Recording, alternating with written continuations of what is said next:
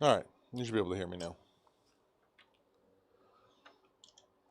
What I was saying is it was actually 40 degrees this morning when I got up. All right, we're starting our morning off this morning with some tech news before we dive into finishing stuff up. Recently. One so bad, maybe we should be calling it a rough mile. Degradation found in their 13th and 14th gen processors was bad enough. Then there were the mass layoffs and belt tightening. 40 degrees in Florida is a lot different than like 40 degrees in other states. You guys don't have the humidity we have here. So like the cold, when I walked outside last night, I was actively getting like mild frostburn from my grass. It was great. Just like y'all complain about 75-degree temperatures. Like, come on. Like when I have like 6 or 7 like 106-degree days in a row, and y'all are like, it's 70, it's hot, I had to turn my AC on. Hoped that the Core Ultra 200 All right. series, codenamed Arrow, I see you, Emily. But unfortunately, despite some interesting changes and impressive efficiency gains, it was more of a belly flop. So today they made 2 major announcements. Their CEO is out. Like, what? And also, their Arc desktop GPUs are finally getting a follow-up. To say then that they need Pat Gelsinger got fired. A gross understatement. But with the announcements made today, I am cautiously optimistic. If the numbers are to be believed, it is looking great for budget gamers. But if this is yet another failure, I think 2024 could go down as the single worst year in Intel's existence. So I thought it was only fitting then that this segue, this one that I'm dragging out right now, should be remembered as the worst segue. Ridge. Black Friday might have just passed ever on this channel. Editor cut here. Just passed by, but Ridge is keeping the discounts coming. Get your holiday gifts in and save up to 40% at ridge.com/LTT. Here, please. Mm-hmm. Thank you. Yeah. Come to Florida and deal with that. It's a lot different than what you guys seem to think. There's a lot of ground for us to cover, but in a nutshell, you'll find nuts. And in this video, you'll find mostly a recap of the Battlemage announcement. Intel has confirmed that we are getting 2 new graphics cards, the B580 in mid-December and the B570 about a month later in mid-January. More on the architectural and software improvements in a bit. But these cards are 12 gig and 10 gig cards respectively, meaning that you should be... This is Chris. Hey, Berta. Good.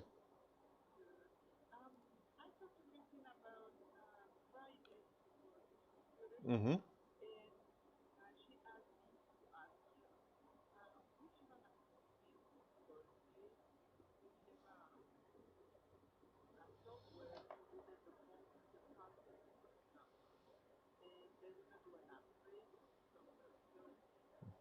Mm-hmm.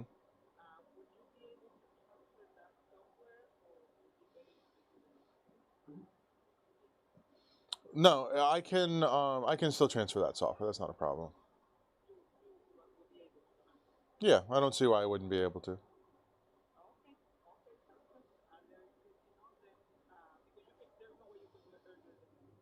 There is not. I'm actually booked out all week this week. I'll probably get started in the morning because it's gonna take me like time during the day. Each computer is probably gonna take an hour-ish, so to get everything moved over. So I'm gonna give myself plenty of time.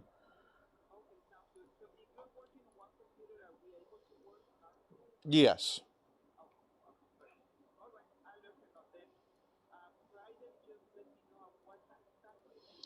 Yeah, I should be out there between 10 and 11. Mm-hmm. All right. Yep, we'll see you then. Yep.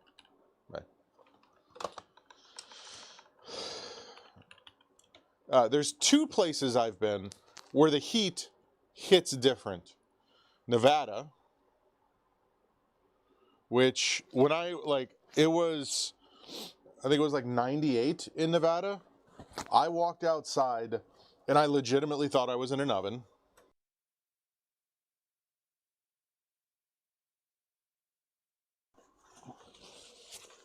And then here in Florida, where like, oh, it's only 95 and you can't cool down because the humidity is just sticking to you. Like I'll take cold any day of the week over than this stuff. As far as to say that the B580 could be the heart of a 1440p gaming machine, and all of this for less money than NVIDIA's RTX 4060, which only has 8 gigs of VRAM. Excuse me? About what? You want to be more specific? Do anything extra for Elephant CPA? No. IT? Not last month, I don't believe. Okay. What about Southern Winding? Let me look. Southern Winding. Going up there every Saturday. I went up there one Saturday. Give me a second. I'm looking to see what I did last month, for Ellington CPA. Are we doing anything with Michael Manatee? No.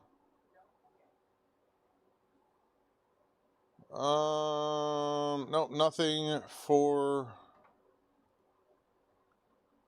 Ellington CPA.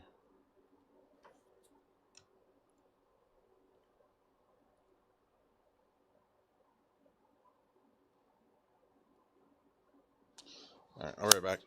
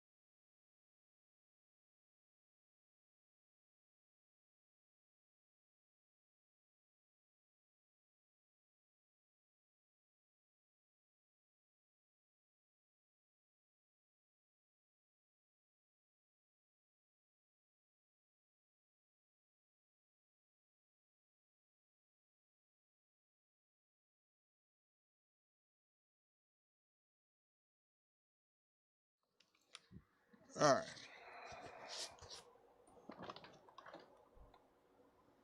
We're going to get through this video.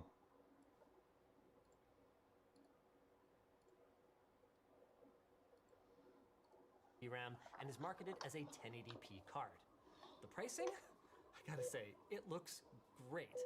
But you don't have to look far for the motivation for this hyper-aggressive pricing. Arc Alchemist has barely even registered on the Steam hardware survey. It's been out for 2 long years. So what has changed then to give this new card a chance to compete? Well, kind of everything. We first met Battlemage alongside Intel's Lunar Lake mobile platform earlier this year. The big focus? Efficiency. Their previous Xe-based graphics cards required massive amounts of power and large silicon dies for meager performance. And their changes focus on improving core utilization, enabling smarter work distribution between those cores, and reducing software overhead. They've made vast improvements to pretty much every part of the pipeline. Improved vertex fetching, mesh shading, out-of-order sampling, blending throughput, and many more terms that, quite honestly, I don't expect the average gamer to care about. But what you might care about is ray tracing. Each ray tracing unit is larger and can now handle 1.5x or 2 times more calculations, further improving the already decent RT performance of XE graphics. And thanks to the B580's 12 gigs of GDDR6, not 6X sadly, you are less likely to find your ray tracing performance bottlenecked, with Intel claiming a 64% frame rate improvement over the RTX 4060 in one cherry-picked example where the B580 still runs below 60 frames per second, making that argument pretty questionable. But AI? XE matrix extensions, which can be described kind of as the tensor cores of Intel GPUs, are specifically designed to maximize performance with the matrix math that is Thanks, Sam, I did. workloads. And they got some nice juice here. XMX was already pretty impressive, albeit under-supported on their server hardware. But here we get upgrades to support more data types, and we get improved clock speeds, which could be a huge boon for people who are interested in running local models on the cheap. Intel is so confident in this that they're providing a front end for generating your own AI images. This is the new Intel video cards. Generate one like this? I kid. All of these improvements and features are coming on a card that will draw just 8.5% more power than its namesake predecessor. It's still a lot more power than the RTX 4060, but is an impressive improvement in performance per watt nonetheless. But we always got to keep in mind, these results are cherry-picked samples from Intel, so as always, I would encourage you guys to wait for our full review. Speaking of sampling, super sampling. Launching alongside this new discrete card is XeSS2, which is Team Blue's answer to DLSS 3 plus FrameGen. It packs a suite of AI-enhanced features. Super sampling to improve performance by rendering the game at a lower resolution, then using AI to upscale it to your display, combined with AI-powered frame generation that will add fake frames based on both in-engine vector information and optical flow information. Work on computers, Emily. And I also need to work on a layout. XE low latency, Intel claims we can expect a 45% latency reduction over native rendering.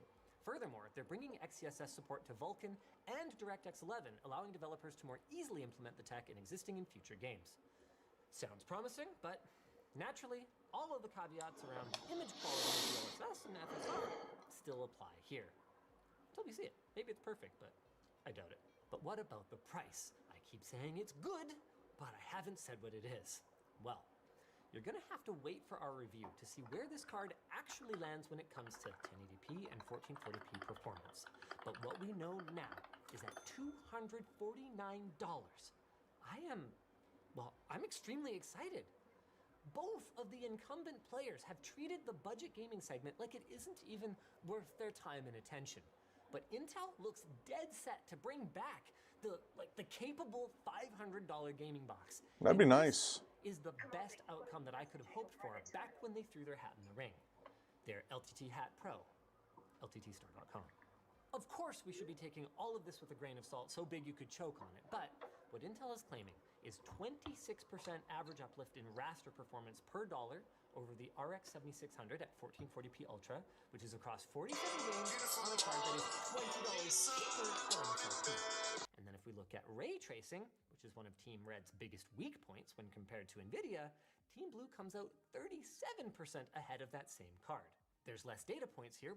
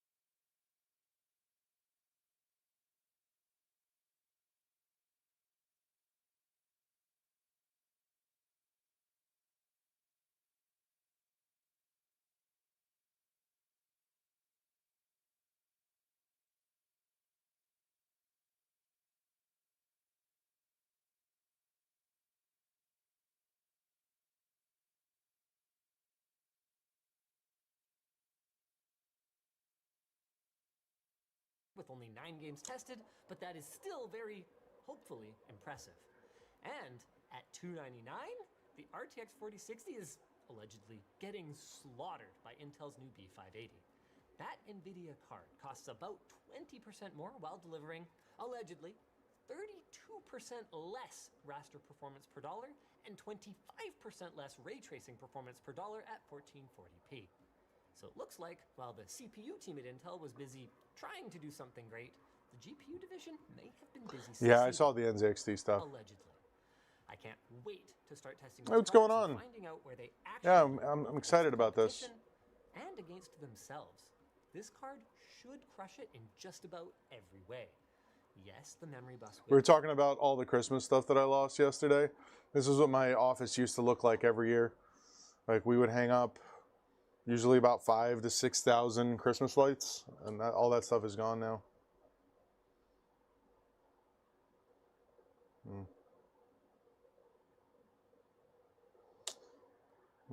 See what I can do. Is substantially lower, but we've got a lot more VRAM and much higher clock speeds to help make 1440p. Yeah, I love Christmas and They're Christmas also decorations. launching alongside years of groundwork that was laid by the driver team. I have this addiction to lights. Cards from the stuttery mess at launch to basically playable across the majority of PC games. Now, when we were discussing the leaks and the Battle Mage launch internally, we all agreed that this thing needed to be no more than $250, and at minimum, it had to be on par with an RTX 4060 for performance for it to even matter. Anything more expensive or less performant, and they would have shot themselves in the foot moments before the race even began.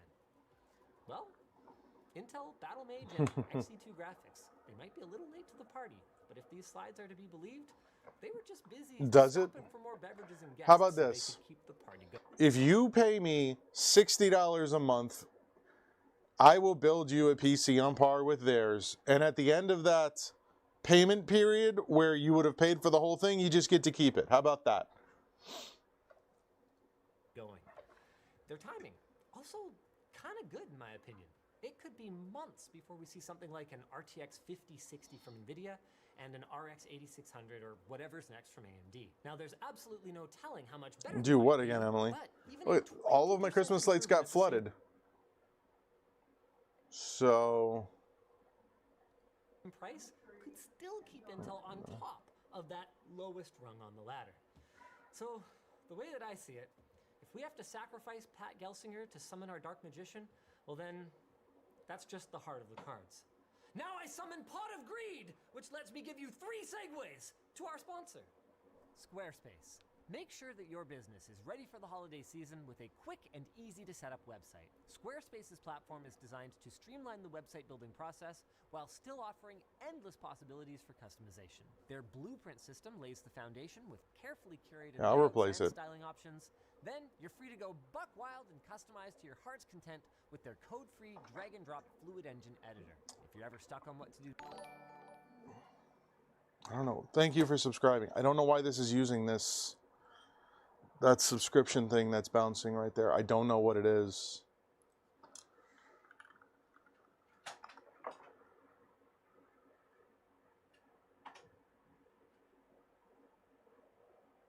Because I went through yesterday and I checked these things. Is it this one?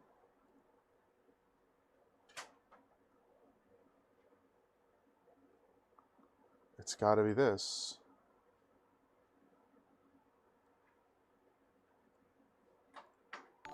It is that. Okay. No, I use OBS. I just don't know. I don't know how to delete this. I gotta figure out how to delete this. This is... it's this. Because what it's supposed to look like is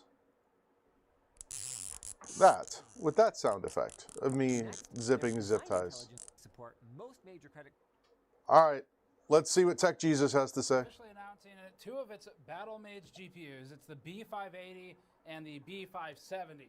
In a press briefing, Intel's Tom Peterson, who used to be NVIDIA's Tom Peterson, expressed confidence in outperforming NVIDIA's RTX 4060 in several scenarios, but he also said, quote, "We're crushing AMD.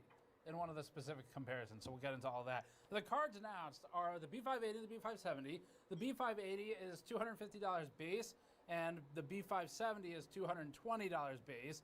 Intel will be shipping an official model directly at $250, with more partners joining for this round to also sell their variations. There is no B750 or B770 or B790 announced at this time, so there's no replacement for the A750 and A770 that were well known last time. Intel's B580 launches on December 13th.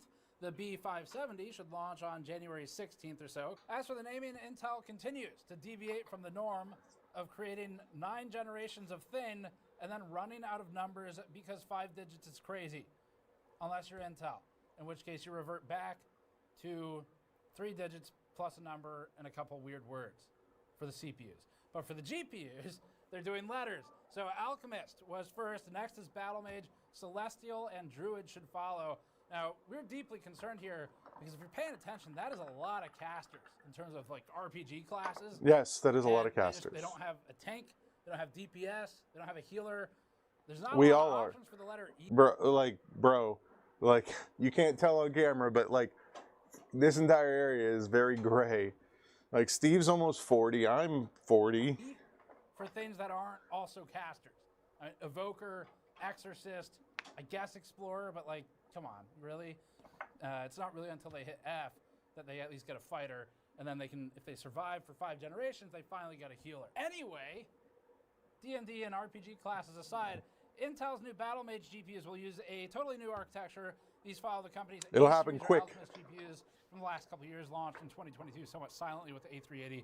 Let's get into it. Before that, this video is brought to you by Arctic and the Liquid Freezer 3, which we've tested using our standard methodology and found to be one of the most noise-efficient CPU coolers on our charts. The Liquid Freezer 3... So I was thinking about buying one of these because these were on like Black Friday special for like 38 bucks, and I was like, okay, maybe I'll get one.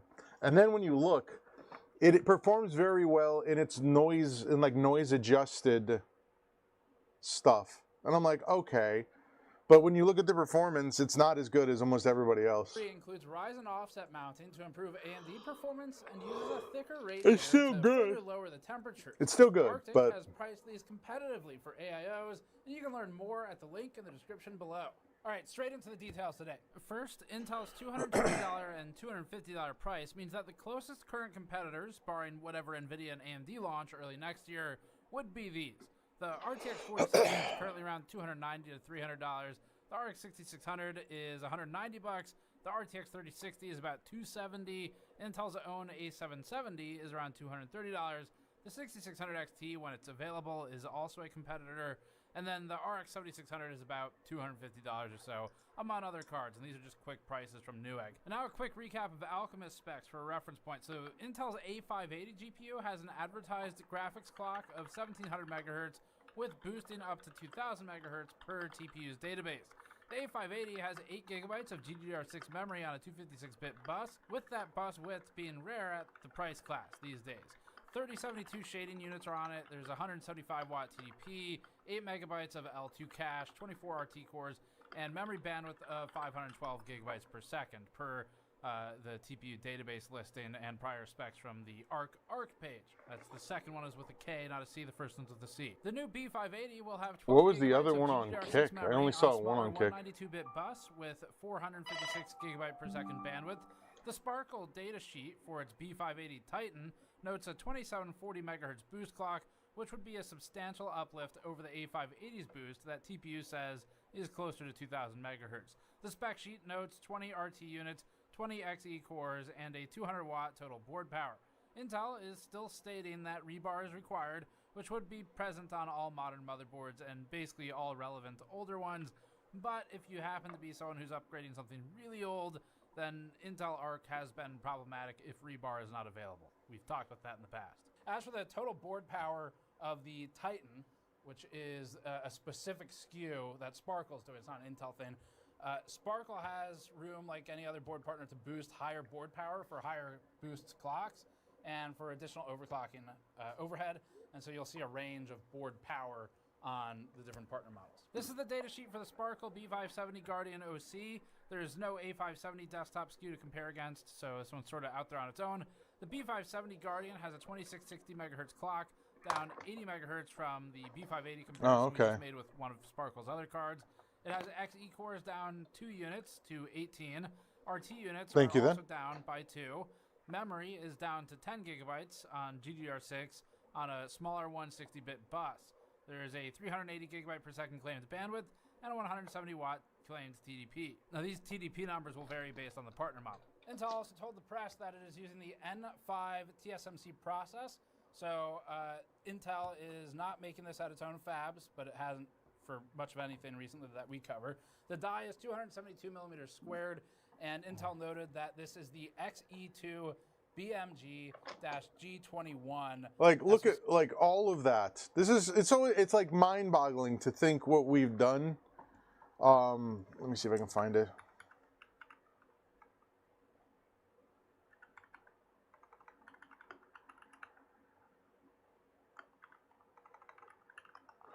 See if we can find it. There's a video of the I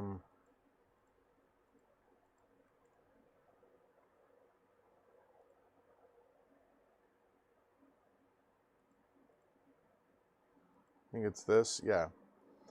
Like, just like for concept, this little piece of aluminum here, silicon that you're seeing is that like this big by that big. And then when you actually realize, so there's a human hair sitting on this, and this is just, it's insane what's there.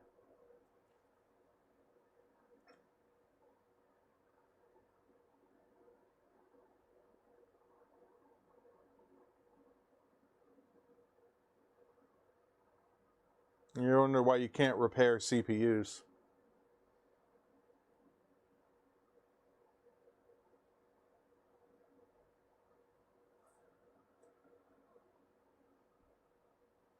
Come on, Reddit.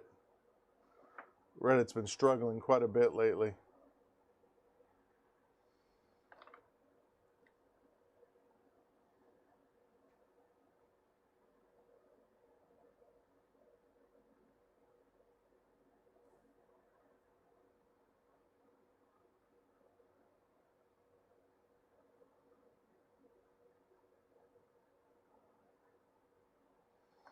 Yeah. How did humans make something like that?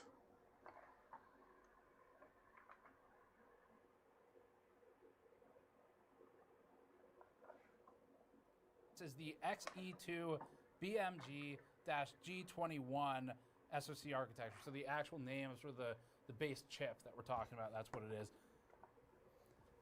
It was not intentional marketing, but we do sell dice, and sometimes they roll. Intentional base chip that we're talking about. That's what it is. That's funny. It was not intentional marketing, but we do sell dice, and sometimes they roll. All right, so we've previously covered architectural details for XE2. We have a whole video on that. It will be linked below. This information came out with some of the Lunar Lake discussion for mobile, where XE2 is already detailed. It's used in some other parts, and now we're just seeing it in desktop. But they are largely reflected the same way in the desktop version. Tom Peterson noted that, quote, the primary thing that we've done is move to support native SIMD16, which he says is the width of their instructions. Yeah. So they see some uplift. This is the full BMG Yes, G21 exactly. die. That's very 272 accurate. millimeters squared. Various pieces of this can be toggled or fused for Intel's product level decisions. The full GPU has 5 render slices, 20 XE cores, 20 RT units, 20 texture samplers, 10 pixel backends, and 18 megabyte L2 cache, and 192-bit memory bus at most. This image shows a render slice for XE2. Intel highlights native SIMD16 ALUs, earlier high-Z culling for small primitives, and an overhaul to the ray tracing hardware. All of this stuff we talked about in a lot more detail several months ago, and again, that's linked below. At an XE core level, Intel has 8 512-bit vector engines, 8 2048-bit XMX engines, and what it noted is a larger 256 kilobyte shared L1 cache. There's a heavy focus on ray tracing in its briefing. Intel pointed to a 1.5x increase in traversal pipelines, 1.5x increase in box intersections to 18, doubling in triangle intersections to 2, and doubling of BVH cache to 16 kilobytes. Sparkle also sent us this roadmap. There are some minor discrepancies from the data sheets as some of the information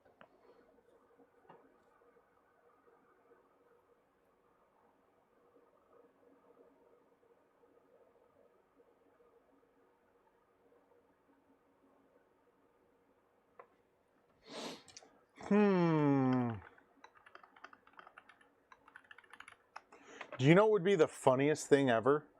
One of my moderators is a huge AMD fanboy. If I built him like the cheapest modern AMD or like Intel, all Intel build, where I get like the whatever the i3, whatever the Ultra 3 Core Ultra 3, get one of the Intel Arc Sparkle low profiles, put it in like a small form factor case, and be like, here, you must use this. information was not final at the time of us receiving it. This should all get locked in within the next days, though. Sparkle notes an HDMI 2.1 maximum support and DP 2.1 support. The card dimensions are listed as 2.2 slots. This particular model lists a 2800 MHz boost clock and 210 watt TDP, suggesting there may be some OC headroom as well. Intel has also told us that the B580 and B570 are running a PCIe Gen 4x8 configuration. This is something they directly noted to us, but that's a factor we'll talk about more in the review discussion. Intel is positioning B580 as a direct competitor to the RTX 4060, but they're doing it specifically at 1440p. It wasn't a lot of discussion about 1080p. Intel's reasoning for this, it's like anytime a manufacturer pulls a resolution out of a hat, that one looks good for them, and then they find the justification for it. So in this instance, so 100%, this will be a huge upgrade over a GTX 1650. Like absolutely huge. You get ray tracing, you get like AI cores built into it. Like it's like these would be, if you can swing one of these, this would be a great upgrade, even better than like probably getting a 4060. Just be aware you're going to have teething issues with it. Finally, high resolution displays, despite still a lot of market saturation for 1080p, and so that's their reasoning for it.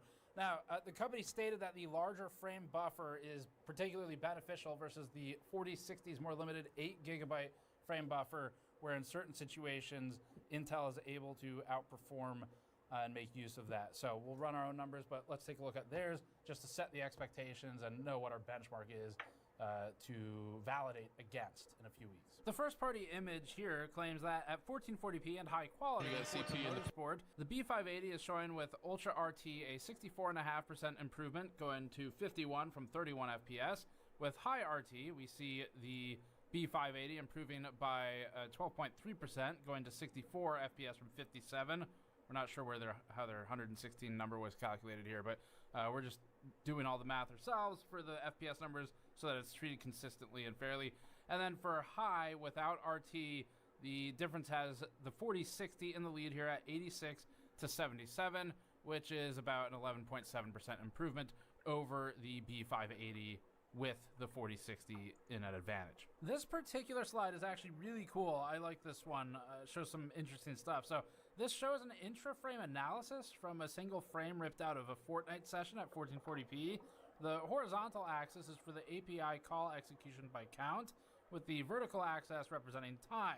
And here, since it's one frame, we're seeing one entire frame time. The whiter of these lines shows an A-series GPU against the B-series. The native execute indirect benefit is shown as 1.16 milliseconds initially.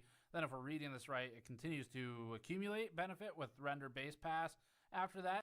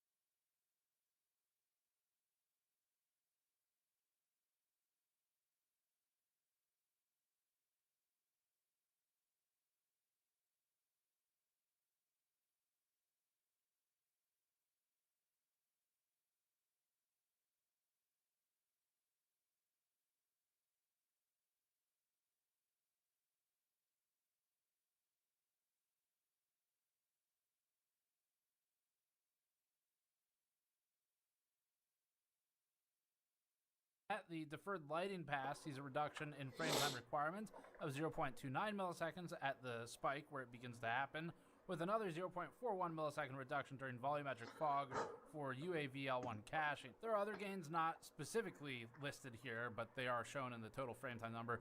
Lower is better, as always, for these. We just thought it was a cool illustration to see what's happening within a frame, because what they're basically doing is breaking out the individual improvements and trying to say the performance uplift is partly from this and this other thing and this other thing, whereas normally you just kind of hand wave and say it's all just architecture. So it is cool to see that breakout. This lineup compares Intel's B580 to the RTX 4060. Again, these are first party. We'll have our own soon.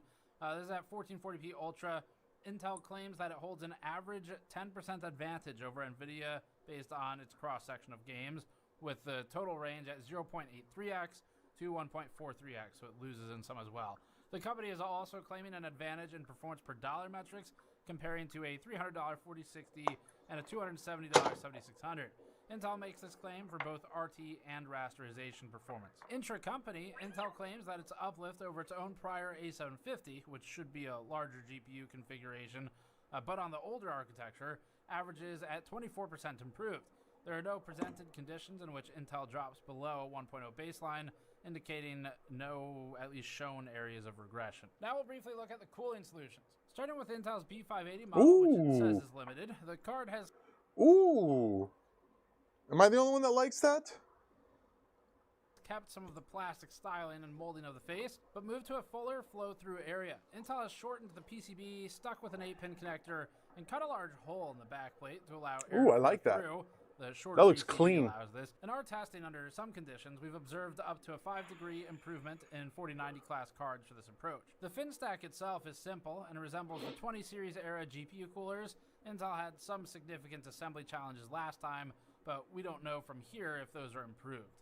Board partners will have their own designs like Sparkle's Titan OC lineup with 3 fans. I was also really interested to hear about overclocking. It was actually somewhat exciting that this made it into the presentation, because overclocking often gets a backseat to things. It's really fun to do if you have the time for it. The 1080, it's good. It's good. It's better than a 1080 because it has ray tracing immediately. With Alchemist last time, had a lot of issues. The software was incredibly broken. We revisited the software twice, and by the second time they had really improved a lot, but overclocking still left a lot to be desired. So Intel says it has refined its software. It showed some examples of it. And in addition to the usual aftermarket software you can use to tune the GPU, Intel is also doing first-party stuff that has been updated. So that maybe we'll look at it. We'll see. Intel showed off a volt frequency curve to illustrate headroom for boosting. There shouldn't be any meaningful limits on anything other than the voltage, which is pretty typical to be limited in order to protect hardware. We don't have a problem with that. Intel's built-in app for overclocking shows a power limit offset, a frequency offset, voltage limit, memory speed tuning, and the expected thermal and fan targets. Then on the right side, the VF options. This clock residency slide was also pretty cool.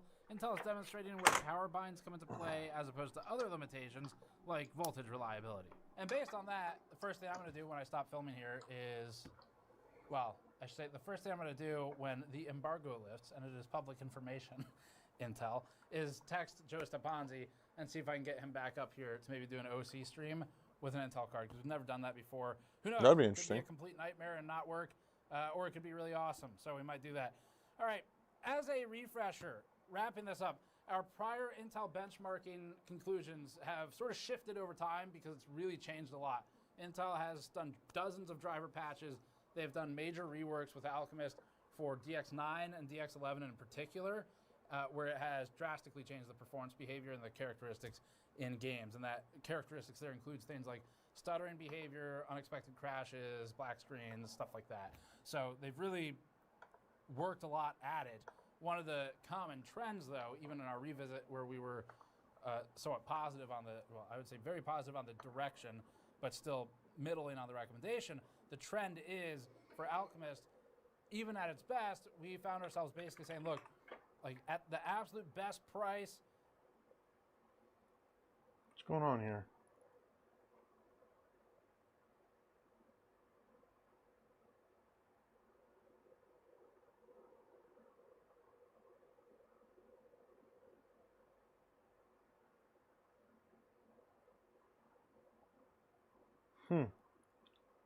In the best value position, there were times in the last year where the A750 really made a lot of sense on paper, but the part where it could fall apart, and that we always had the caveat was our stance has been, if you're an enthusiast, especially if you have a second video card that you just throw in if you're really upset with it, then they really made a lot of sense. But the problem was we couldn't just mass recommend it because the chance for someone getting frustrated by a day one experience where it doesn't work with the game, like we saw with, I think it was Starfield or something, or just stuttering issues, general incompatibility issues, you play something old and it just doesn't work, and you're just hoping that Intel goes back and manually addresses that one game from 14 years ago or whatever. Those were all the caveats and the problems. So Battle Mage really needs to address those to cement a solid position here, and it might be. We'll see when we test it. Because it's really the software stuff where if the hardware is good, then obviously that's important, but if the support isn't there for just wide sweeping stability and a predictable user experience, then the recommendation falls apart for anyone except for sort of that enthusiast crowd. So they've got to break that this time, and I'm looking forward to really putting the drivers and the software through the paces with the team and seeing what we can find and see what the story is and if they've fixed those things. So the one comment we've been kicking around internally has been it's just sort of opinion stuff here. AMD seems like it's really the one that's more in trouble here than anyone else. It does seem like NVIDIA's out there on its own right now, where Intel's not chasing the high end right now. AMD I don't think has they ever said will. It's not chasing the high end. So NVIDIA's out there alone. The low end, it's like, and the mid-range, it's an important market and is the biggest segment, but it's going to be AMD and Intel fighting each other. And I do wonder and feel like that might manifest as Intel taking more AMD market share rather than Intel and AMD taking NVIDIA market share. So it'd be really interesting to see how that pans out, especially because AMD right now, it's a little behind in stuff like ray tracing, specifically our ray tracing numbers.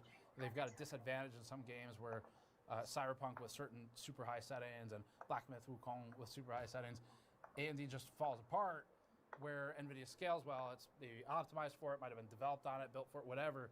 But the fact of the matter is that AMD's at a disadvantage for ray tracing. That's been true for a while now, and has been strong in raster. Now, if Intel comes in and stays better than AMD for RT, because it's already advantaged, as we saw in our last round, AMD's really going to have to hit back hard with the RX 8000 series. And hopefully they do, because that'll make it really exciting and fun to cover and fun for people in the audience to actually have some really good choices all at the same time, because they're all landing within months of each other. It's going to be a really busy next couple months.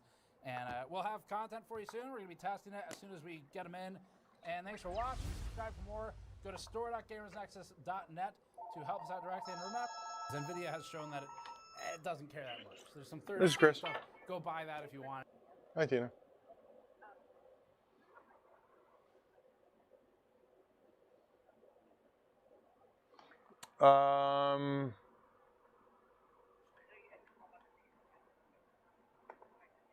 Yeah, I'm trying to see. There's an error that's happening on it, right? It's giving you a 3371 error.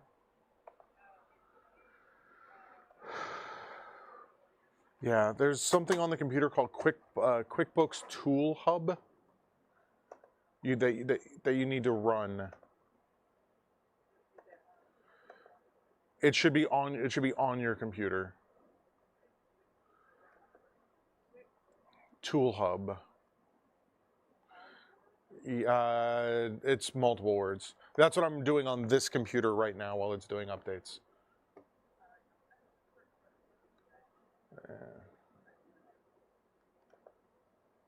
Okay. You can download it.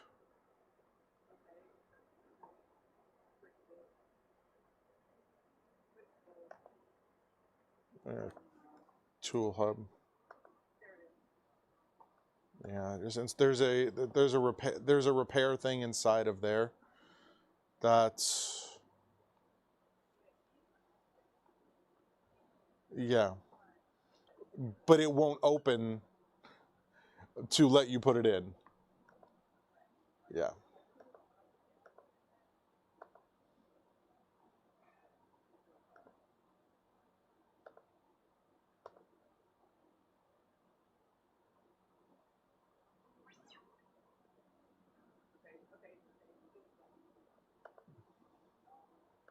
Mm-hmm.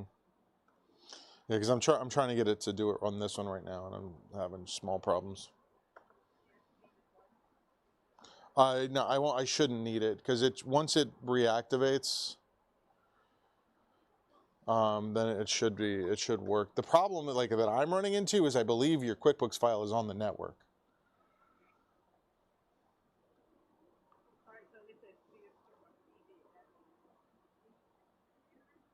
So the QuickBooks Tool Hub is asking you to do that?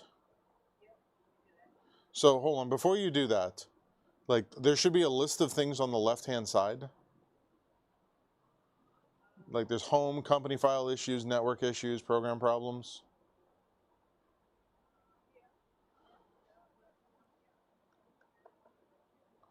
So under installation issues, there should be one that says 3371 error fix.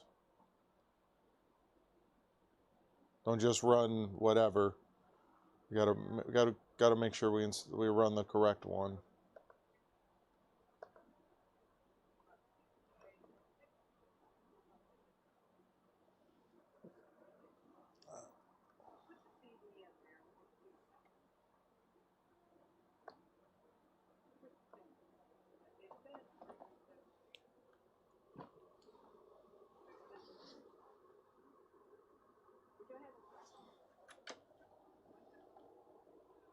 Mm-hmm.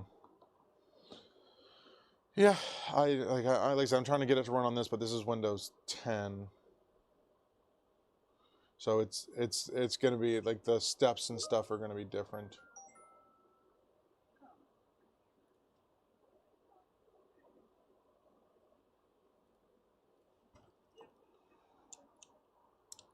Possibly, yeah.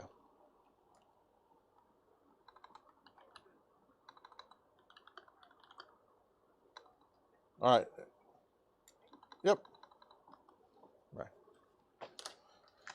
Right. So this is, yeah, I have it downloaded. Yeah, it's downloaded and running right now.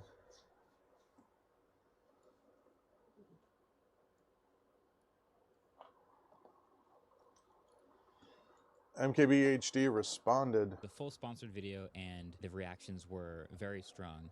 I think obviously the main thing or the extra thing on top of that was I did something very dumb in the video. Bradenton PC Repair, this is Chris. Hi, Chris. My name is Kathy. I've been in there many times. I have a question to ask you. I know that the Windows 10 will be going away soon. Support for it is ending. It's not going away. I'm sorry, say that again. So support for it is ending. It's not going away, meaning that it's not going to get security updates going forward. It's not going to stop working. Okay.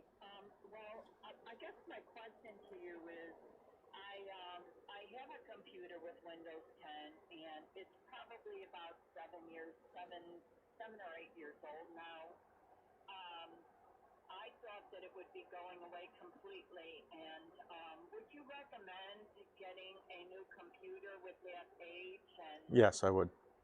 And okay, so what would it cost me to bring them in and have you transfer all of my data to the other one? It is $125. Okay. Okay. All right. Well, I think I'm going to do that then, and I probably will see you soon, Chris. Alrighty. Thank you so much. Have a good one. Have a good one. Yep, bye.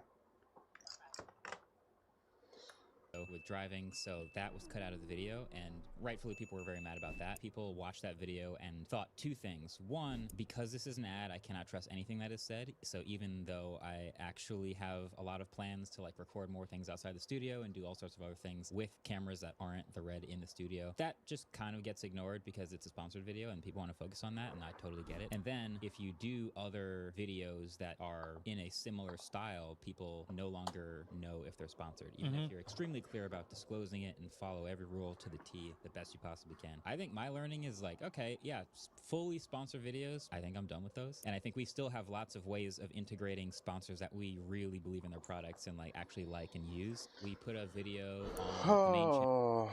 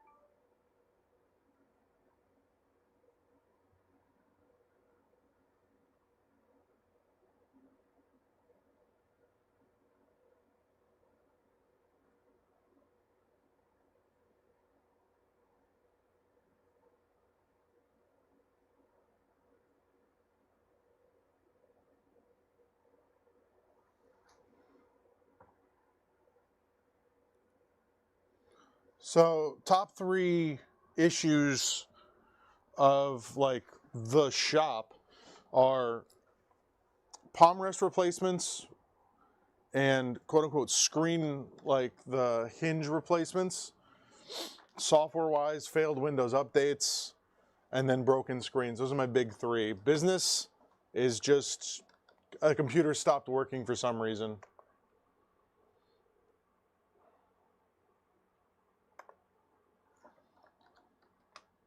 That's like a majority of what that is. And then QuickBooks and software issues generally.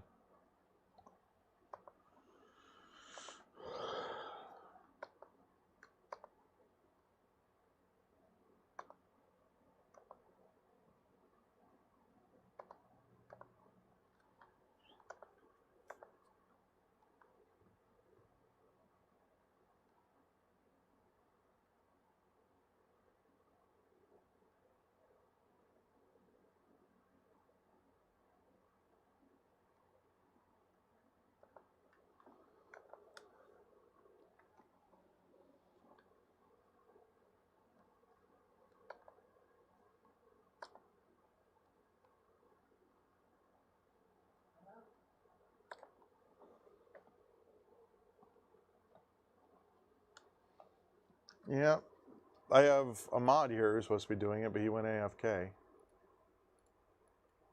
Terrible.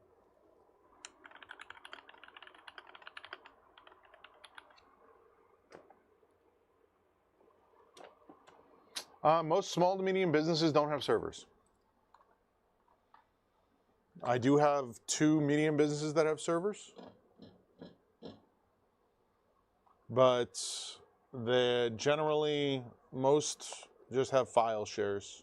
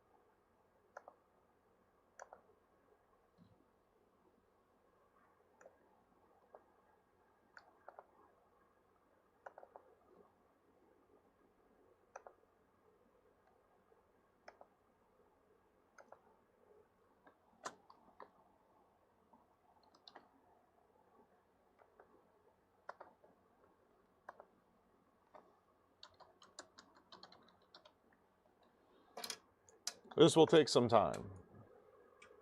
No, it won't.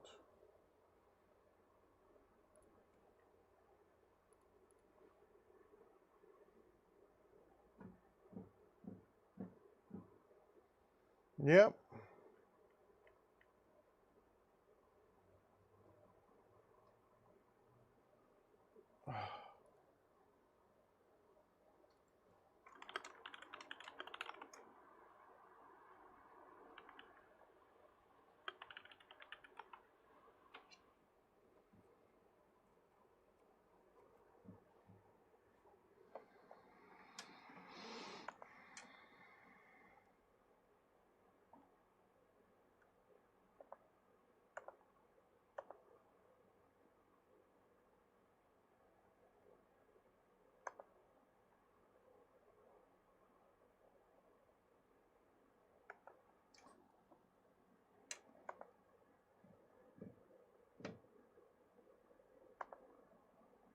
MSI. Their legal defense is that, oh, you scrolled, thus you must have read.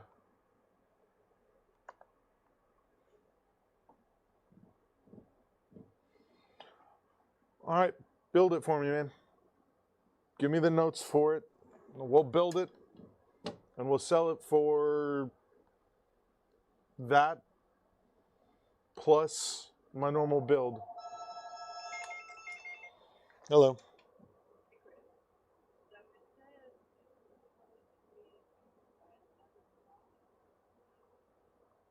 Oh, another process?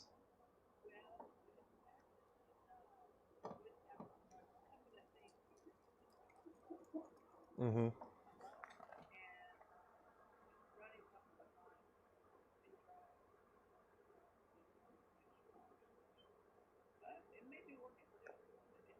Yeah, it does take a lot of stuff. I mean, worst case scenario, we can just reinstall it. That's not that big of a deal, because QuickBooks you can just keep installing.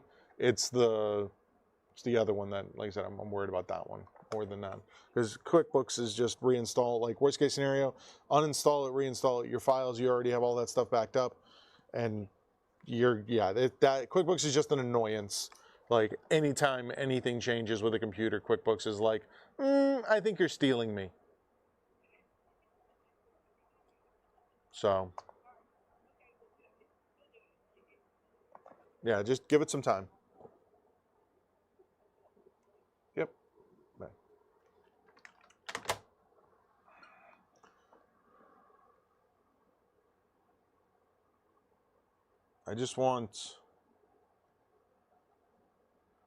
I want updates.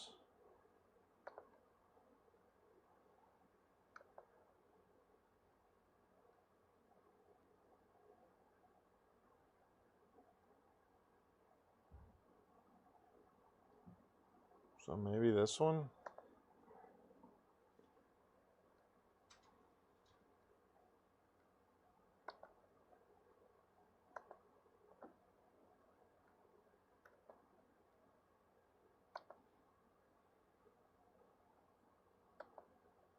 I'm gonna have to run the Windows Update Troubleshooter.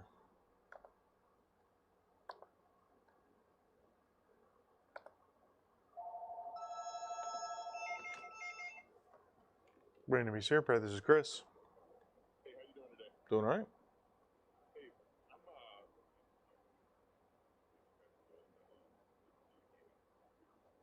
Okay.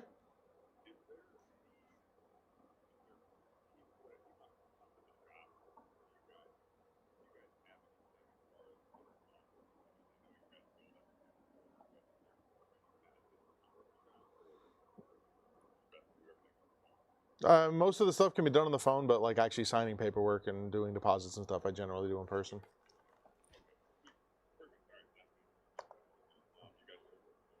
$5:30.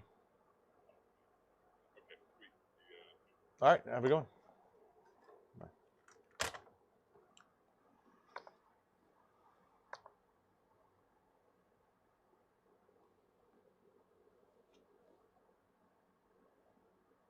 Please hurry up.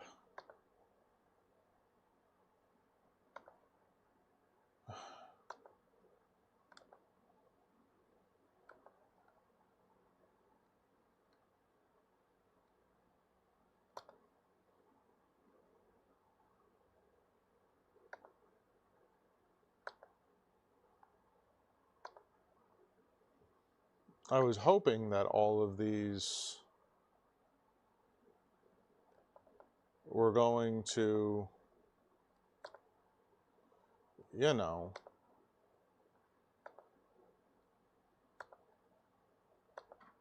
just automatically get downloaded, but this thing is struggling.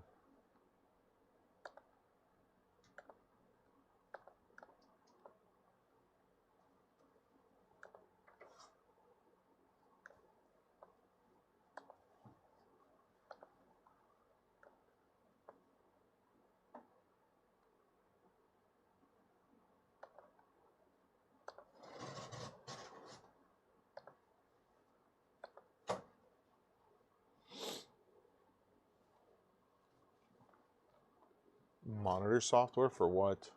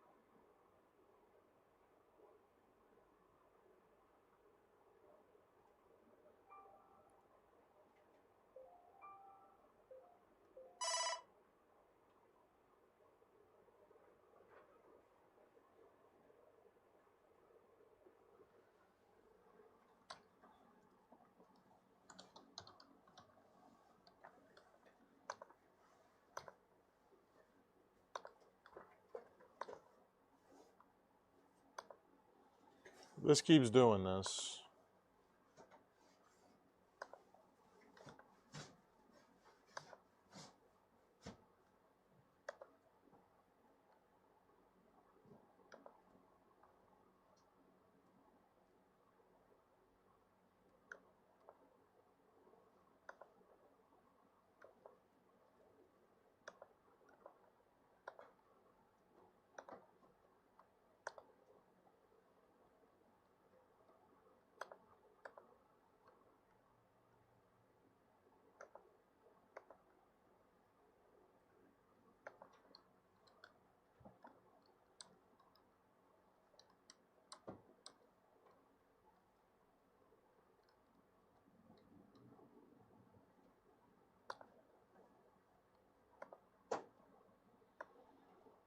This thing is being aggravated.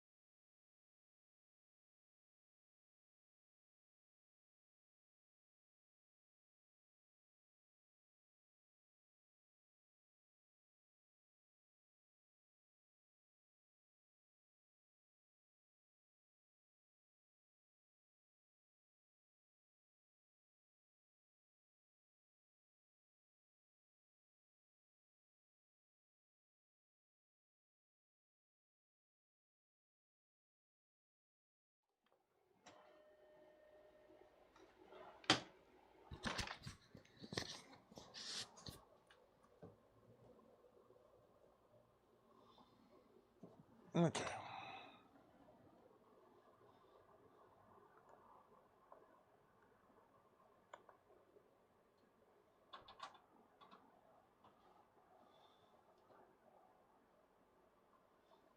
Hopefully this will just work.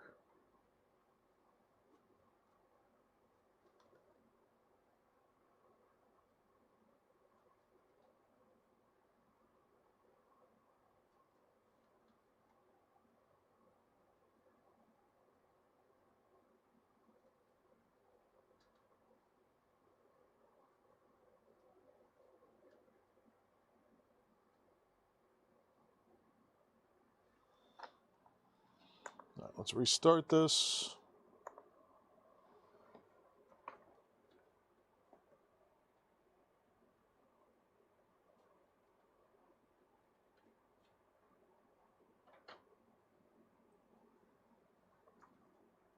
Windows updates. Morning, poorly. I just wanted, like, Tech, I just wanted exactly what they have.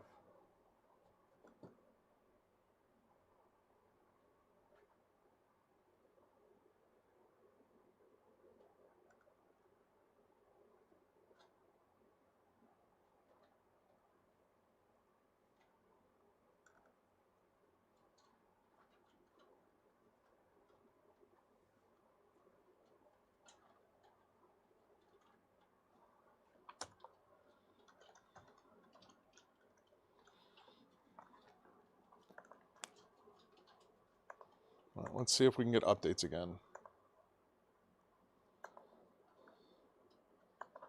Because it's telling me I'm missing updates, and I know I'm missing updates. Happy Talkie Tuesday.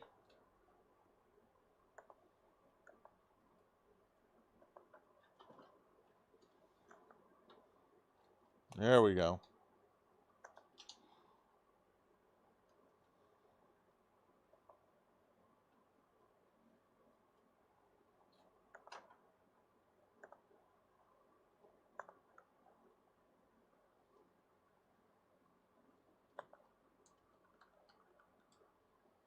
Hello, how are you?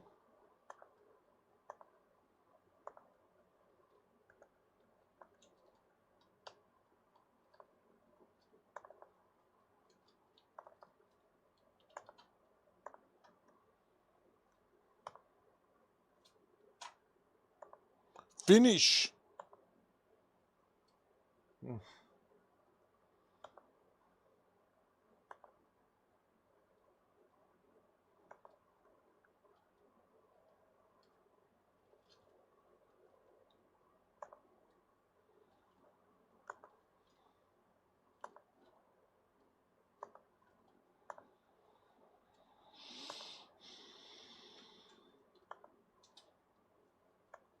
So Wi-Fi driver.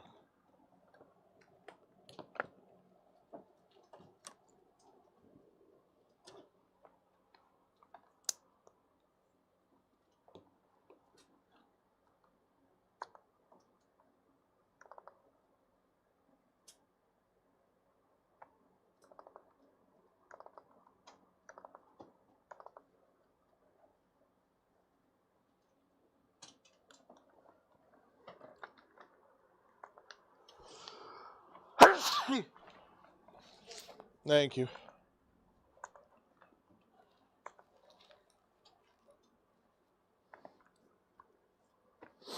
Hey.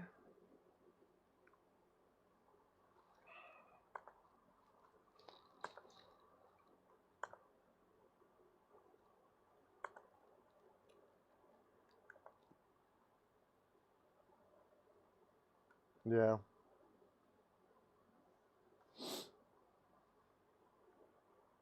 It just depends when the update was released from them. The Windows 10 ones should be perfectly fine. It's the new ones, the Windows 11 ones have issues.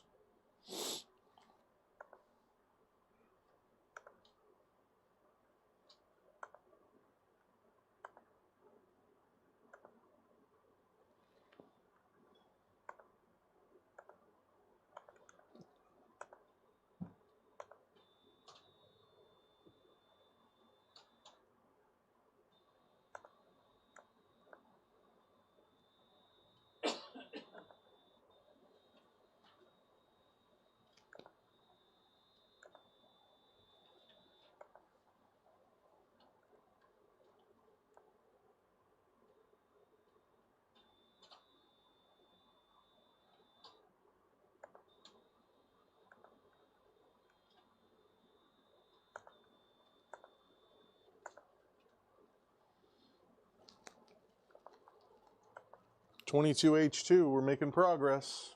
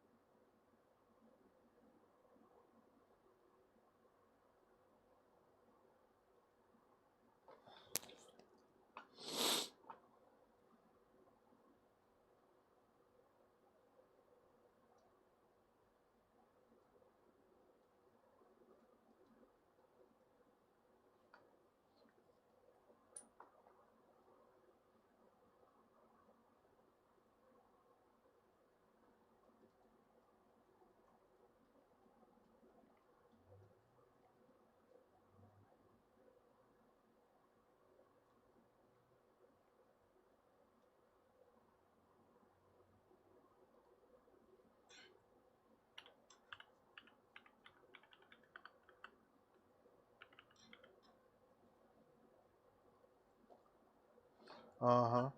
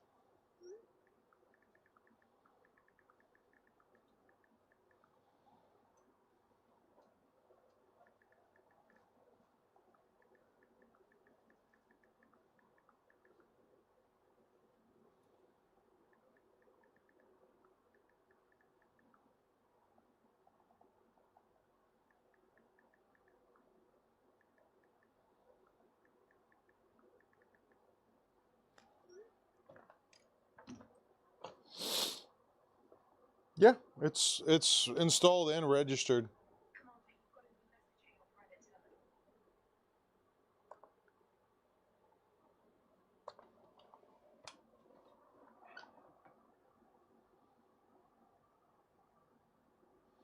Not a bad idea.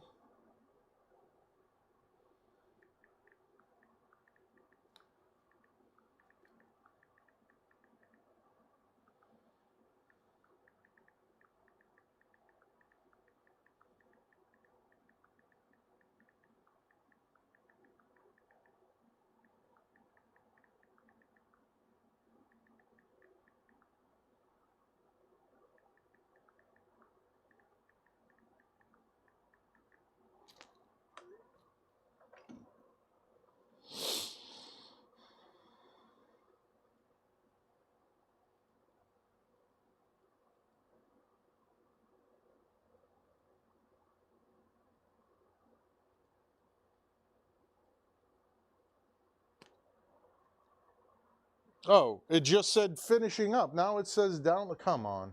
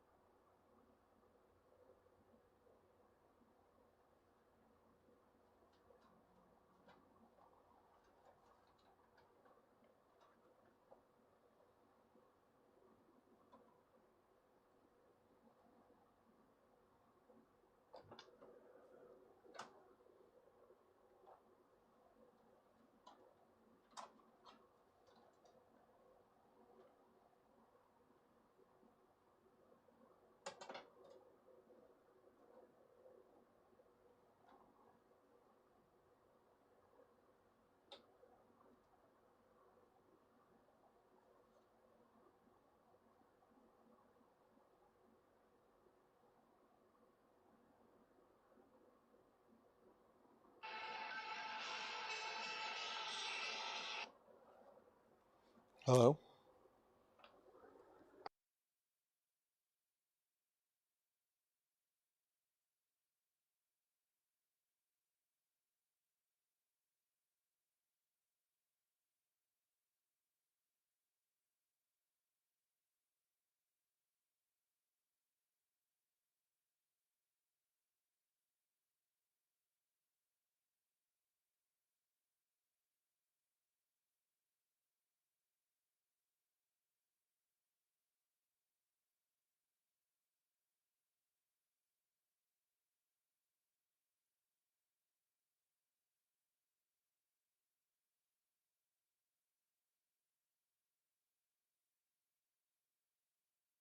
I'm thinking that it's incredibly stupid.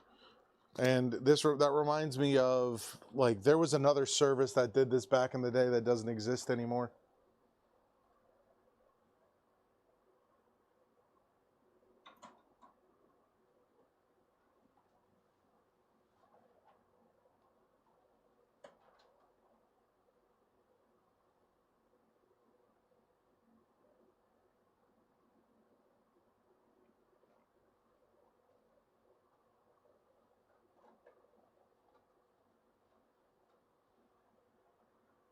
Getting things ready.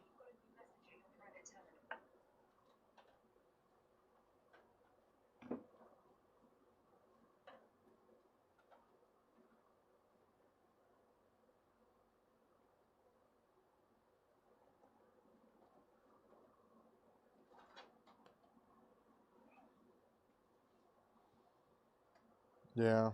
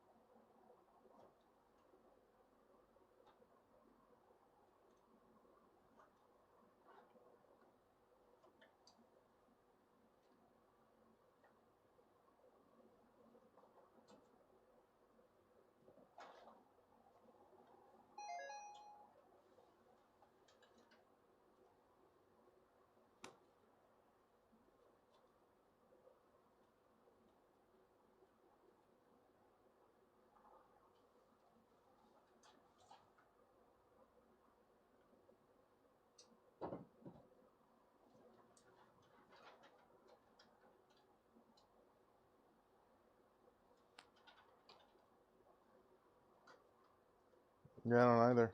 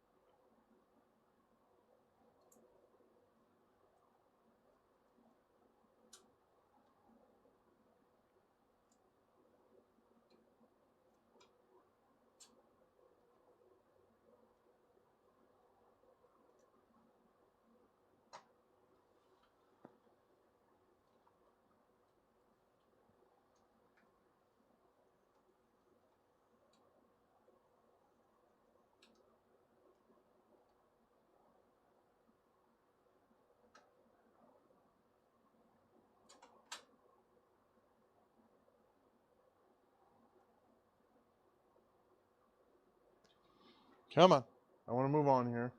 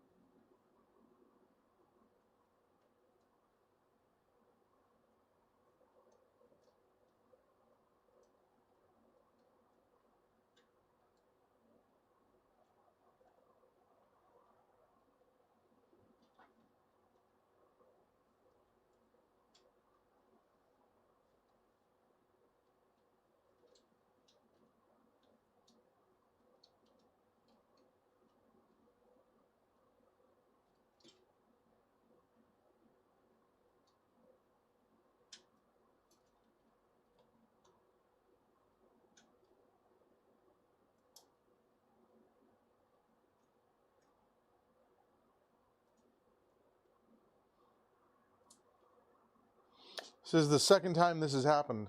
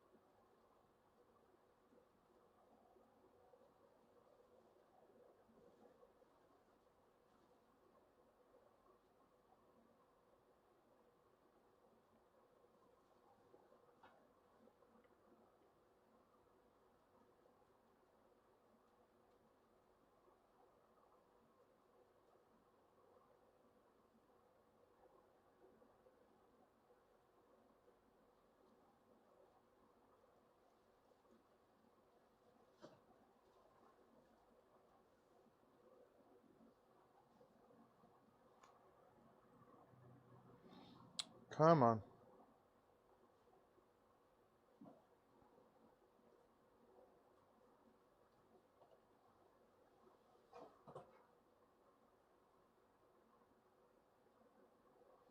Yep, that was one of the other things.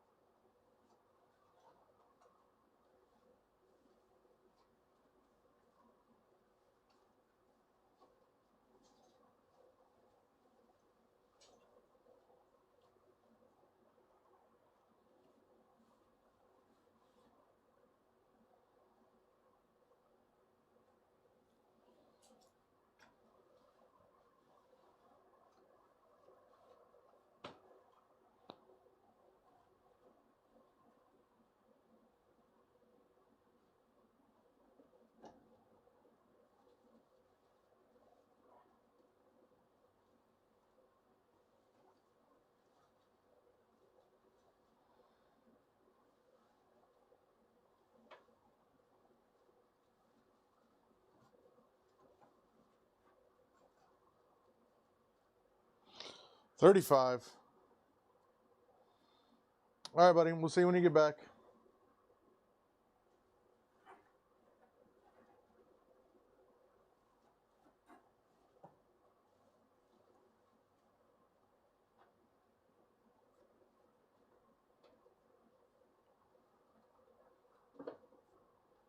It's going fine, Emily.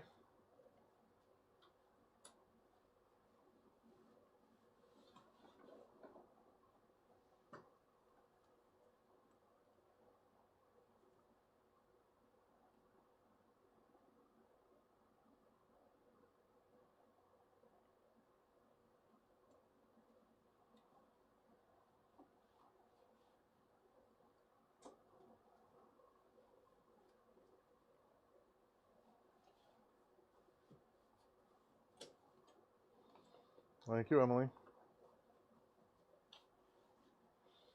40%.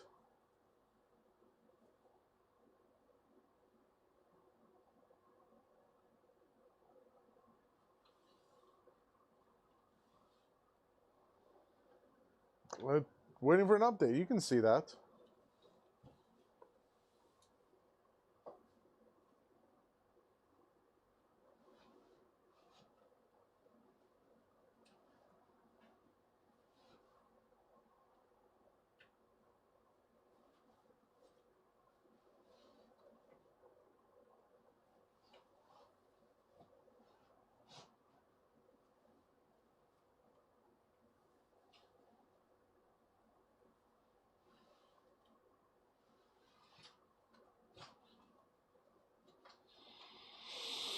58.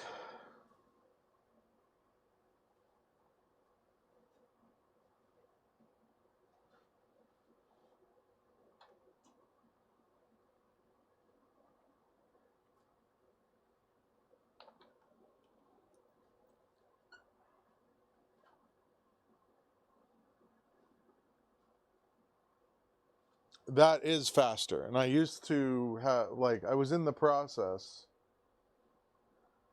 of setting up a Windows Update server, like caching server, but it didn't serve the point.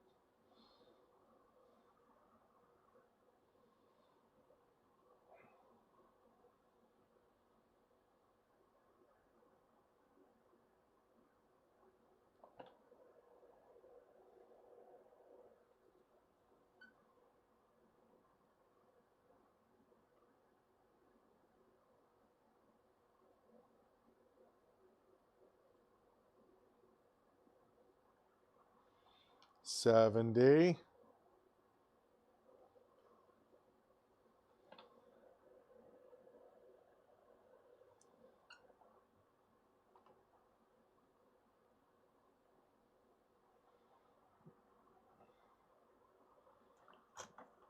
Does this have that option at this point?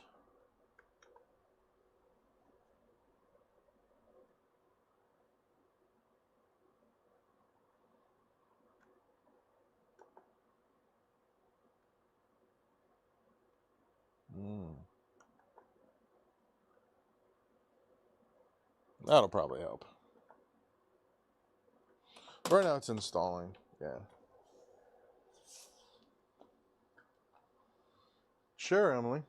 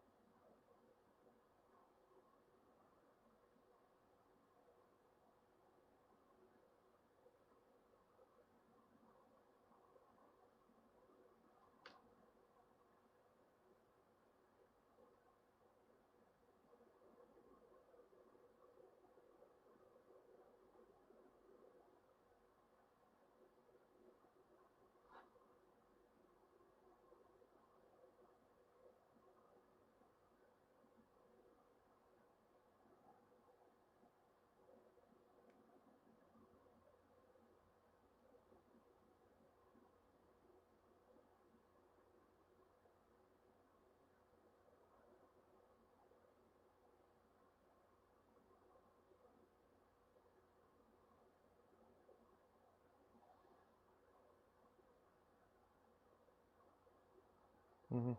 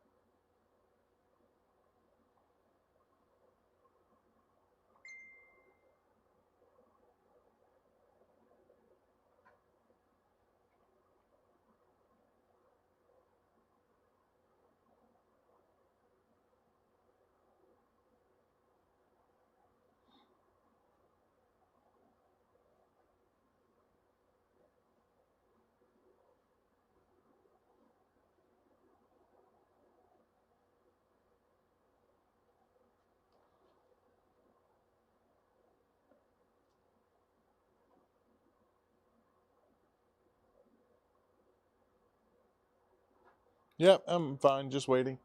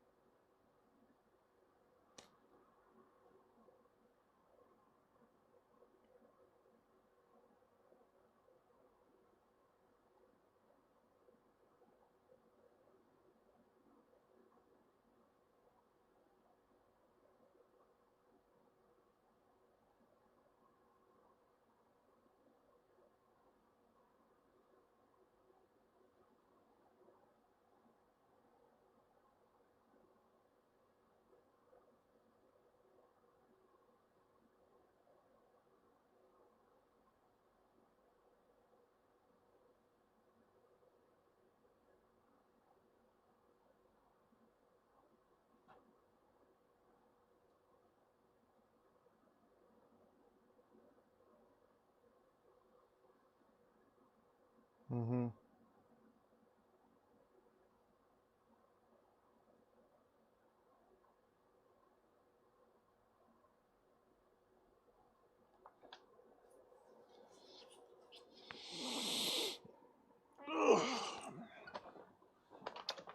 So my whole thing is once I get this update done, I can move this computer off of my desk onto the shelf over there, get the rest, have Angeline do these updates, as long as it doesn't try and do the Windows 11 update.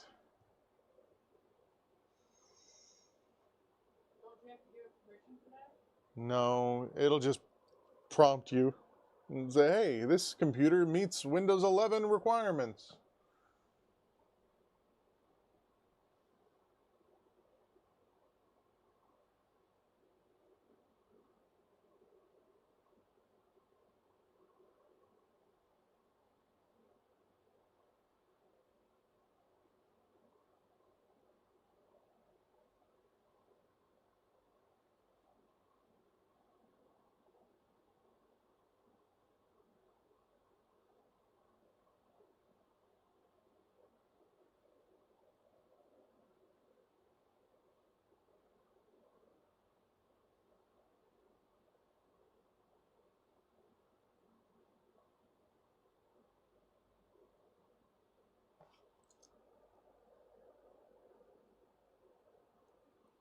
Mm-hmm.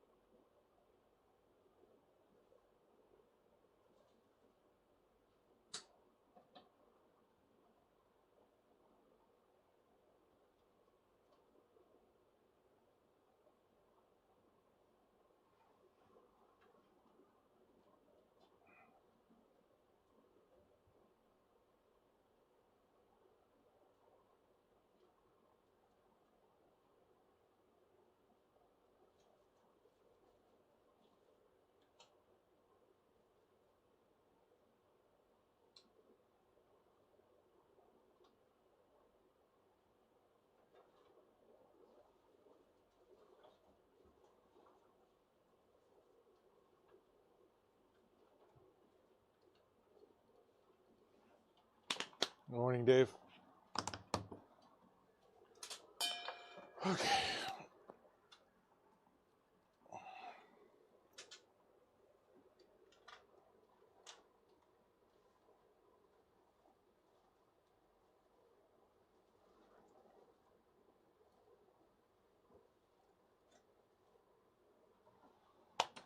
All right, well, while I'm waiting,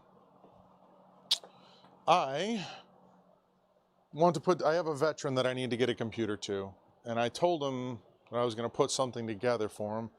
I want to see what I have here, because right now his computer is relatively old. But he plays Microsoft Flight Simulator on it, and that's basically it. So I'm going to take him from a system that literally has no video card to a system that has a video card. I have transfers to do. This computer is incredibly slowing me down because I just don't want it to break. All right. So this is what he's currently running. This is a 5th gen Core i5.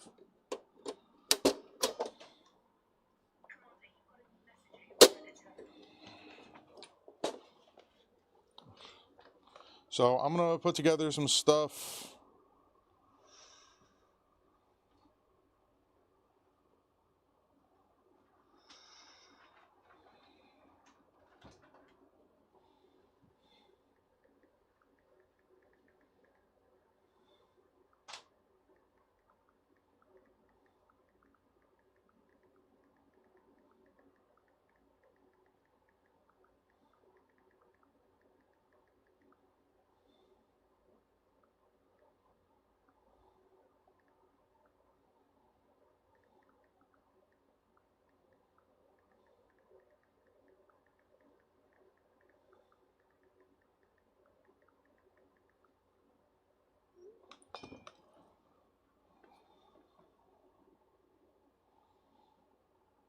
So the heart of this build, regardless, is going to be that. So I'm going to figure out what I need to do. So this thing. I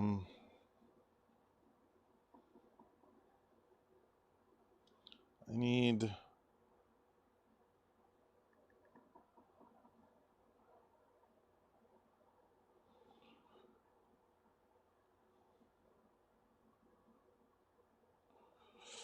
So this was given to me by a viewer as part of a donation build of his old computer that he said he wanted to get it cleaned up and donated to a vet. I'm going to actively do that. So I will do what I can.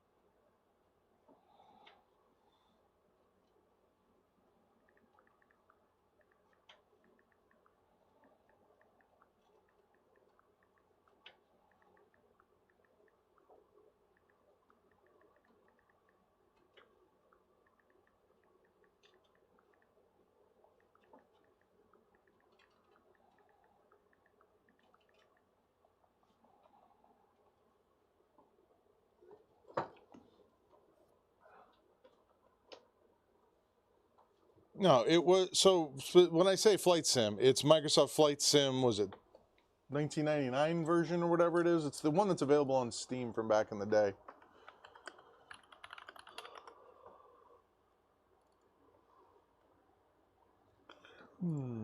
Which one is it? Yeah, it's the old one, not the new one. I think it's Flight Simulator 2000 or X. Oh, it's the Steam edition. come on. Please finish. So getting him a 1080 is gonna, like, he's gonna have a much better experience with it.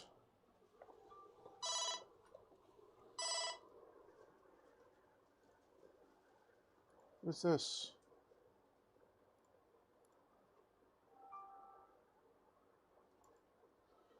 I was waiting for you to get off the phone and call me back.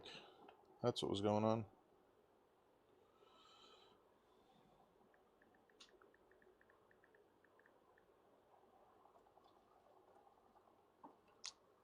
It's a good question, man.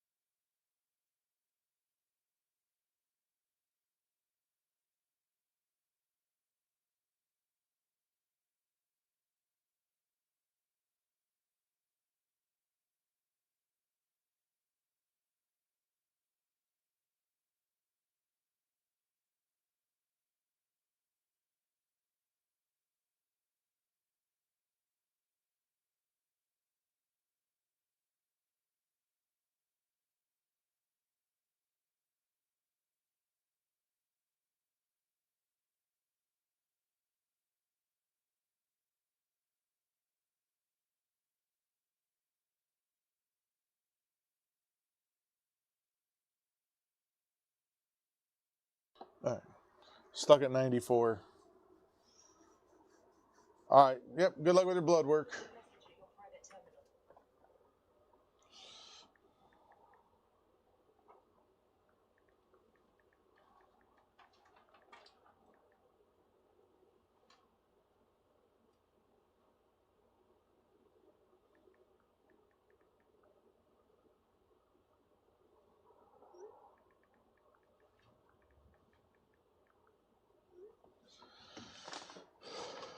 Come on. You can do it. This is a really strong processor comparatively. You can do it. Commander, you've got a new message at your private terminal.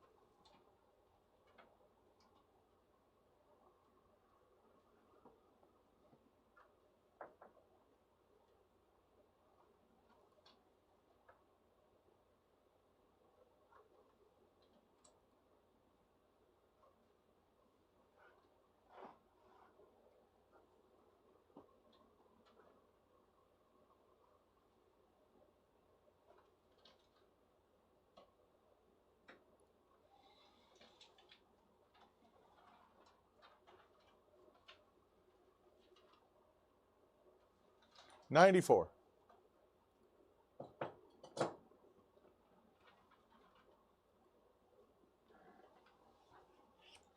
Yeah, I agree. I like Joe has that thing that we could just turn on.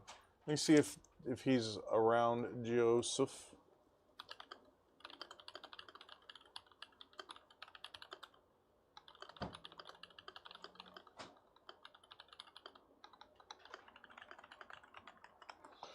Because, I mean, you got to think about this.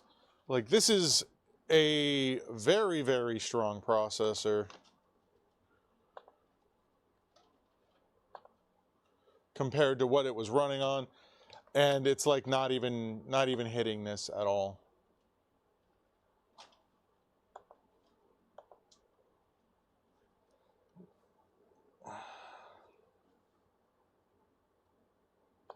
Here, let's go to details. Set priority, set it for real time, and see if it suddenly starts working. Probably not, though.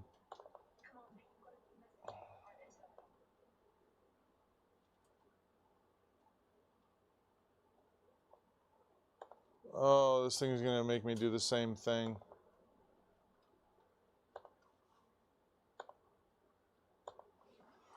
So, southern winding then should just be... That's not southern winding. I have nothing in the Bradenton PC Repair one. So what do I need to put in there? Right, that's what I'm doing right now. Okay. Southern one.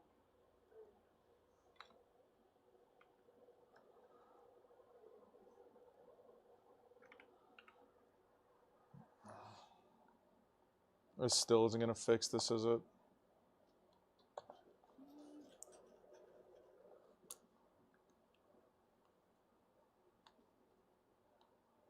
Yeah, it's going to need to be reinstalled. On this one as well.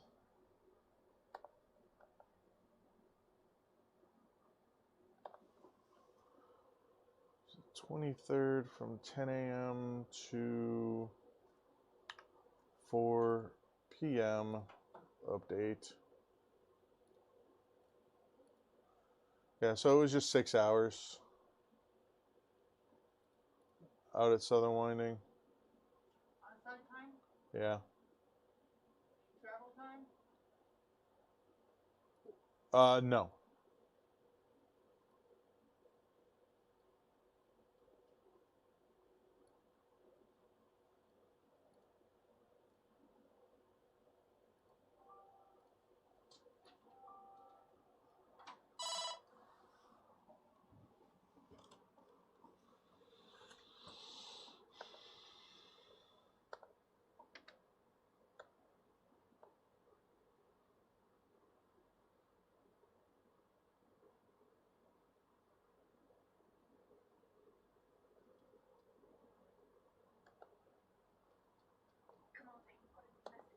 Wow, guys.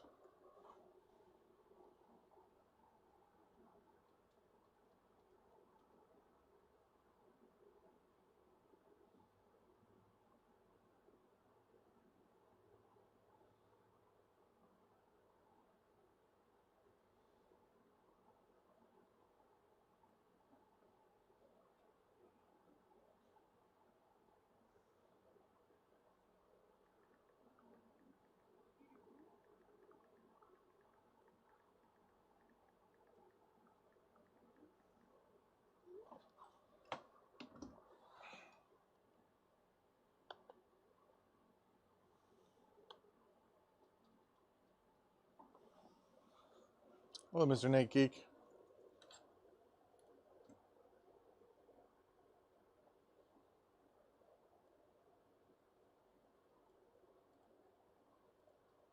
Commander, you've got a message at your private terminal.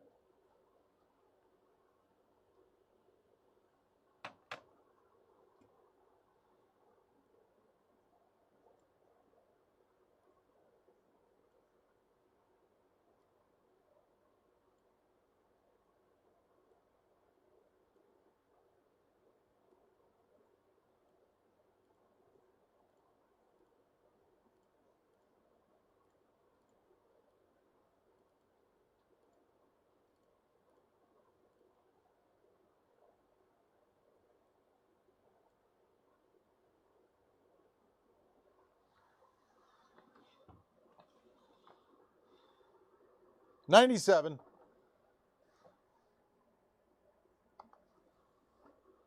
That's toasty.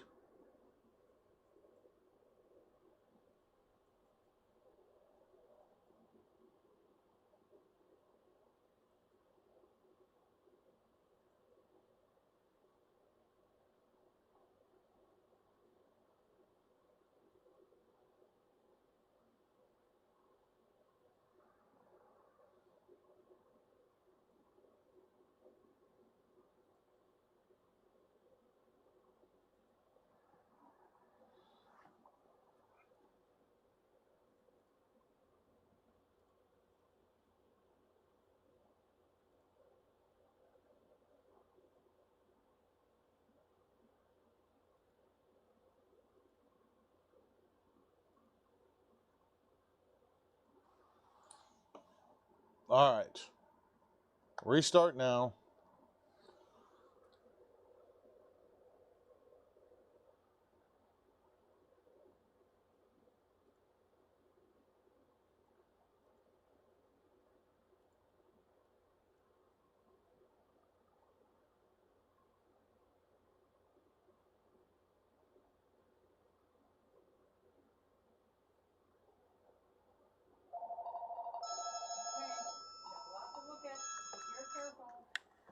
This is Chris. What's going on?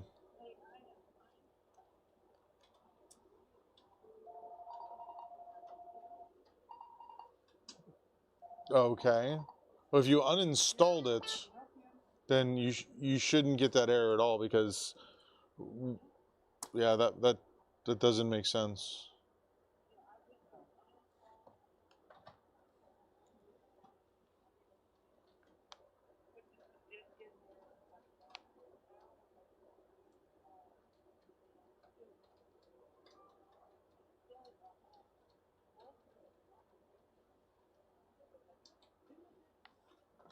Yeah, I'm not sure. I'm not sure. I would have to take a look at it.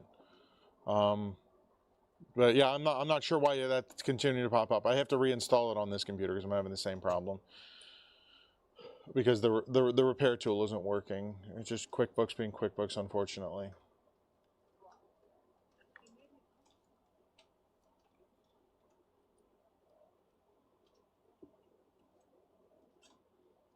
Right, that had, like, this computer is not connected to the internet.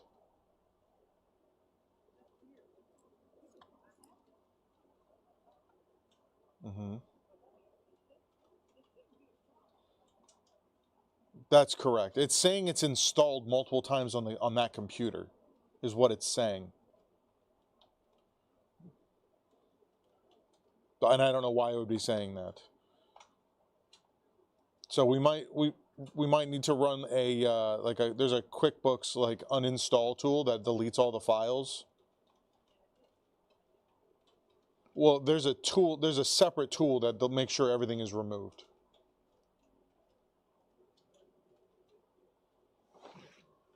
Let me see here what it is called.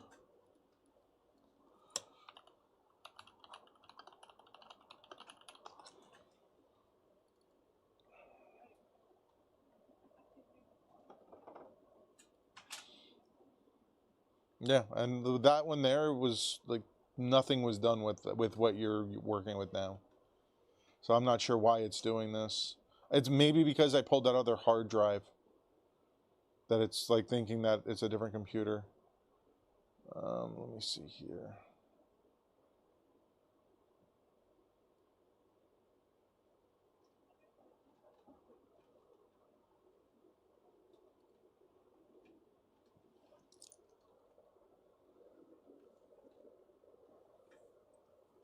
Yeah, if you do a search for QuickBooks uninstall tool,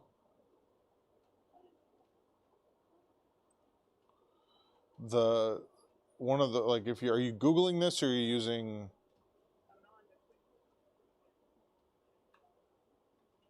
Yeah, there's a specific thing that I'm looking for.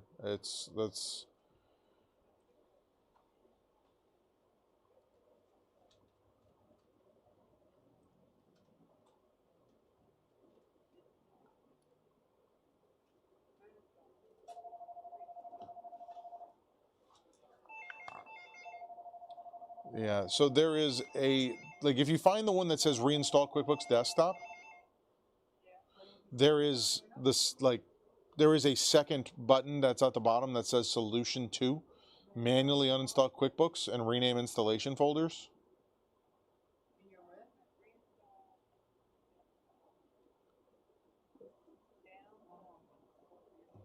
Yeah, so keep going past that. So it says step 2, install QuickBooks Desktop again, right?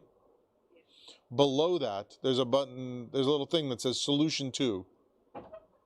Manually uninstall. Yeah, click on that and open the window and just run through that stuff. Yeah, the remove QuickBooks again, open the start menu, follow those instructions.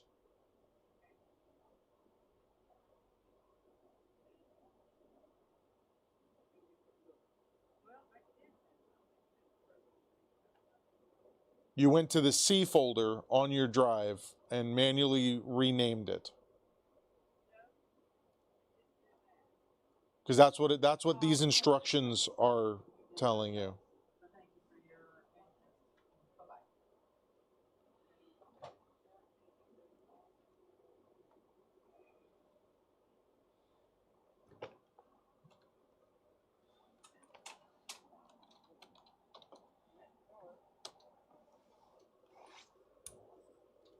Just for Windows 7, just click on My Computer. Yeah. Yeah, that's the same thing. The C drive.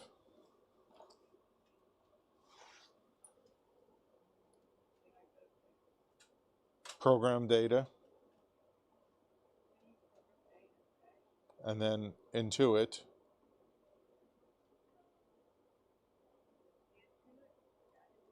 And then, yeah. Just rename that folder. The QuickBooks one, the one that says QuickBooks. Just put the word old at the end of it.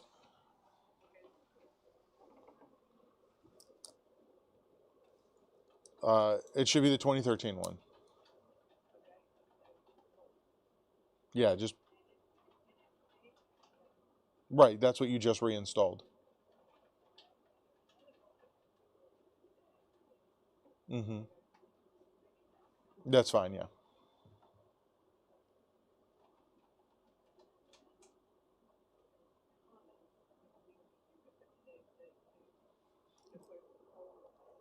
And that is in that Intuit folder. Yeah, that's fine.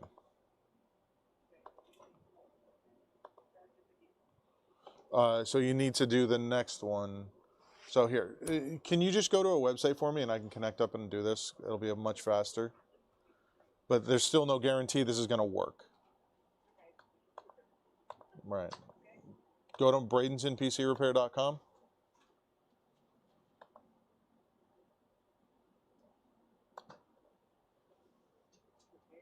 Mm-hmm. That's correct.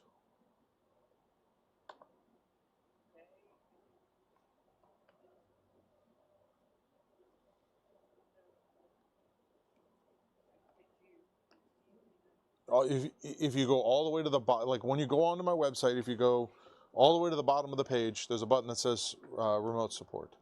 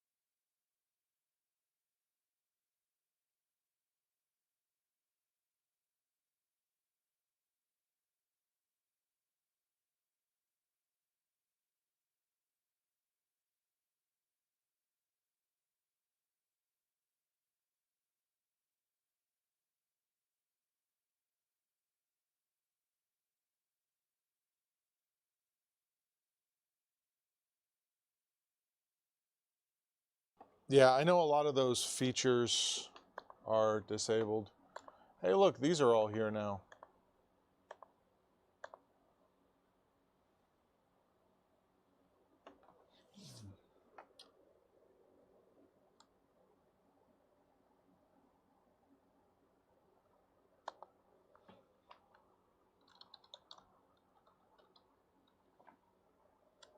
Oh, so those are both on. And then we are moving on from this.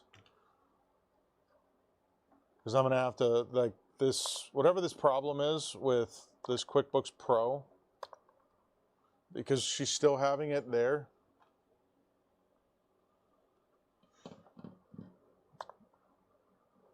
Even after reinstalling, I don't understand what this problem specifically is. Because it's saying a duplicate file name exists. And I don't understand what files it could potentially be referring to.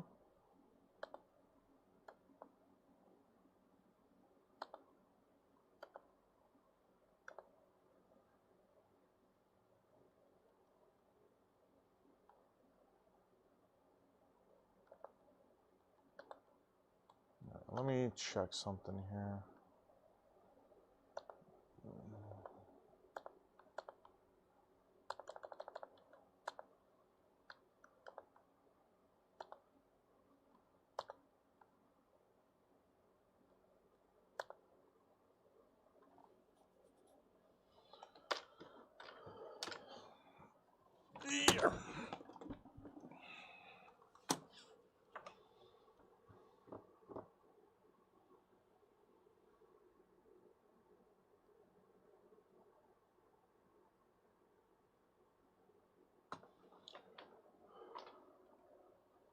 She closed my session. Good job.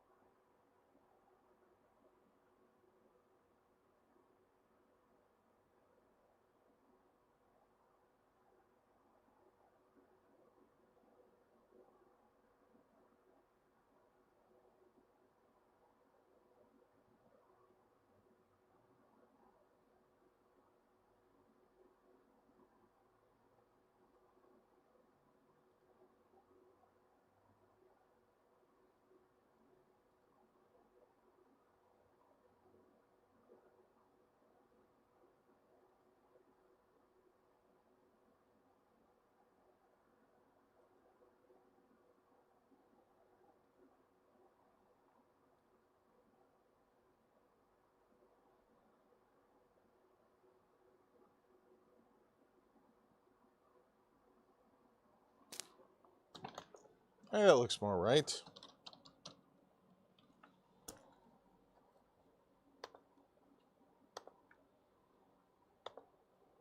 Now we should be out of updates. Like, actually. So,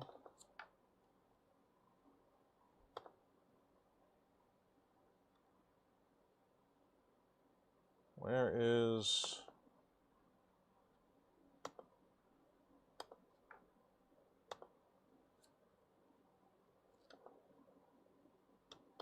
So this is the same problem. It says it's actively running.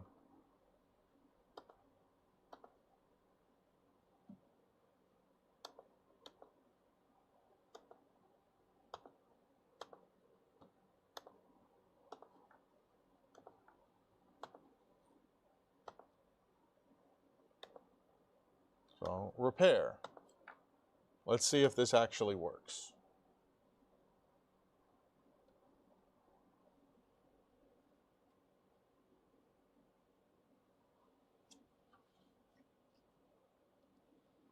Yes, it's Bradenton PC Repair.com. It should be down under this as well.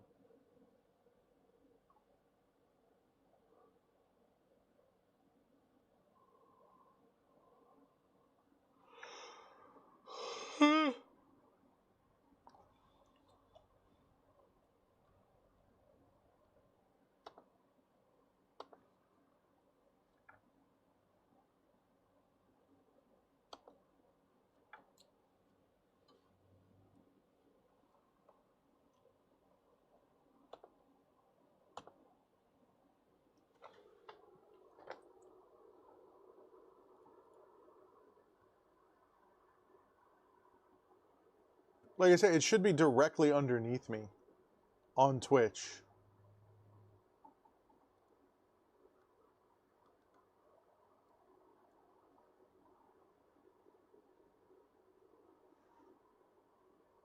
Yeah, it is. It's under the Specs Company website.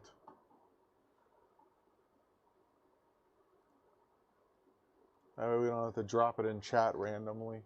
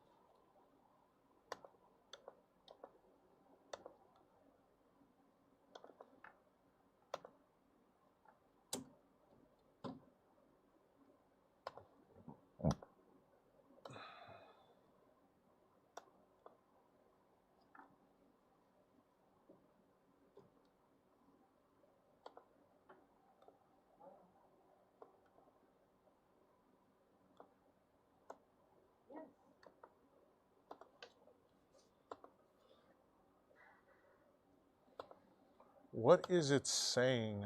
There's a duplicate file name.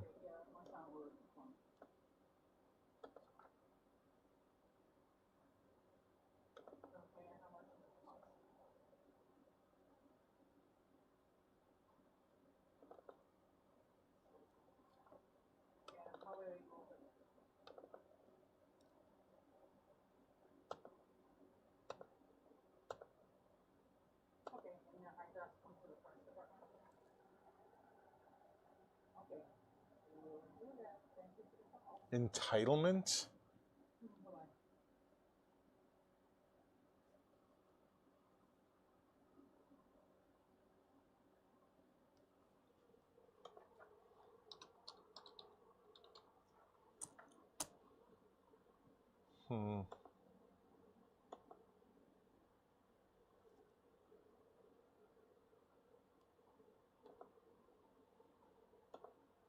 I guess let me run this.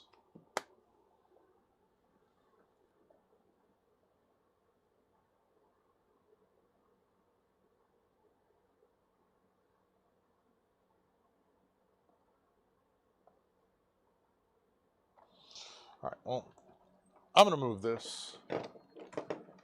FedEx is arriving. I'm going to build a PC. I'm not going to continue to work on this thing like this. This is going to be like a secondary thing that I work on. Oh yeah, because like now it's just installing. All right, we got to get another gaming PC to build. This is kind of like a mid-range kind of dealio.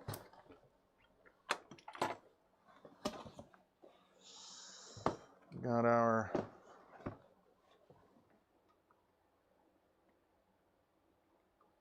all-in-one cooler. Yeah, like I'm gonna go through and do a whole bunch of stuff. We got a B650 gaming Wi-Fi, 32 gigs of DDR5 6000, a Ryzen 5 7600. We have RX 7900 GRE, a 750 watt power supply, and a 1 terabyte SSD. All of that getting built in a Corsair 3500 case. Oh, let's get her done.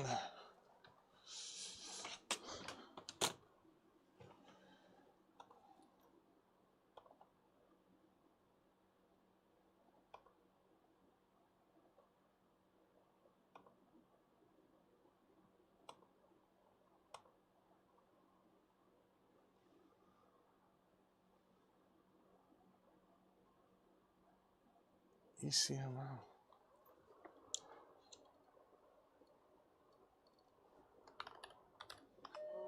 Hello.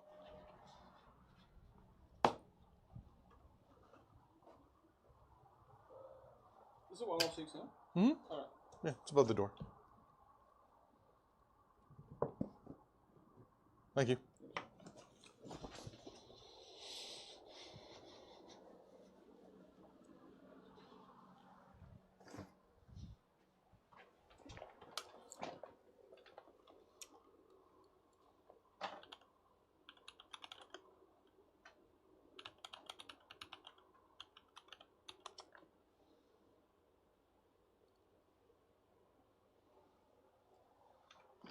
All right. Well, this is a nice little build. Yeah. I want to get this done and out of here today.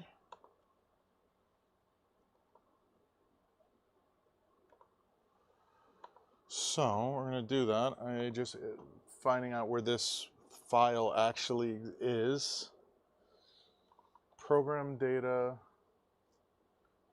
Intuit, entitlement client.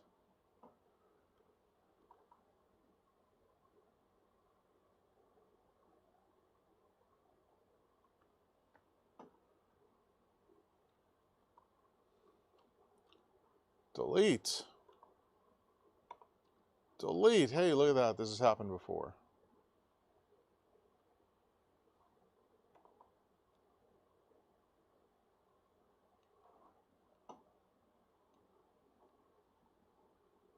Look at that. You delete one file and it fixes itself.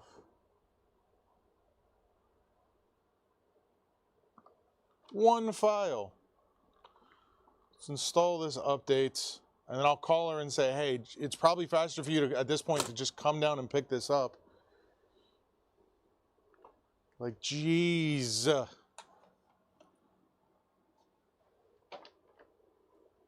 Do I have notes to call people back, Angeline?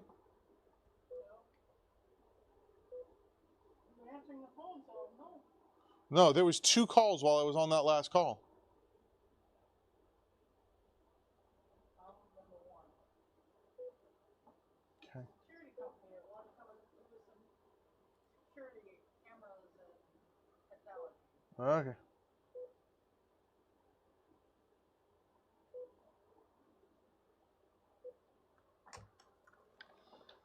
Updates are all done at this point.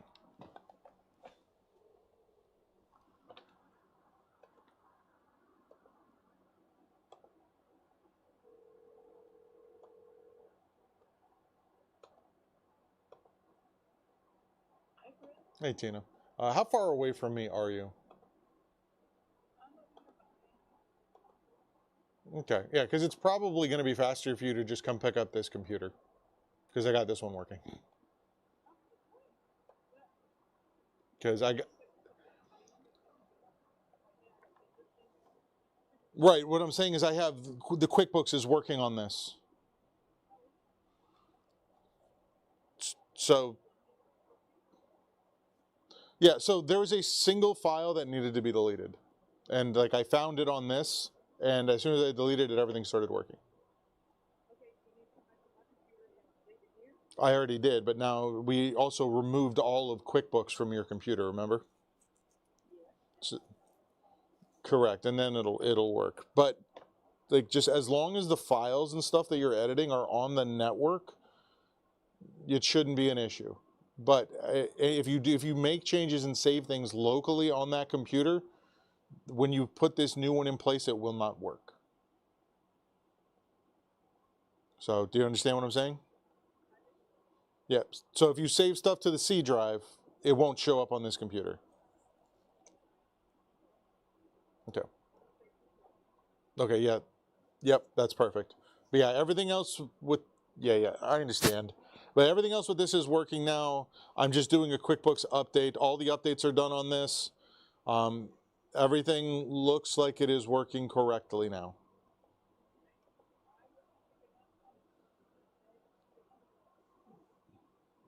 Yeah, I understand.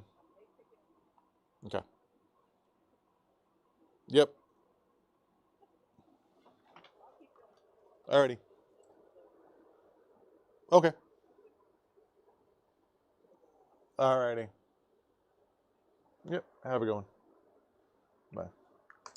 Bye. Yeah, no, it'll work. We were running QuickBooks 2012 here on Windows 11 up until like 8 months ago when I upgraded. Yeah, it won't work. All right, let's get this build going.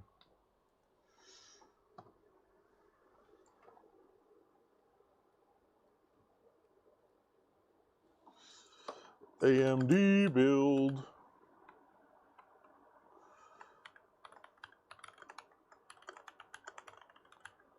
Budget, all AMD build. All right, Emily. Let me grab some water and then we will dig into this.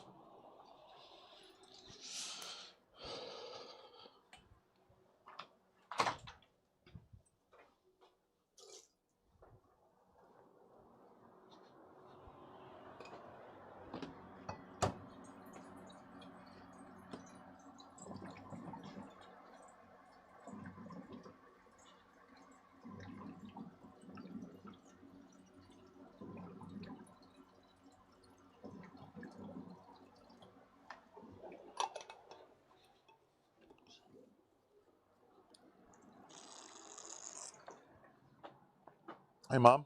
Yeah. You brought in the gumdrops. Where's the tree?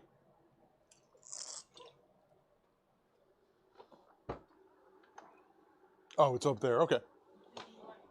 Yes, I need to clean it because that thing is quite dirty. I sent you all the invoices. I know. I got it. Okay.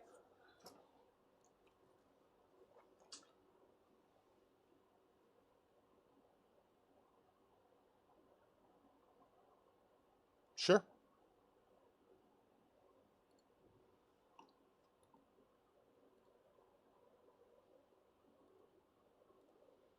All right. Southern winding. That looks fine. Looks fine. The southern winding one, the second one for 325 was that we're still waiting for them to pay that from last month, right? Yeah, because it's an outstanding. Okay, cool.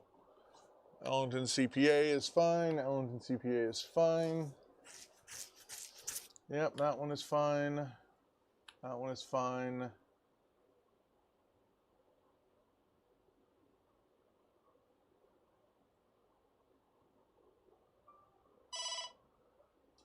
Well, how's they call my partisan? Yeah, I heard. That's fine. That's fine. The live well remove, that it won't be until next year. Because that's a brand new site. Okay. So that'll be next year.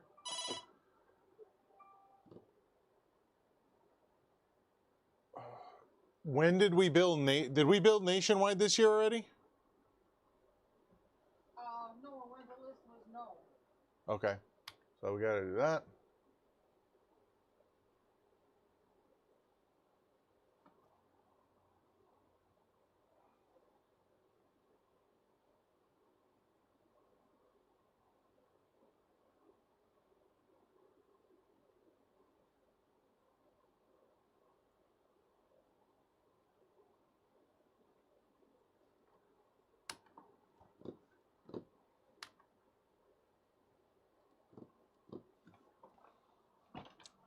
Because I decided to go all AMD, Emily. That is why. That is the entire explanation.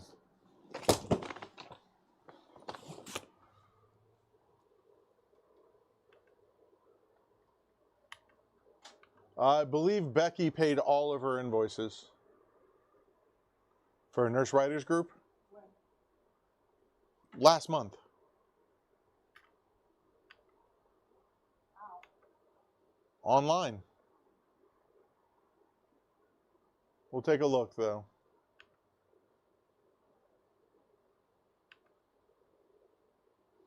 Nicholson Marine remove, because that's also a new site. We'll build them next year.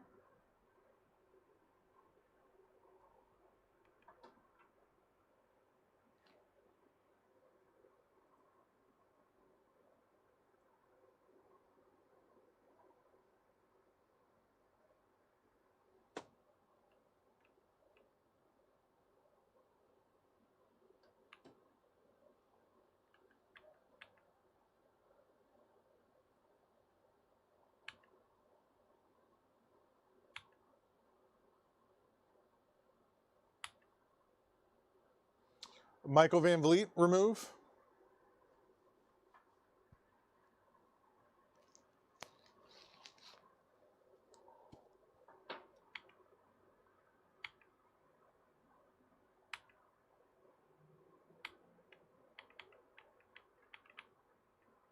The We Build Custom Golf Carts also needs to have the yearly hosting fee on it. Other than that, that looks fine. Kim Benjamin, she's gonna flip out when she sees that. Just do 50 on each, okay? Even the redirected? The redirect, just leave it 0. Okay, you're just going to that. Okay, what was I doing with?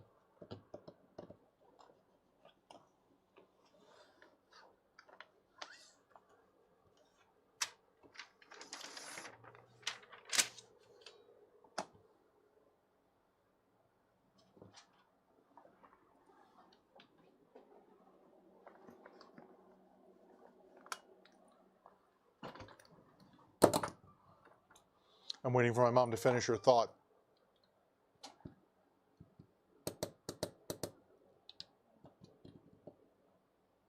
Are you gonna finish your thought, Angeline?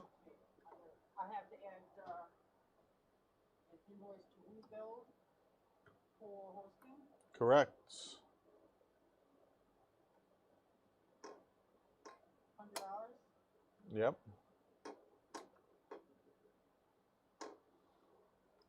Kim Benjamin, make them 50 each. Yep.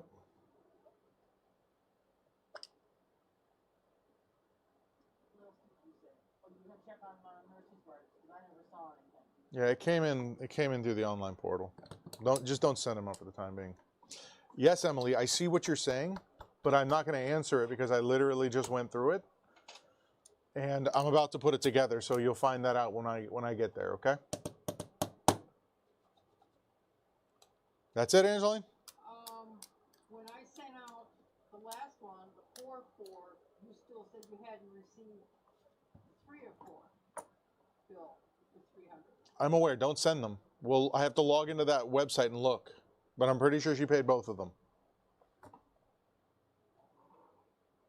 last month. That it? Do you have any questions left? Nope. I'm going to start doing this build now, okay? Yeah. So just hold the questions until I get done, all right? I'm gonna start sending out the invoices. Okay. All right.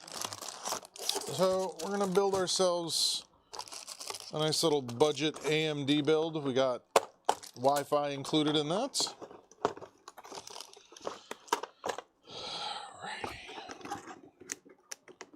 We got ourselves a B650M. This is Chris. Mm-hmm. Mm-hmm.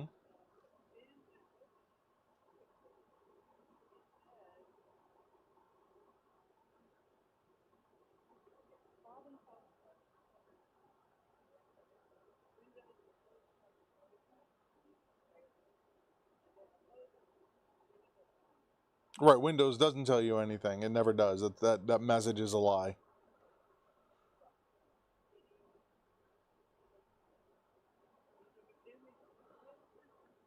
Honestly, your best bet at this point is come pick up this computer.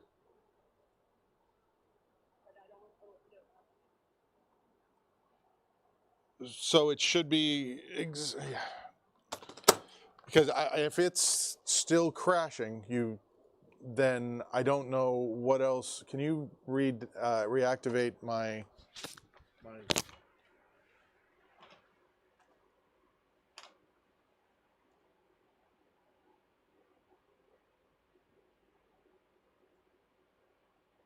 What are we talking about? The computer? So when I open up AutoCAD on here, which one do you normally use? Is it just the one in the taskbar?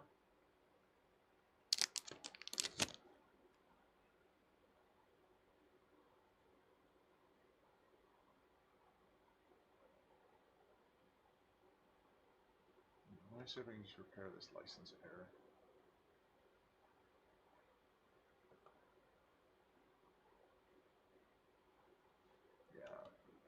it says you gotta call them.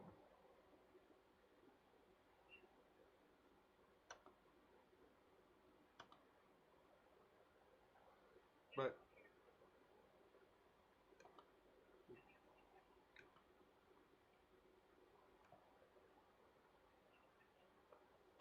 okay, well, just try and it's in your downloads folder. You can just get it from there.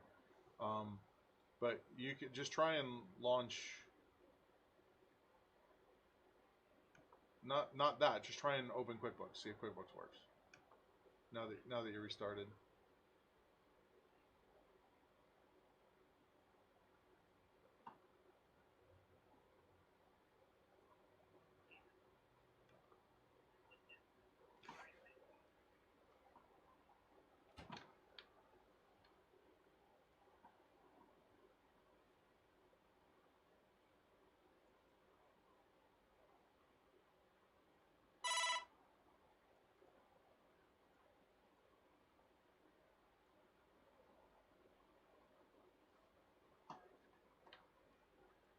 No, it should be exactly the same.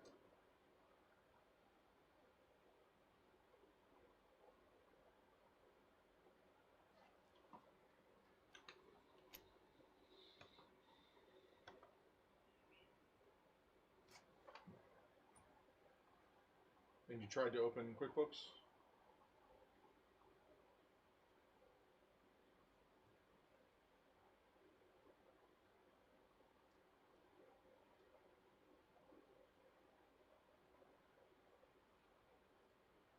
Cool.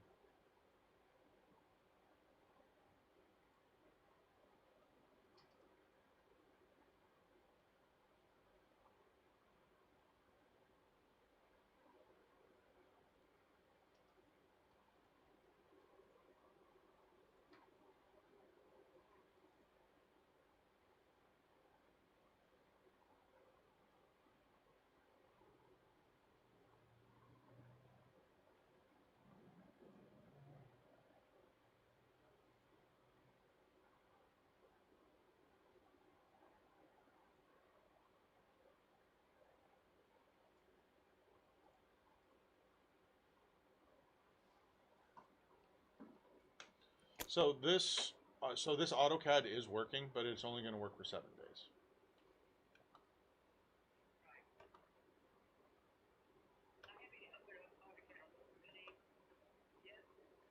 Yeah. Right.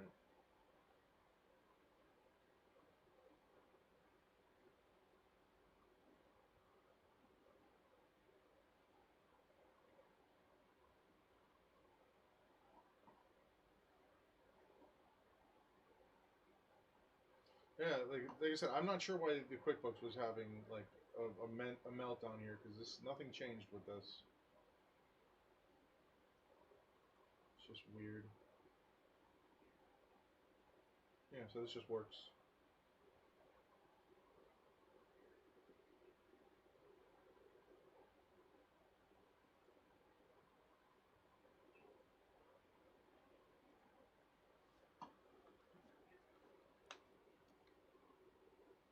So yeah, so when you open this QuickBooks up on this computer, it's gonna say, hey, you need to register it, and then it'll ask for your license key, and then that should be it. Let me see if I can just. There you go, it's activated. Never mind. So that's done. And then yes, it should. It should have been working like. Yeah.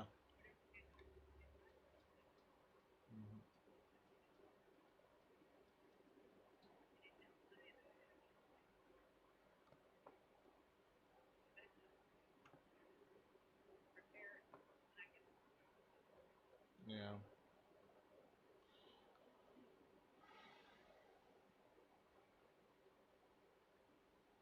Yeah. So yeah, you're gonna have to. It says you got to reach out to Autodesk for this. On this one, but in the meantime, it'll still run. And someone sent me.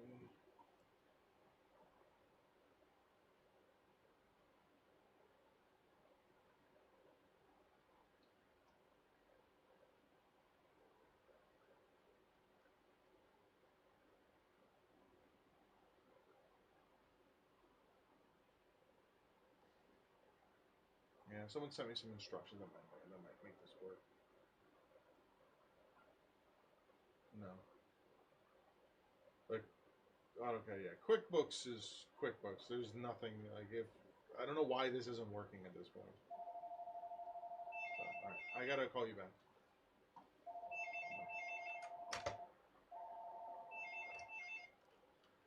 This is Chris. Hey, what's up?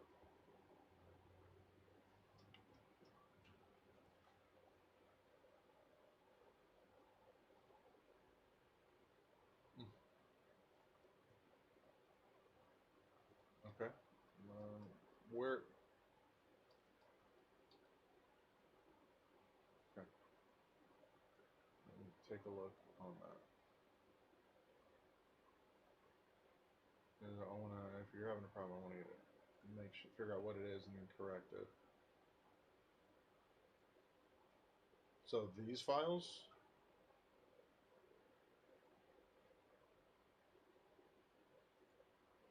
All right, hold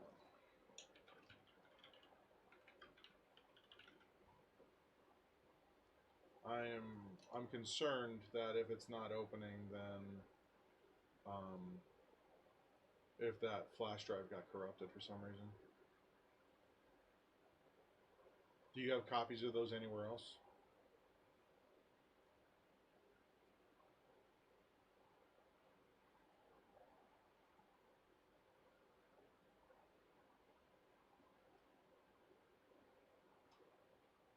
Yeah, that's fine.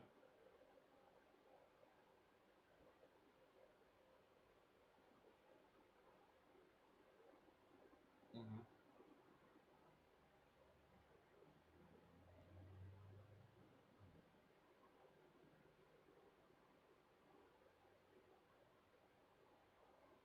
Right. So where did those files come from originally? So the ones that are on this flash drive.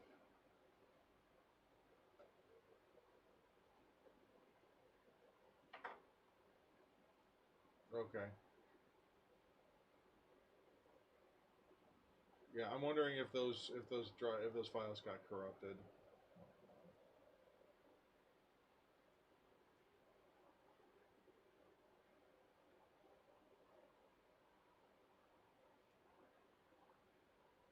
Let me just get this installed real quick. Have you moved any of the files off of your flash drive onto this computer yet?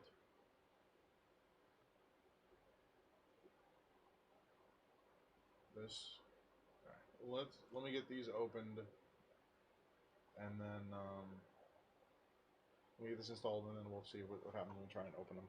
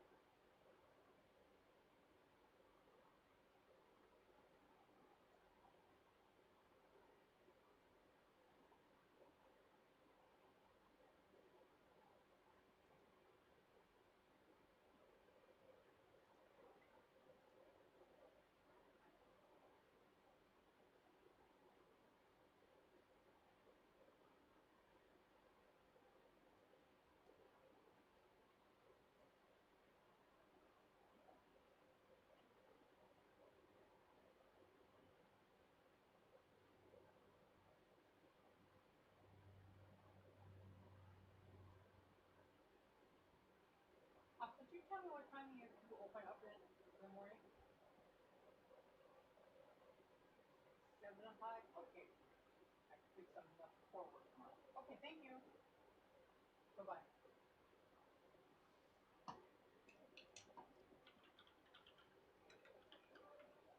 Can it what?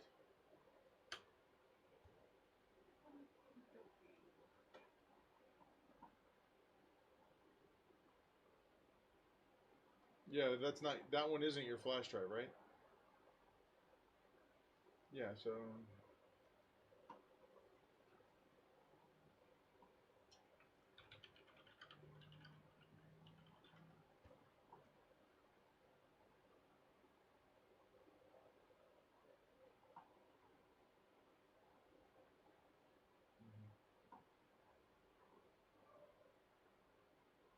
yeah, just go ahead and try and open, see what happens. Yeah, well, not those, the ones you were just talking about.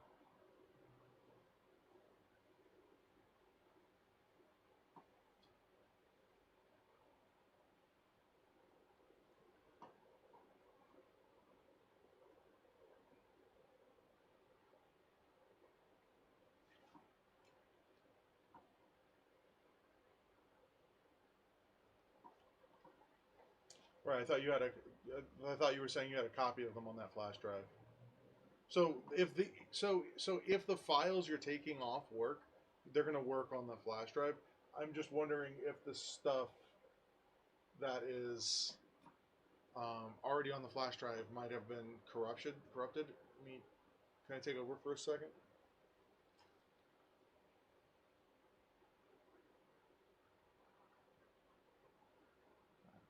I just want to see if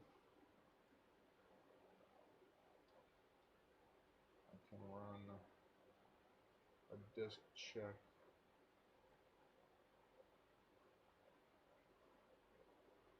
See if there's errors and stuff.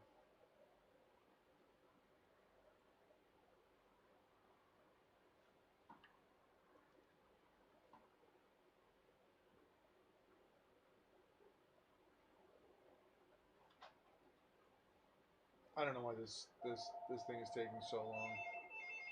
Give me 1 second. Hello? Okay, I see it's opening your personal file. Is it opening your business file? Okay, if it doesn't work, let me know. Bye.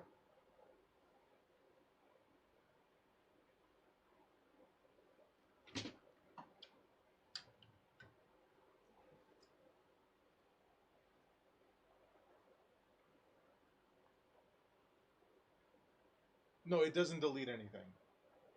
That's not what it does. It's checking for, it's just checking to see if there's file corruption on the drive. That's all it's doing. Yeah, it doesn't actively delete anything.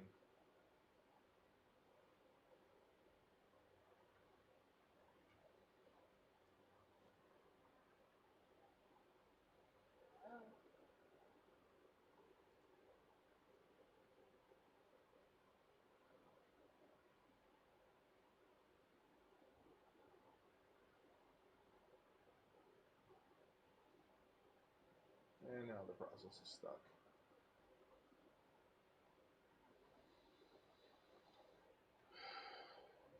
I still don't know why this is taking so long.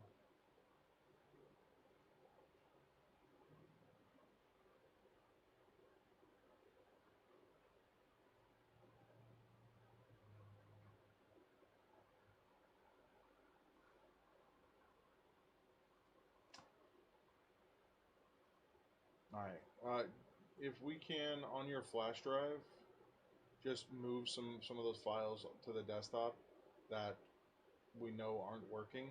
Just toss some on here and then I'll take a look at them, okay? That way you don't have to sit on the phone. So just grab some of the PDFs, toss them there, and then I'll look at it here in a little bit. Alright. Okay.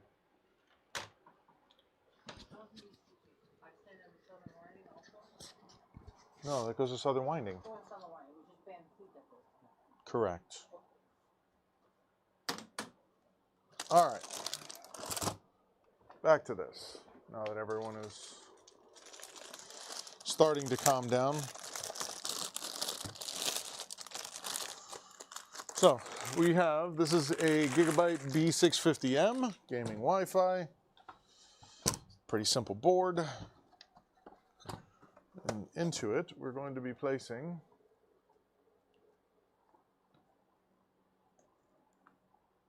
a Ryzen 5 57 or Ryzen 5 7600. Like, I don't understand why these boxes are so difficult to open sometimes.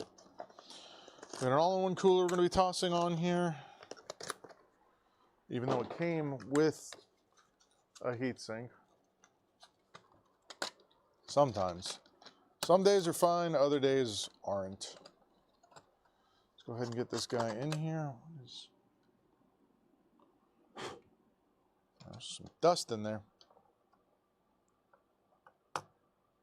All right.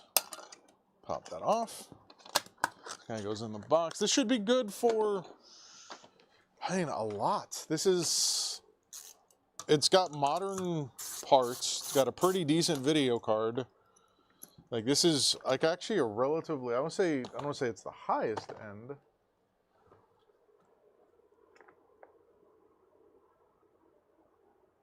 But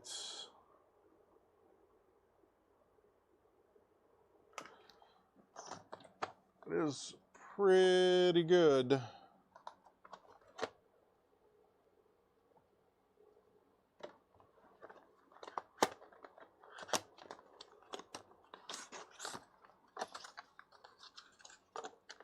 Let's go ahead and get our 990 Evo Plus 1 terabyte SSD kind of installed here. Need to get the screw out of the box. Actually, no, this one doesn't use a screw, does it? Now I'm thinking about it. This one uses the actual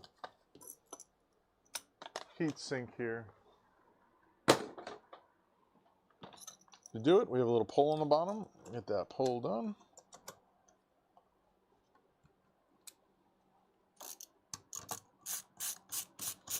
That on there. Arm.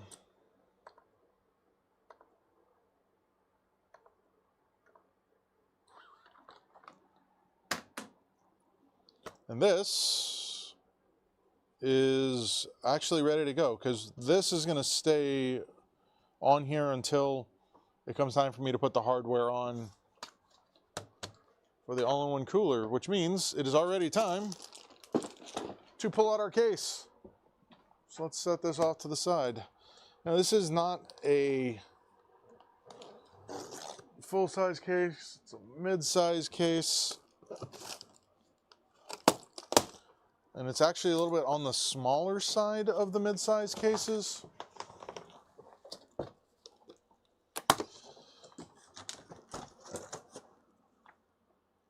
And it's going to look pretty. That's what I was more about. Because one of the big things that they were interested in was making sure that it looked good. Because it is for a younger person. Yeah, this thing should pump out some decent FPS for sure.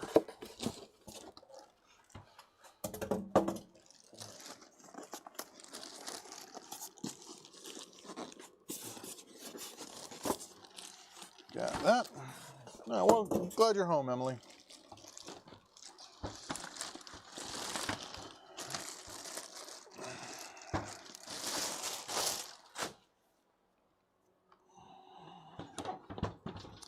And you can see, a nice little fancy setup here. Let's get this glass off. It should be that. It is a little flimsy, but what are you going to do? Not the most expensive case in the world. And this guy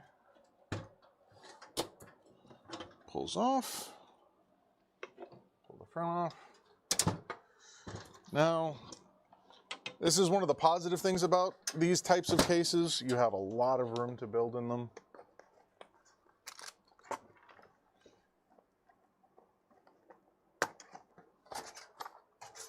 Lots and lots of room. Before I forget, let's just go ahead and toss this guy in here.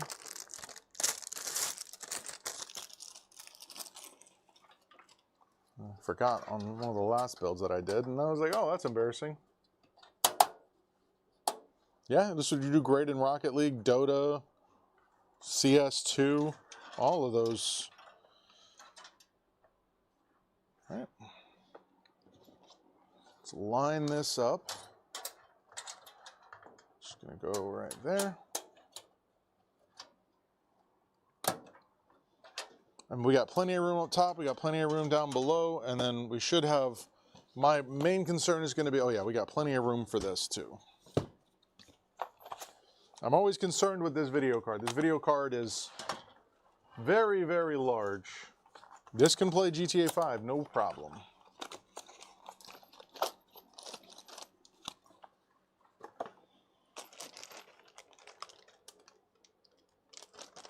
All right, Em. I know how much you like swapping hardware.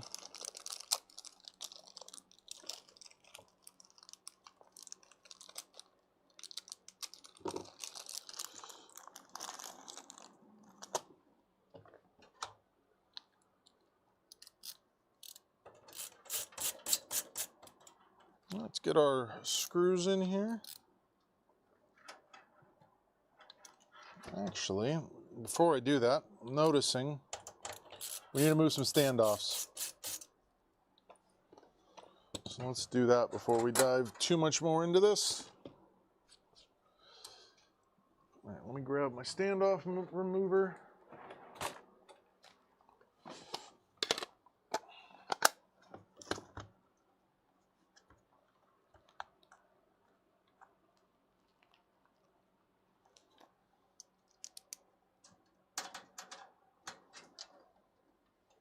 Move these things over. All right, Em. Yeah, Dota 2. Yeah, why wouldn't it?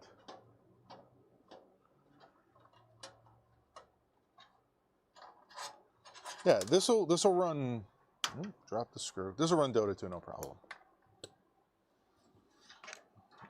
Well, yes, the other titles are more optimized, and well, the video portion of it is more optimized. The actual code base definitely is not. But this will run Dota 2, no problem.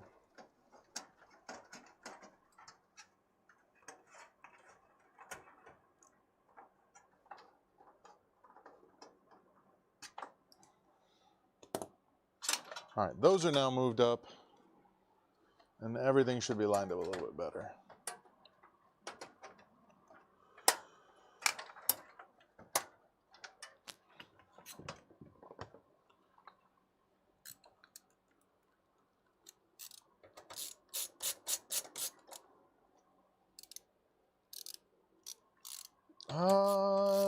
They're like 18, 19, so not like super young, but young. Where you go? That's weird.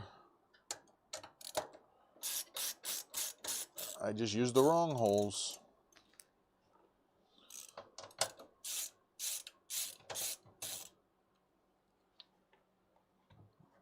No, I haven't seen it yet. Yeah, I just used the wrong holes. That one should have lined up, though. Yeah, that one lined up. It's this one that I used the wrong one.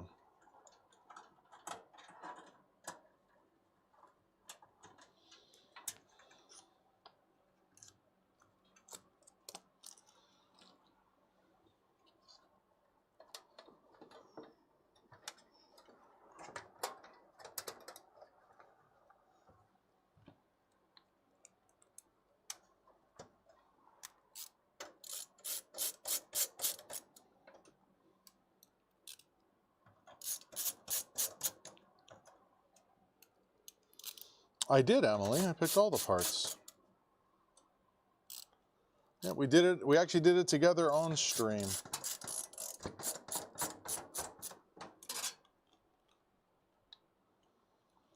And the reason we went AMD is because I can get better parts for basically the same amount of money. I would get lesser parts from Intel.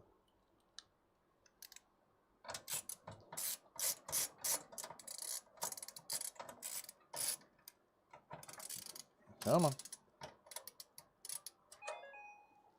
You are just not going to thread in there for some reason. Let's look at that.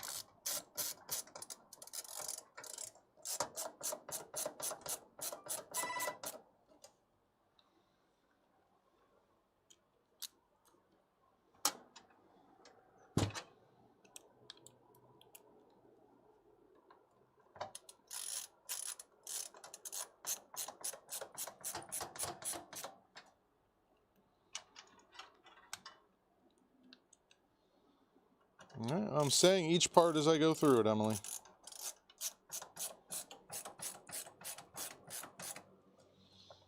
All right, that's installed. Next, now that that is in there, is going to be das motherboard, or the cooler.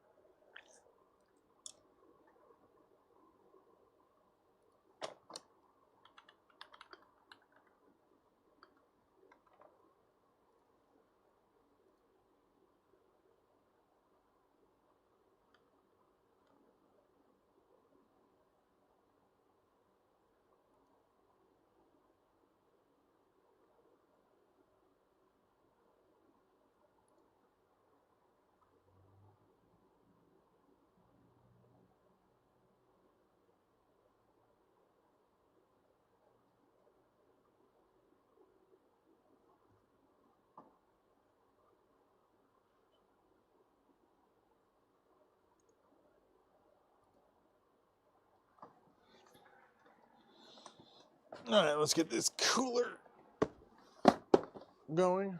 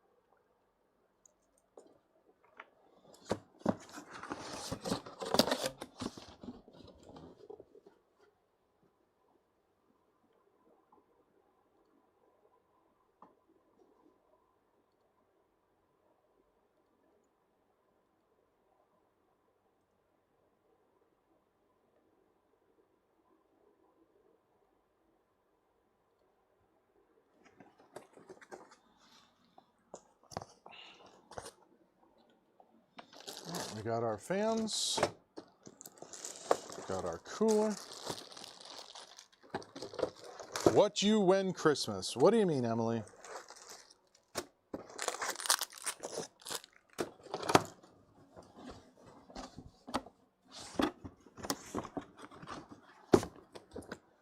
All right, let's build out our cooler.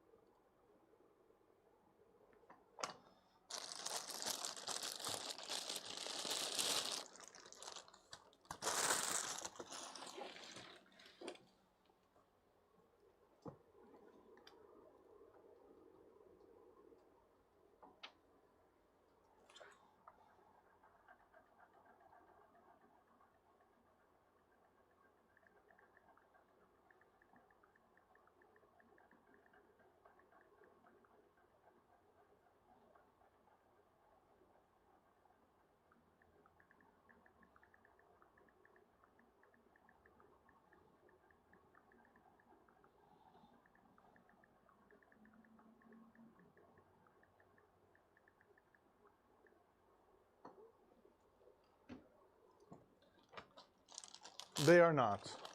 I asked for nothing for Christmas, Emily, because there's, not only was this an expensive year for everybody in my family with my mom's house, my wife's car, and all of the stuff that we're spending money on for an event that we're doing next year. Like, I don't need anything. I'm not worried about getting anything. Your guys' presence is present enough. So yeah, these are just the regular Corsair random RGB fans. I think these are the ML120s. So you got to remember, this is a budget build, so we're not doing the highest end stuff. None of this stuff is going to be the newest, none of this stuff's going to be the shiniest, but it's going to get the job done. That is for sure.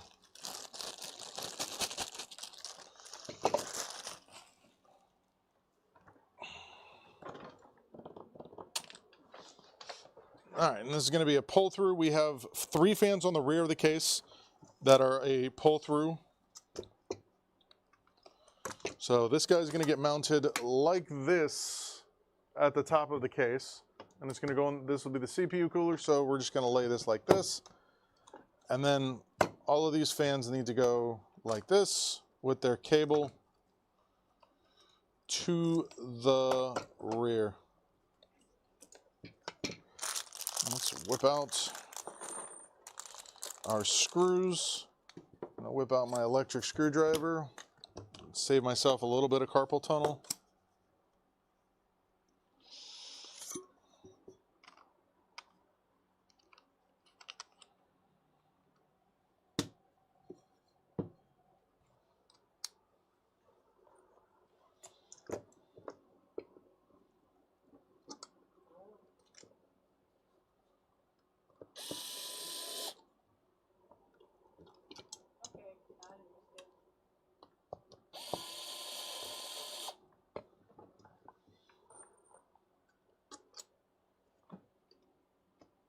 They are not.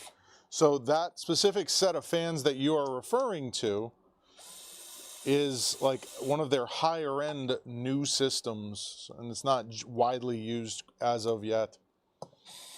Eventually it will be, because, you know, the thing that takes me probably the longest when actually doing these builds isn't the actual building, it's the cable management for all of these individual cables that we have to use to get RGB and PWM fan control to all of these guys.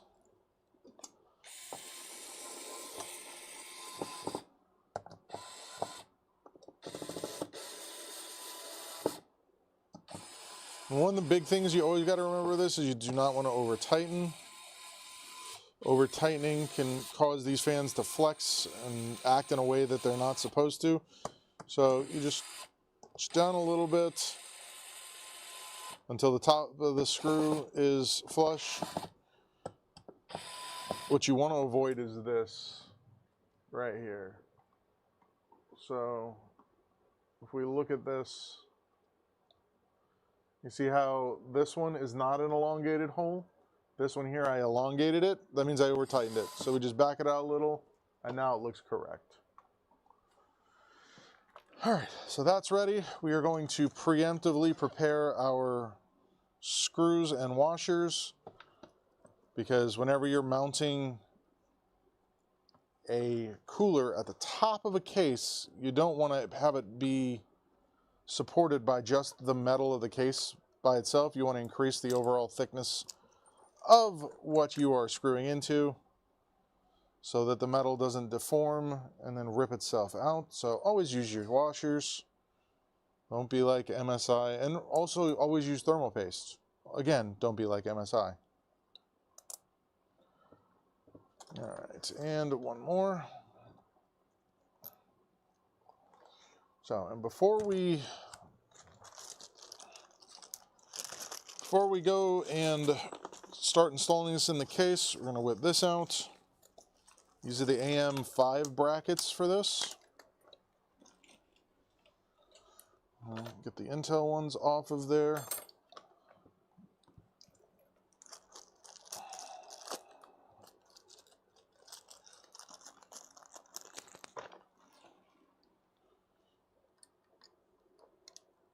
There's that.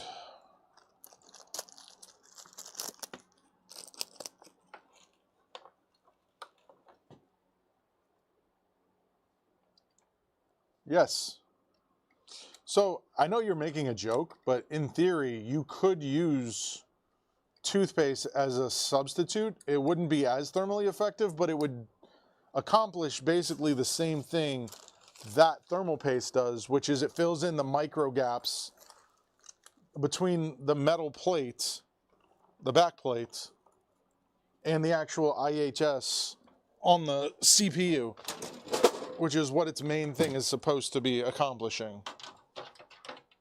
All right, so let's slide this kind of back into view. It would not be efficient by any stretch of the imagination, but it would get the job done.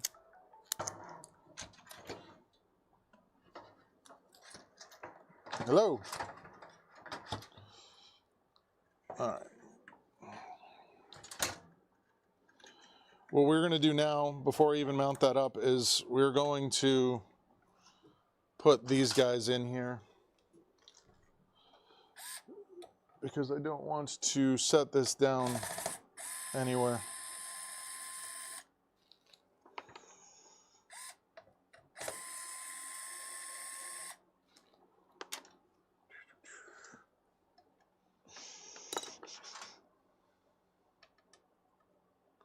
And we're going to use the integrated thermopaste. It's a brand new build. All right, Em. I hope you like the way it looks when it's done.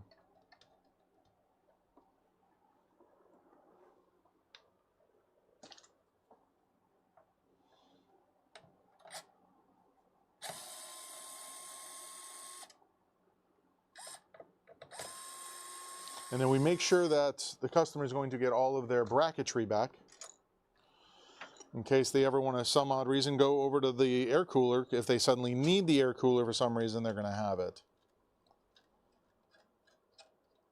And then these guys can go in here. They need to be tightened all the way. You don't need to use a tool to do it or anything. Just tighten it all the way.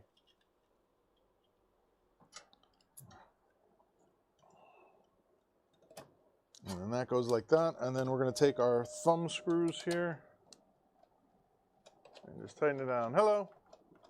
I'll be up there in just a second.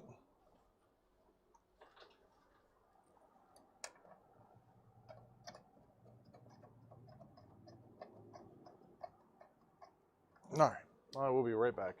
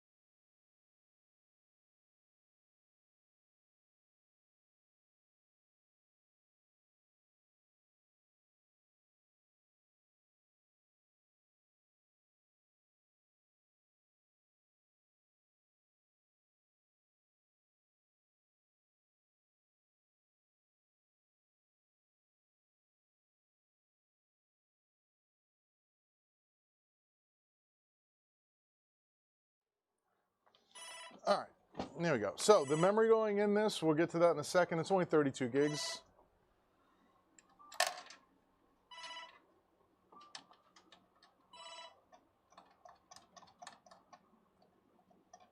He just gave me that. It's an old Chromebook. So these guys, when you're putting these in, no, Emily, it's DDR2. Of course it's DDR5. It's a brand new computer, Emily. What else could it be? Have a good one, Grant.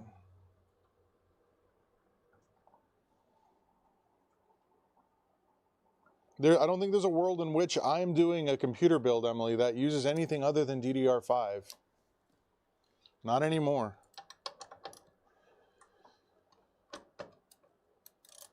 No, I don't think it could. This chipset, the AM5, not the AM5 chipset, the whatever the current generation AMD chipset is, it does not support DDR4. It only supports DDR5.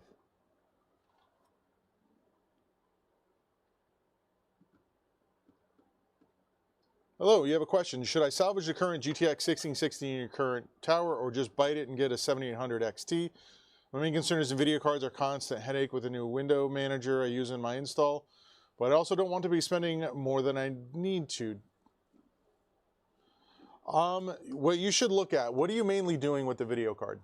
Because if everything that was announced this morning for Battle Mage is true, it might be worth considering it a low price alternative if the benchmarks line up. Okay.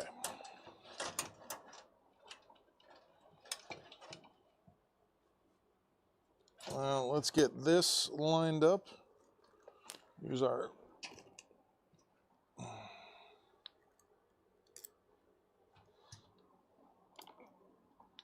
this.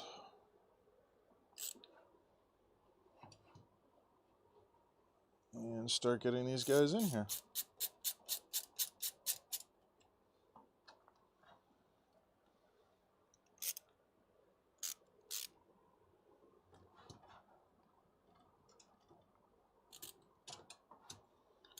Yeah, I think, and honestly, anything AM5, I don't think supports DDR4. Let me see here.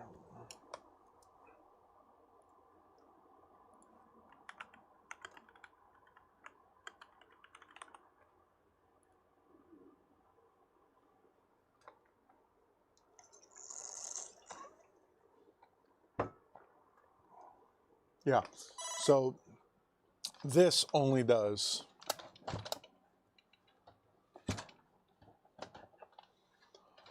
Sure, but like game dev engines have a different, I don't want to call it like system requirement, but they have a different performance spec than actually rendering out the game after the fact. All right, let's get all these screws in here.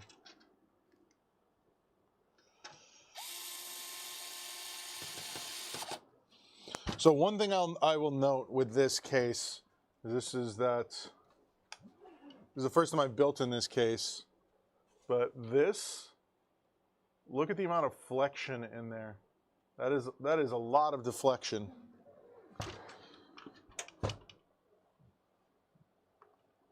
All right, so let's get all of these screws in here. So what the cards you're listing aren't bad cards, but again, what I'm saying is like this morning Intel released information on their new GPUs, and for less than the cost of a 3060, you can get one of those new GPUs which has more performance, more memory, and actually would run circles around both the 7600 and 3600 if the information that was released is true. That's the big thing. If the information ends up being like in a lot of pomp and circumstance, then it doesn't quite work. All right, right back.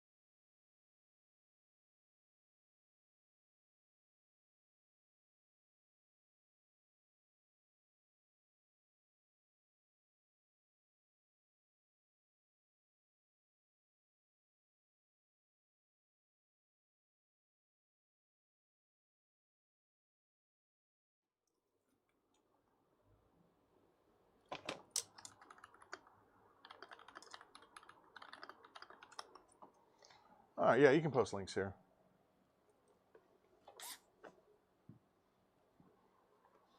Yeah, we have a system in place to make sure links aren't a cesspool. All right.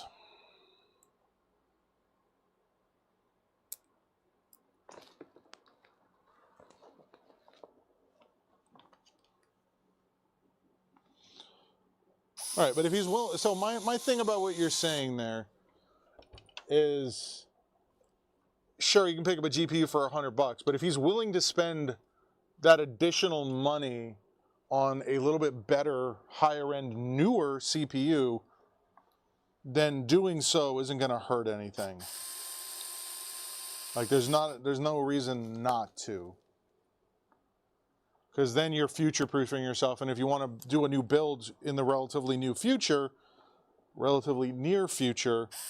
then you're going to be having a part that you can carry forward. So that's the other thing to think about. And I have to do that, like when I'm looking at doing, I don't want to call them retro builds, but when I'm doing budget builds for some of my customers where, so I guess let me finish my thought. I have to think about, okay, this is just a right now PC for this person because theirs died and they just need something quickly. Let me use what I have on hand or what I can get relatively inexpensively. If I can toss a good new part at it, then it helps. The other thing with that is their driver support for Unreal Engine from day one to their third major driver release was completely different. Unreal Engine actually has a bunch of support with the NVIDIA stuff now.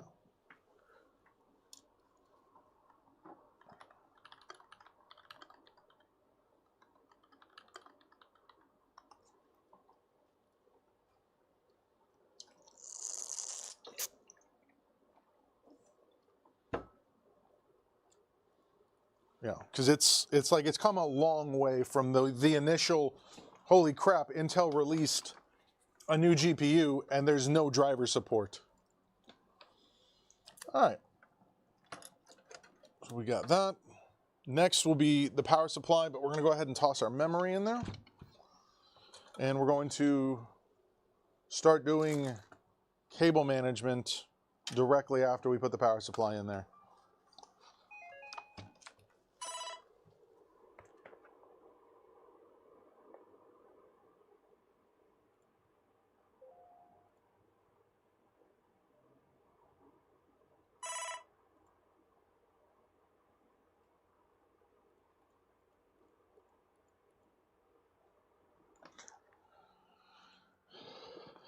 Yes, it has 100% always been a dice roll since, well, no. You know what? I take that back. NVIDIA, until NVIDIA went public, like entirely, it wasn't a dice roll on Linux. They had open support. And then when they started moving into the actual dedicated server architecture stuff, it started becoming a, oh, you need to pay me. The specs of this new build, everyone keeps asking. I will run through this again. So the entire cost of this build, this is the wrong person's sleeve. That goes over there. Gotta find, I wonder if their sleeve is up there. Where's their sleeve?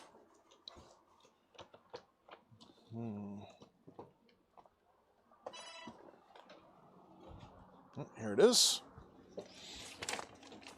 They had a $1,500 budget. So I came in slightly under that because to accommodate my actual build fee. Actually, no, I didn't. So I went straight to $1,500. So we have a, so this is I think $1,498 or something like that. It was like right there. So it's a Radeon RX 7900 GRE. We have a Gigabyte B650M Gaming Plus Wi-Fi, a Corsair CX 750 80 Plus Bronze power supply, Corsair 3500 ARGB mid tower case, a Samsung 980 Pro 1 terabyte. We have 32 gigs of Corsair Vengeance DDR5 at 6000 megahertz CL30, a Ryzen 5 7600, and that's everything. No, wait, no, here's the other one. Oh, here's part 2. Corsair H150i Elite Capellix. So, I will be right back.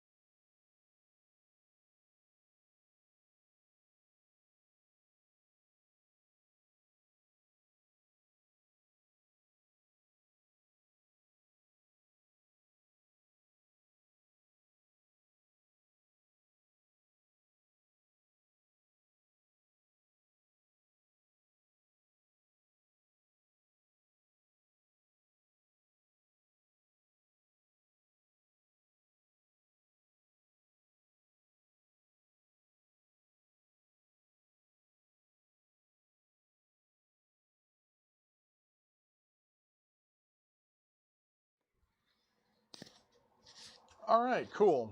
So I am going to order the exact same components. I'm doing another one of these builds, literally this exact build for those folks who just came in.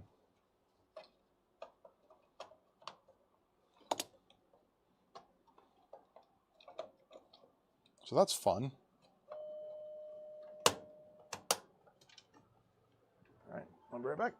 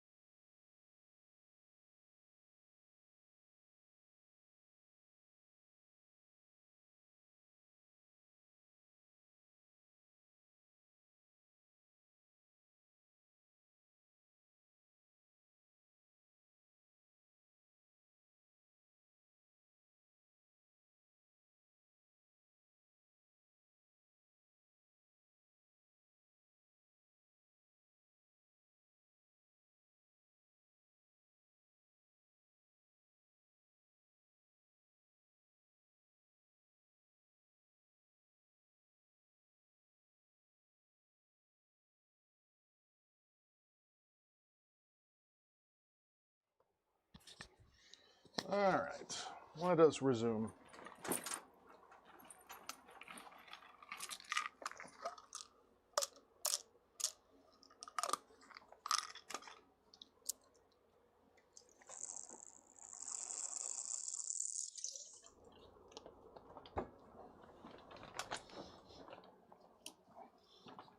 So what I was saying is I now have to order an exact duplicate of this case and this whole build for that first group that came in.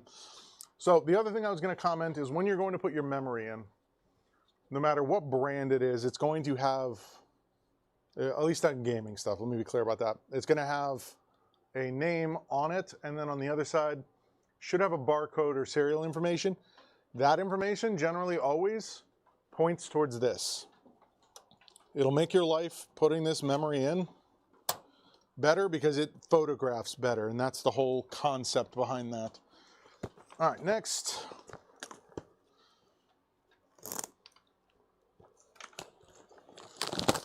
Let us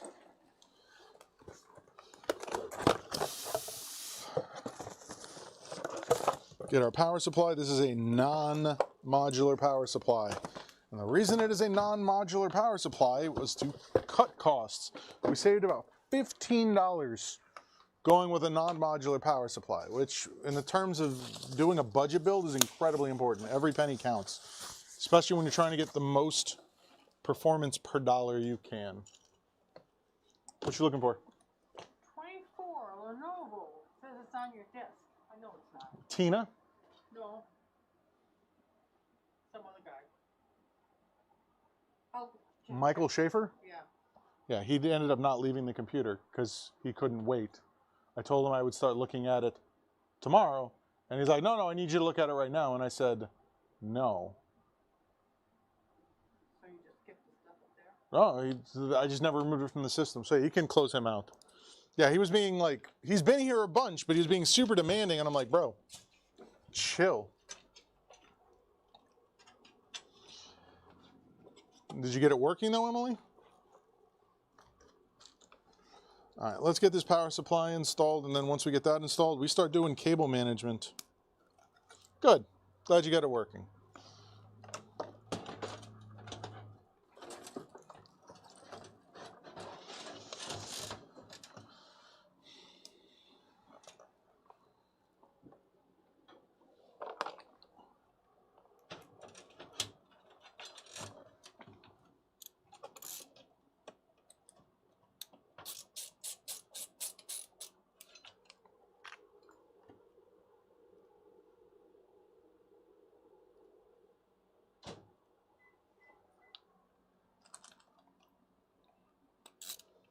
Start 4 screws.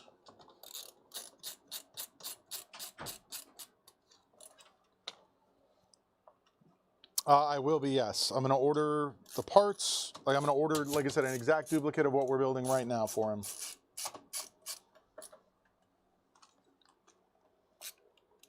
Because they are using, I need to update my website. Probably need to do that today.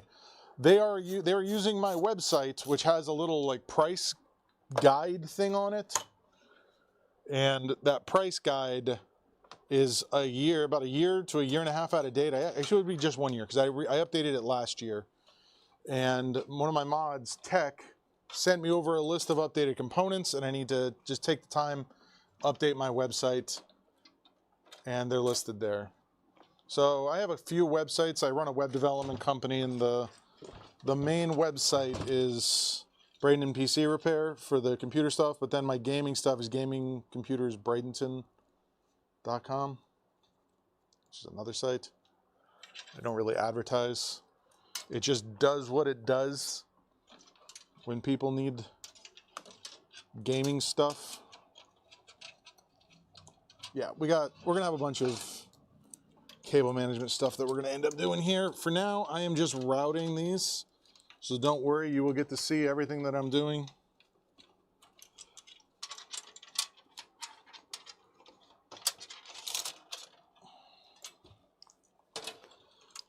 Just pulling the cables out, getting them to where they are accessible from the rear.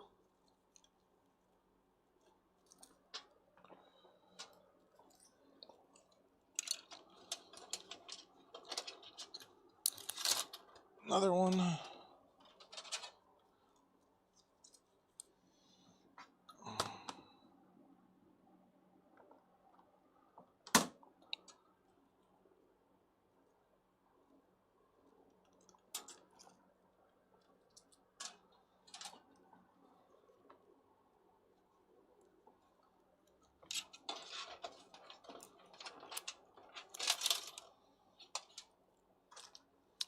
Okay. Last bunch.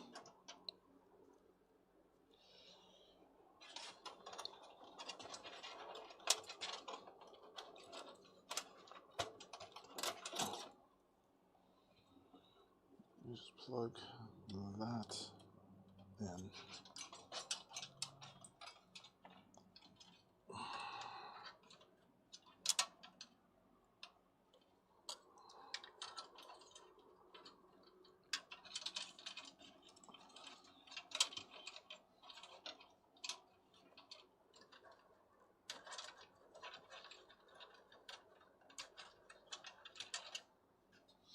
Okay.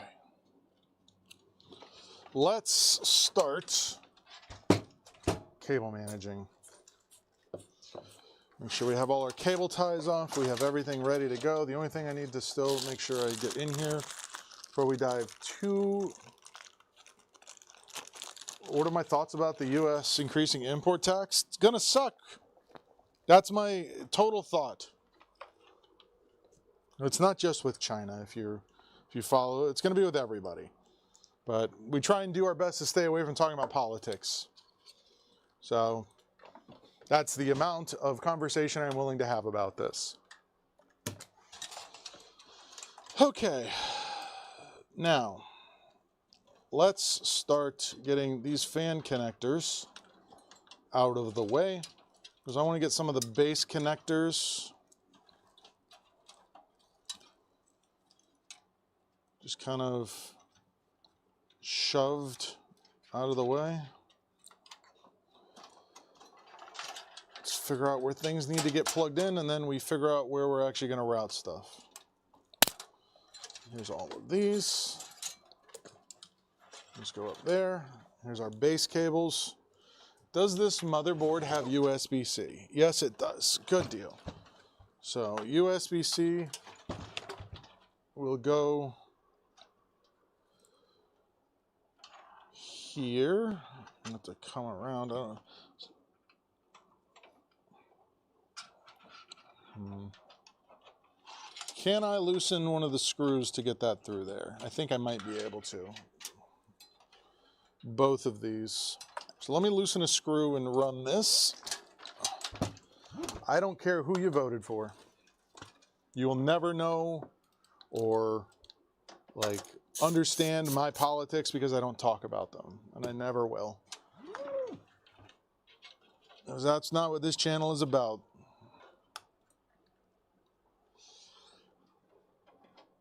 All right, so that cable's going to go through there, and then my Type-C. Does this not have a USB? Oh yeah, it's all the way. Oh, that's a weird place to put that.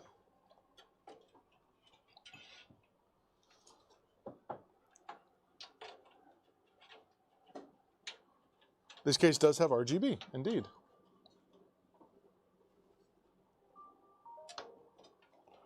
That's going to go like that.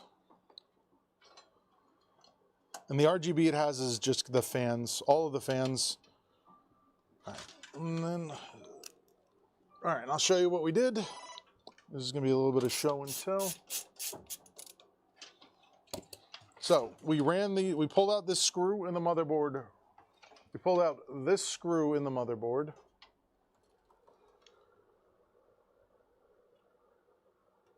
And you can't see it.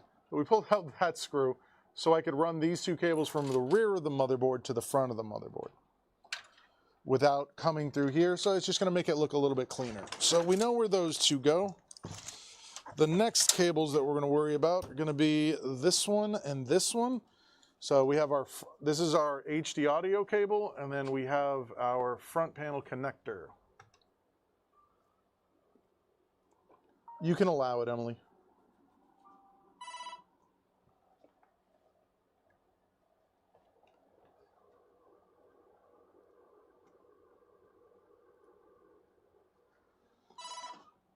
All right. Yeah, that's fine. That's good, Emily. So now the next question is, do I do the same thing down here? Because otherwise we're going to end up coming all the way down here for these cables. So I think I'm going to do the same thing. I'm going to pop. You did the right thing, Emily. You always do. I'm going to pop this screw out here. I don't know why the word ban is in the do not allow list. That's just weird.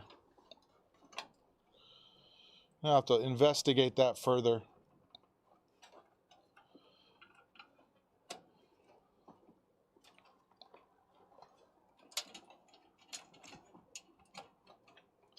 And all right, so we got our front panel audio in, and now we have our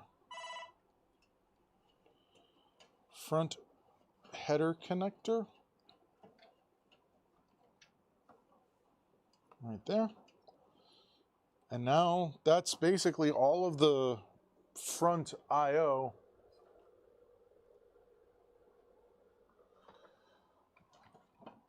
hooked up, ready to go. There will be some more things we're going to hook up. Obviously, we have a Commander Pro, which is going to use USB, which is also going to come here, which I think I'm going to use this. Nope, I know it's going there. Might as well do it now. What do I think about this? No, there was a user, like I'll tell this story. The only person I've ever actually banned from the channel was a user who was called War King, who would come into the chat and beg Emily to ban him. And I eventually got to the point where I'm like, look, you need to stop goading her. And then he didn't, so I banned him. I mean, also all of the, you have all of the bots and stuff been banned as well, obviously. So I just banned the word ban so I could stop seeing the word ban because it was banned. Okay. Back over. Fans, not bands, fans. Fans. Fans. Power cables. Corsair. Corsair. Okay. So let's start doing the thing.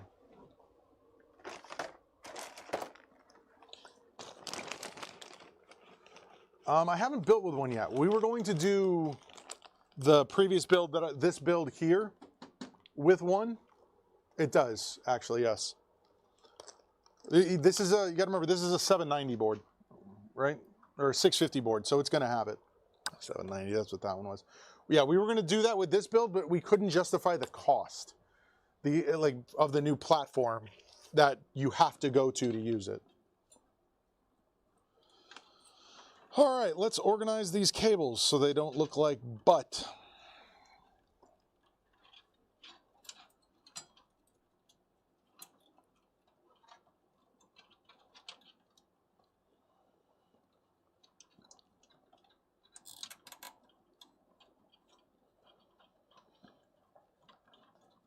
I'm interested to actually build with one though, if you want to just take that piece of information, because we see all of this information that comes from not only review sites, but even Intel themselves saying, yeah, this is underwhelming, and Intel's like, we're going to make it better.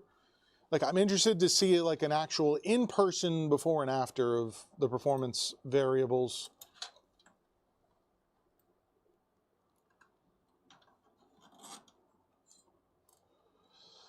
Let's hope they start taking an approach closer to what AMD does, and you end up with 5 or 6 generations before they abandon stuff.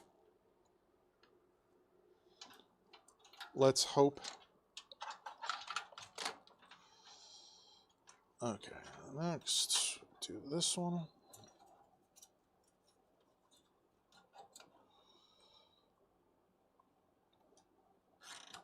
That's valid. We did, yes. Even if the last one was kind of iffy.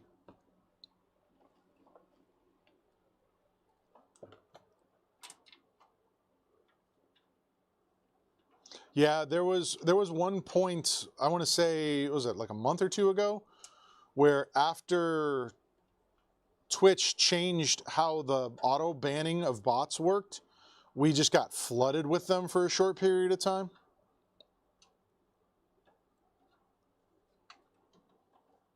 All right, we're going to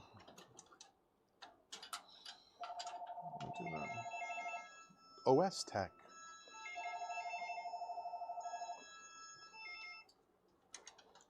See if I have my window here. Tell them what's calling and the reason for the call.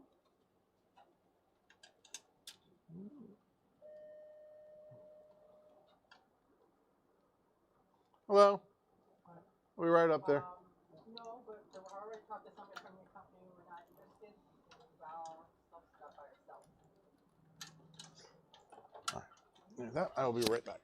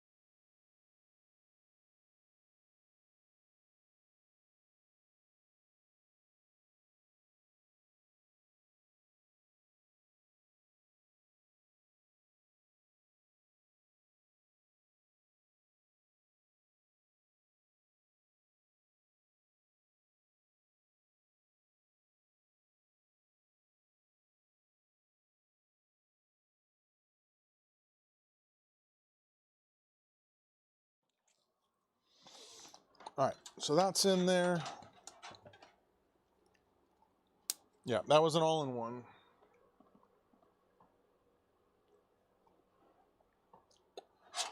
And then this.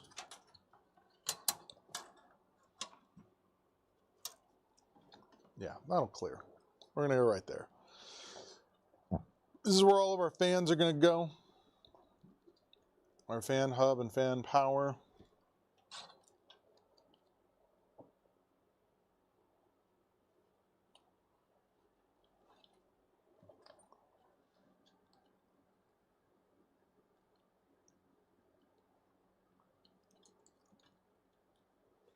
You really think they're gonna skip from 5 to 7?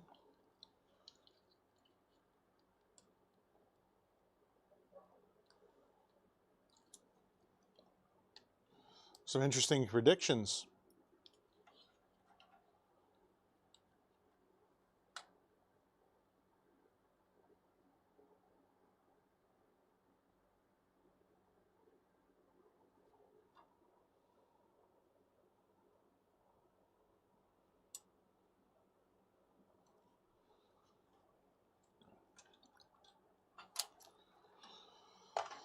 All right.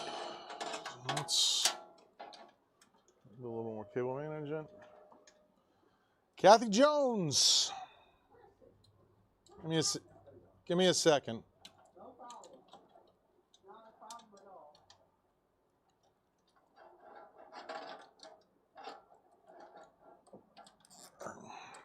All right, back. Seems like everyone wants to come in right now and not let me work. That's what today's about. Nobody will like work.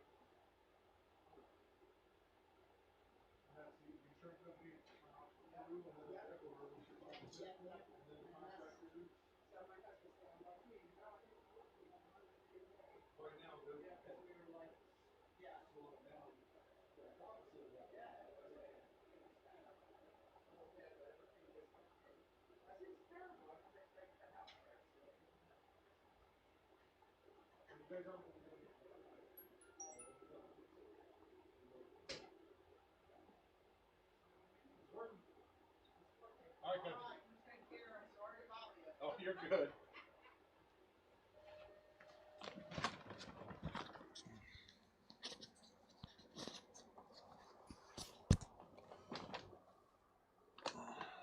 Huh.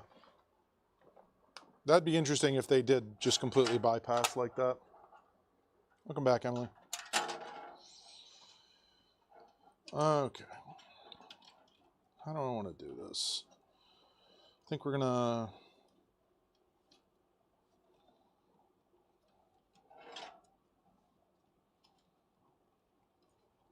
Yeah, we're gonna do that.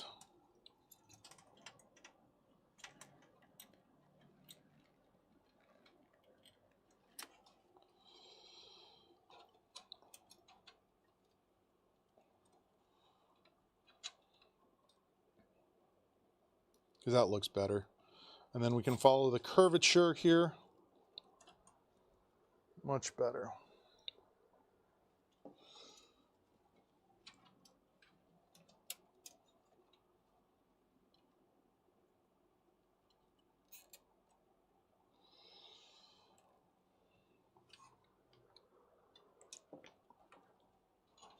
And then this will come off of this. So boom. Next, we will, I think we'll do the power next, and then we'll finish up with the fans.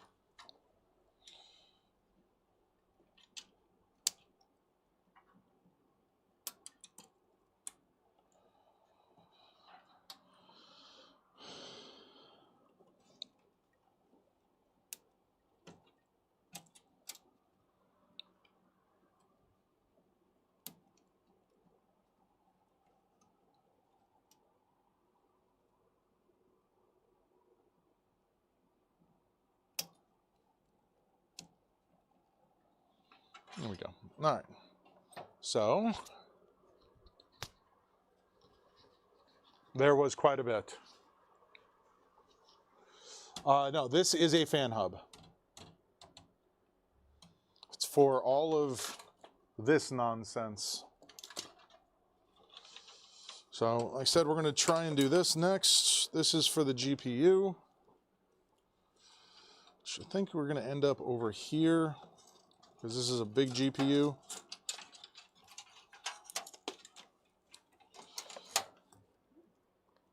CPU. Can we actually make it out? We're going to see if we can go up there. Making sure we're not overlapping cables. Yes, it's not a 4090, so we don't have to worry about that.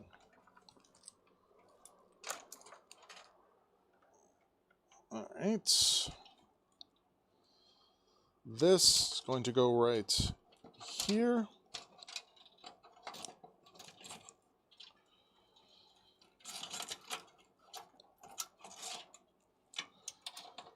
This will go right here.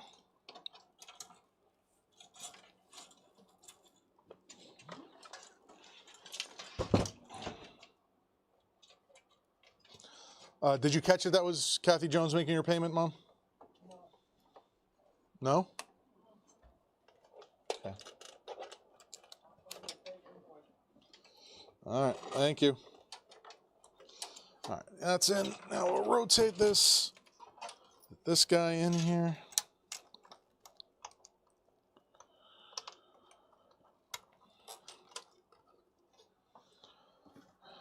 Let's... it doesn't do anything. It just annoys me. Cable management is one of those things that I pride myself on. I take a lot of time and a lot of effort into making sure that these cables are neat and organized and not just thrown together. And the other part of it for me is making sure that in the event that something needs to be replaced, it's easy to identify where to cut zip ties and whatnot. And it just looks good. Like, honestly. All right, we're going to toss this big video card in here now so I know where to run these power connectors to. This is like, it is a long card. It is not a thick card. It's just long.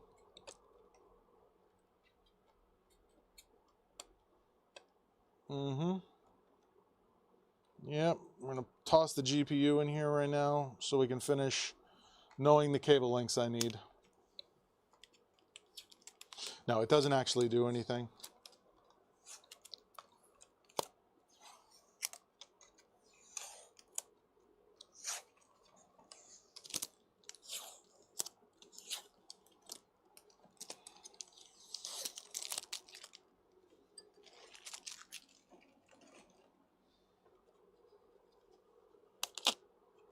Doing all these peels.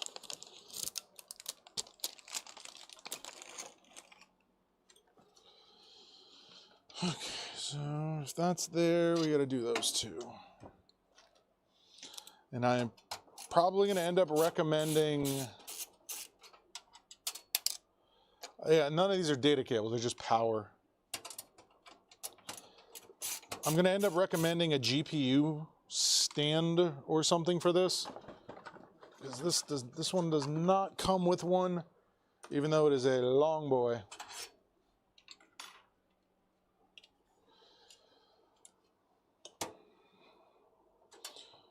Like, you can still get electromagnetic interference off of this stuff. One of the businesses that I do IT support for up in Tampa has an AM radio station directly across the street. I was up there with one of my friends who was helping me do cable runs out there, and we have one of the tone testers, and when you put the tone tester up to the wire and turn it on, you can hear the AM radio station like clear as day. And he thought I was being dramatic or over-exaggerating how bad it was. It's so loud, you literally are unable to hear the tone, which the tone is a siren. So it can still happen. And this was on shielded, like I'll show you the cable that I was using.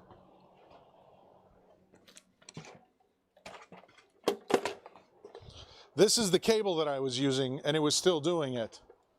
So, I mean, you can see this is not like your everyday run-of-the-mill super cheap Cat 6. This is full-on shielded Cat 6, and it was still like piercing it like it was nothing. AM signals are incredibly powerful, and people don't necessarily realize that. 750.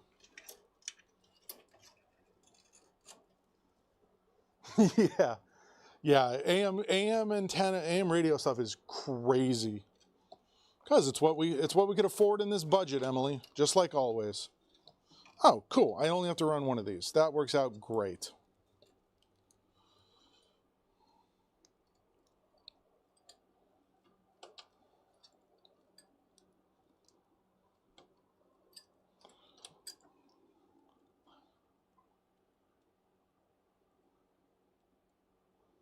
Yeah, that tower is... It messes with cell phone signals and everything. Yeah, it's like when I say directly across the street from the building. Let me see. Show you guys.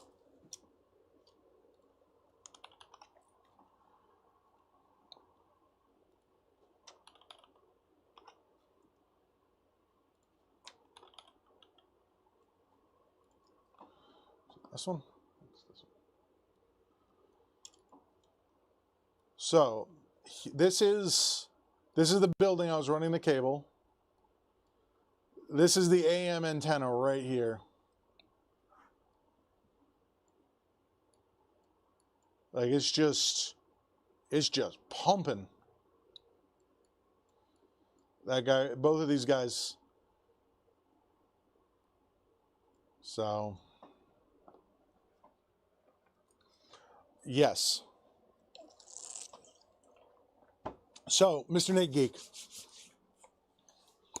the way that radio signals work is, or the way that your radio in your car works is that metal antenna has a wire running through it that when the radio frequencies hit it, the wires react magnetically and with the wave frequencies that are there, and then that converts that into the signal coming out. So when you have a 3-foot antenna, which is the average and most optimal length for an antenna, it can pick up an AM radio signal for 100, 200 miles. When you have 1,000 foot of cable, and it's the exact same material, the amplification effect is immense. Yeah, so everything we ran in that building had to be shielded, which is fun. All right, so there is the front cabling. All right. All right, that should be all of the front stuff that we need. Get these fans out of the way.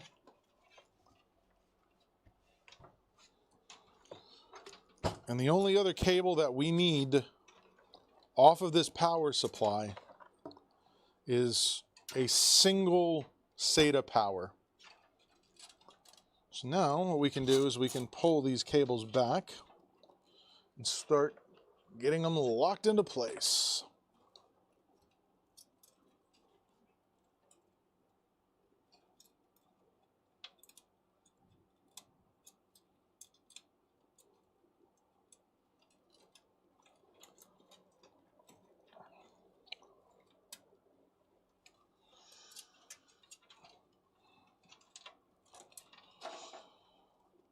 Okay, here's one.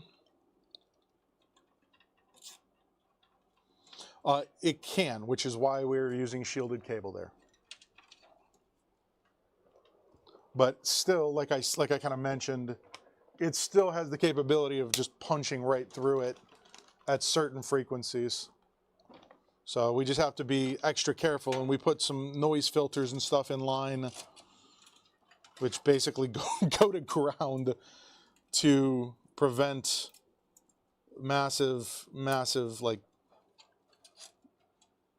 problems on the internet lines. The only other like major option that we would have would be actually running the stuff through like leaded or lined tubes. Thank you, Emily. The building is metal.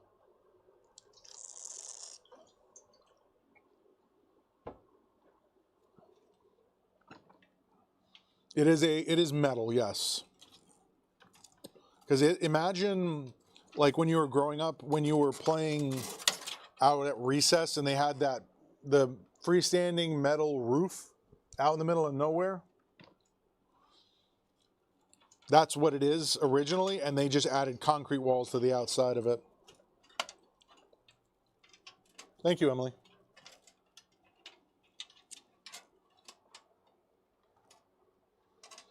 Forgot the guy's name, but an old timer who managed an AM radio tower did a full YouTube video about it along with a stream a couple months ago.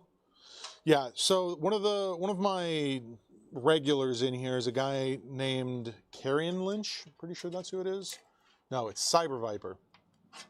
He really gets into the details of like the regulatory aspect of running an AM radio station or even a ham radio station. Like that can get the government down on you real quick if you don't follow all the rules and regulations involved with that.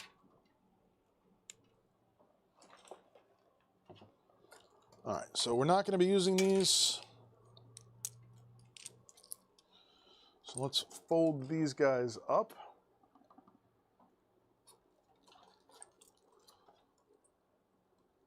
Just need to leave one out.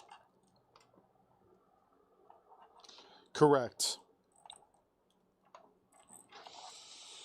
Or the government's more like, don't operate a radio station on any of our frequency bands without explicit permission or you will spend time in a federal prison.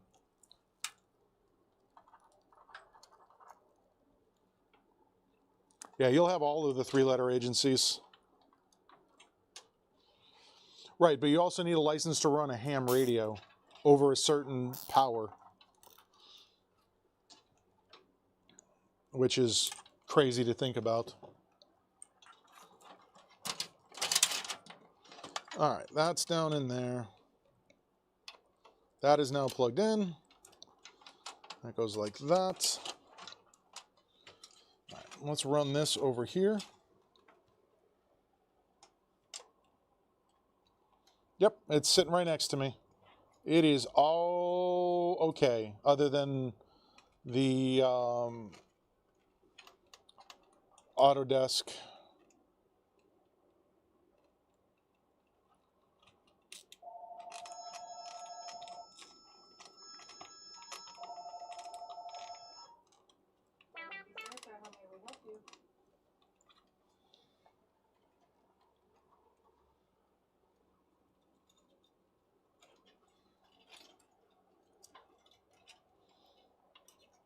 You want to add a Leon Lee Strimmer wireless 24-pin to my PC? What is that? I'm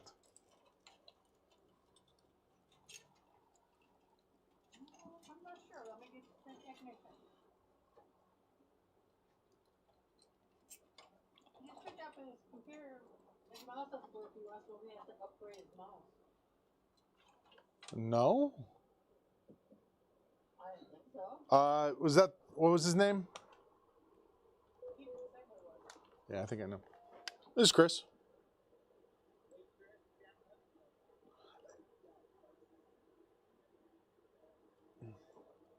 Yeah. And before you ask the question, I'm going to answer it. The USB receiver needs to be taken out of the old laptop and put into the new laptop. You could, but like if you go to the old computer, there's a little square thing in the side that just needs to be unplugged and then. Okay, it should have, because the one I was using uses the same one and it was working. Yeah, you can grab another mouse then. Absolutely. Bye. You're right, Joe. 100%. Super aggravating for them. So we'll see what happens with that. Okay, so that is all done. let's do this little side thing here.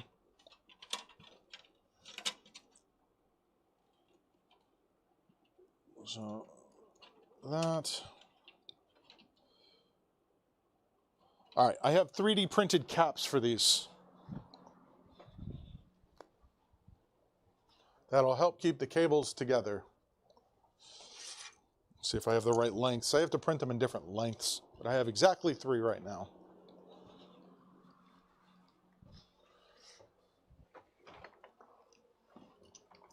What's going on, Grant?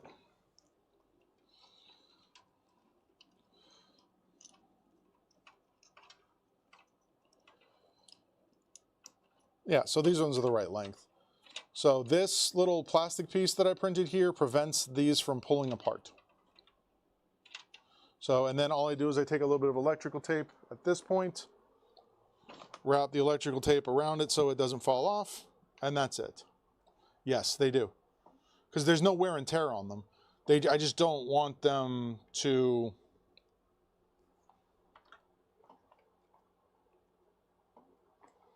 Yeah, you're right, Joe. But I'm not going to suggest that live on stream, right? So, and all we're going to do is we're just going to go right over the top here, get it adhered, and that's it.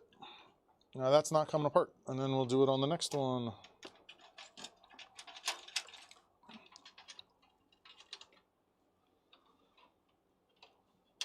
So I just got to do another print cycle of these guys.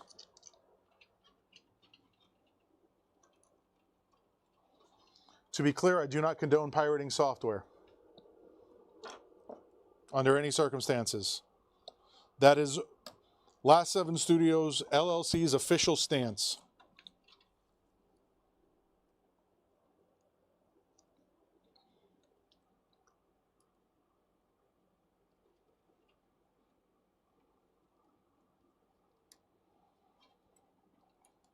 If you want to share Linux ISOs with your family, there's ways to do that.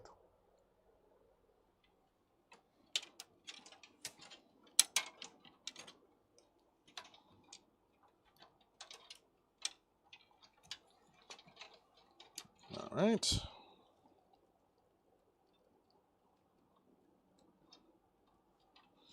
And we just got one more to do right there. And I need to print.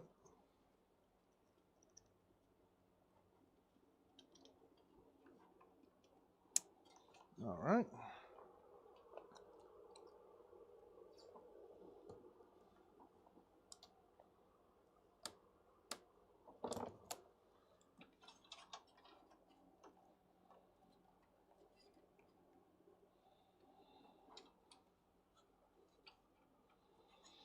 And here we go. All right. Zippy zips. Oh, you know what? I never did. Good call. Good memory recollection, Joe. I just needed to get going on this build. I couldn't keep spending time on that. I spent 3.5 hours on it this morning trying to get QuickBooks to work.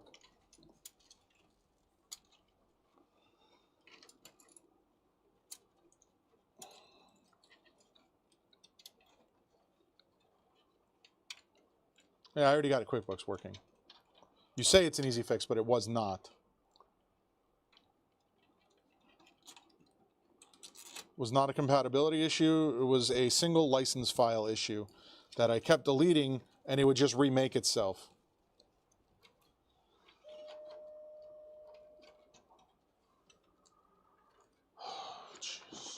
Hello. What can I help you with?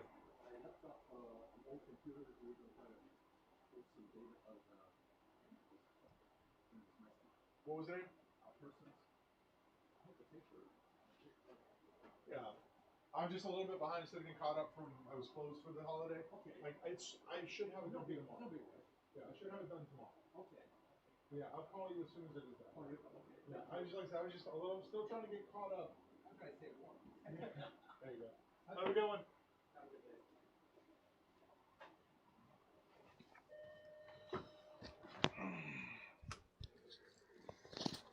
Yeah, it was just I'm falling behind on other work, which is that customer coming in asking why his stuff isn't done. Just gotta keep moving forward on stuff.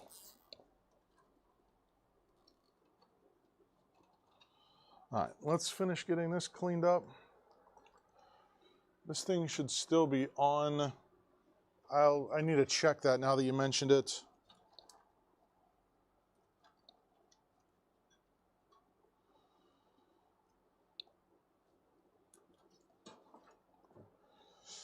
All right. This is going to look ugly.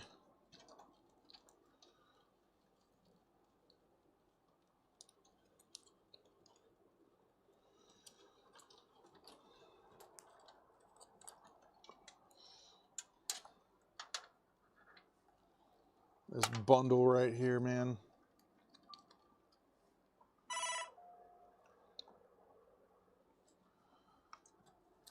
All right. Let's grab these guys.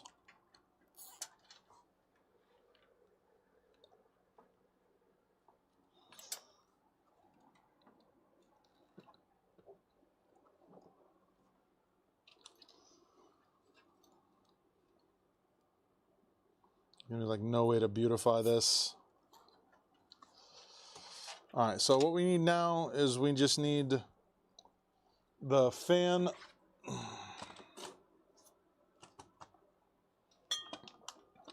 And we need the 3-pin RGB.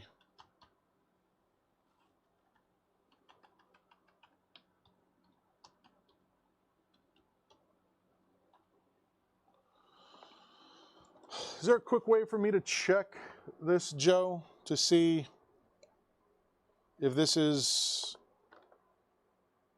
got switched over to GPT? Not that.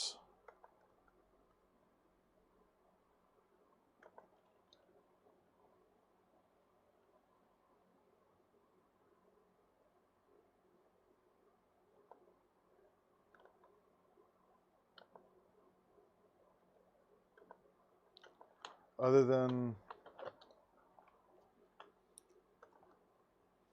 I mean, why would it look that way? Because this is a direct clone, right?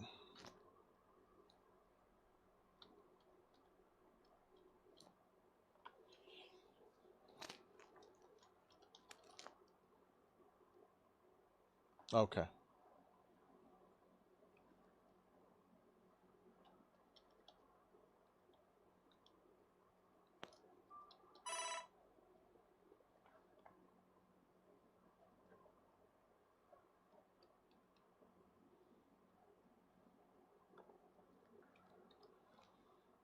Sorry, everybody. We will get this build done.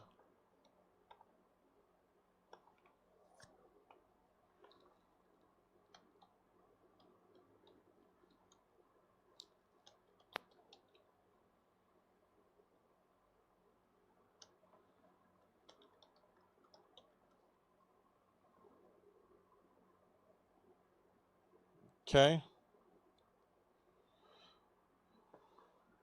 So I just need to restart and do this from the Windows PE, which doesn't exist.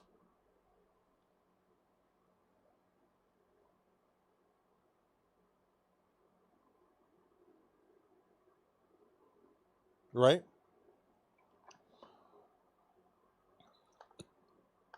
So this is the recovery partition. I can just delete that, right?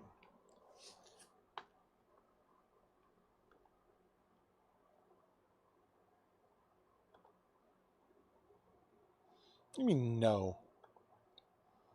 Why can't I just delete it? I demand answers. I don't remember. I'm kidding, by the way. I know. I'm kidding, guys. I'm kidding. I do know that.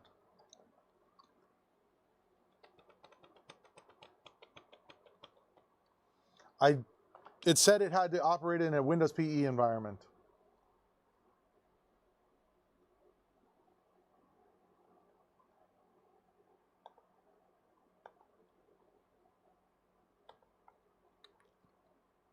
So I'm just going to reboot to Windows PE. Yeah, I got it. I have my IODD.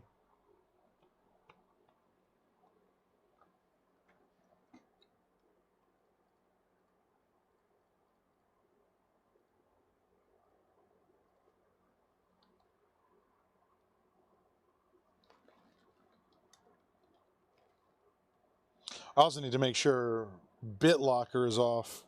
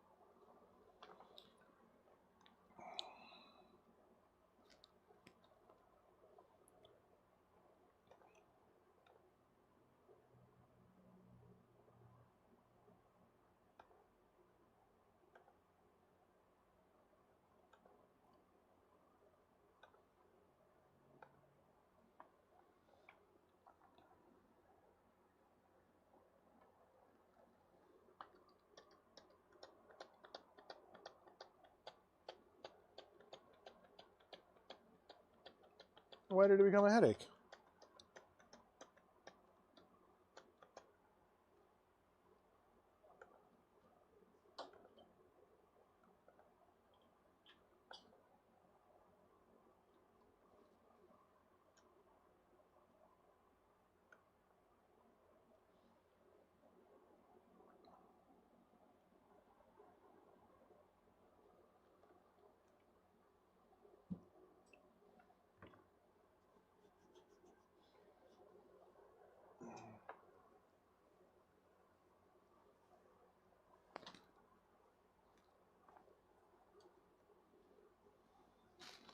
You don't think it's going to boot? Why not?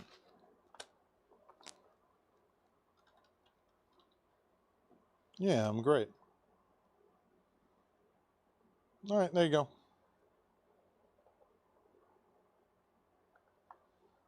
One thing I forgot to do on there. All right, back to this. And this cable mess we're dealing with here. With literally no way to improve the visuals of this. This looks actually terrible.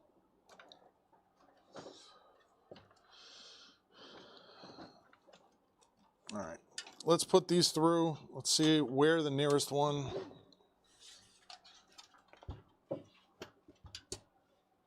No, it was set to either or, not both.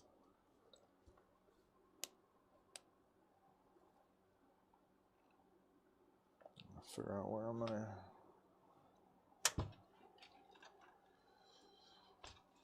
Where I'm gonna go. I think we're gonna go down here, all the way down here. Was there something else I needed to look at? Because at this point, the AHCI would just work, wouldn't it?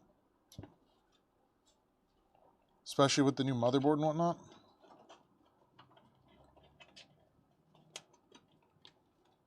Did you? You talk to the most interesting people. I swear, man. And by proxy, I talk to you, so I talk to somewhat interesting people, because you inform me of all these interesting conversations, which is awesome.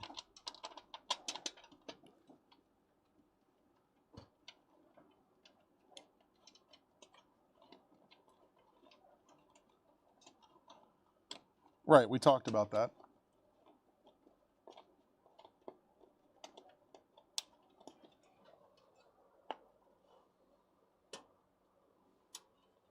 Emily, stop the caps.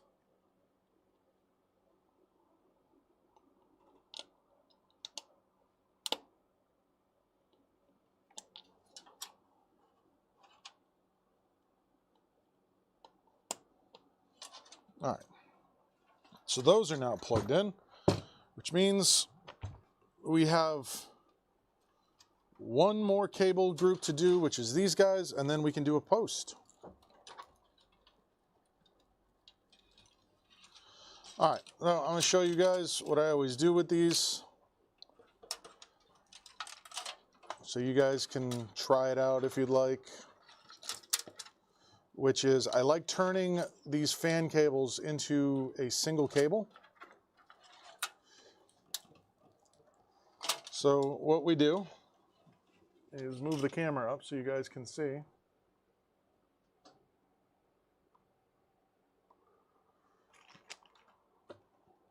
And then we grab all the cables, we make sure the cables are flat together, and then we put a zip tie around it.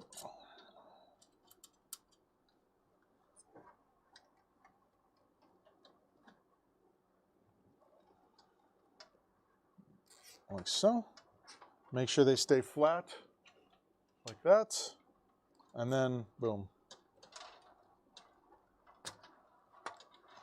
Just like so. And then what you can do is you can work your way down. Once you do that, you just take another zip tie, put it right next to it.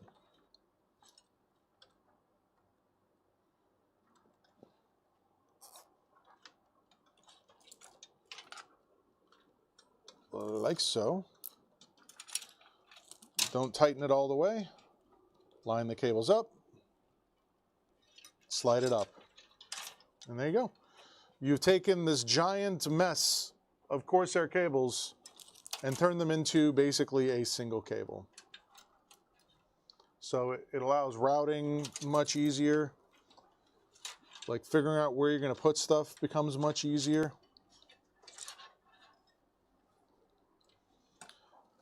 This, it's a long story that involves a bread knife and a dog bone.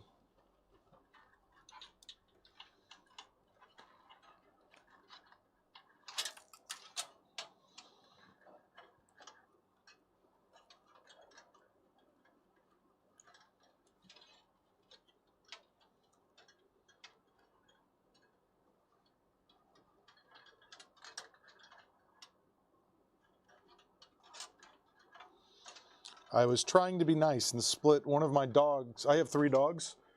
So I was trying to be nice and split the bone so they could share it. And as I was trying to cut it, I didn't have, like, I just was using what I had in hand. And as I was cutting through it, it was working quite well, I might add. The knife stuck as I was pushing forward and then jumped into my hand.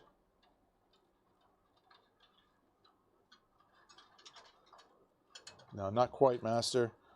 I'm not a bionic human quite yet.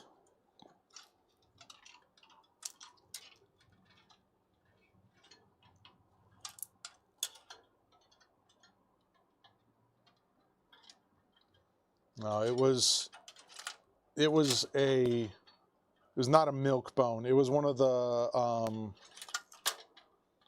what are they called? Yeah, it was like a rawhide bone. So it was quite thick and quite hard.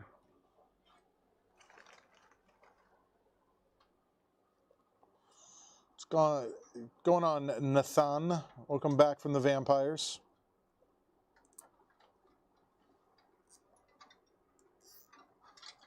I knew that you would show up as soon as I said that, too.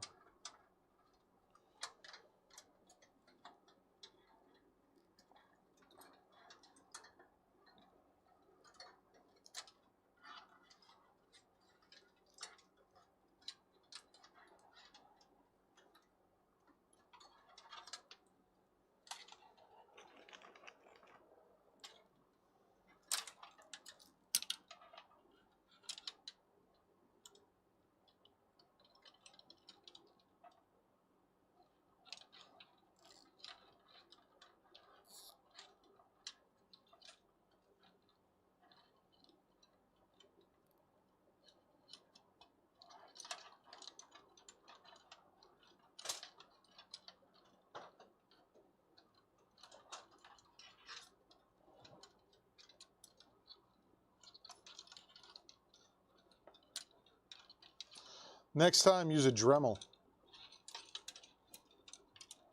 or a table saw would be a better choice than something that I have to physically operate, like with my body.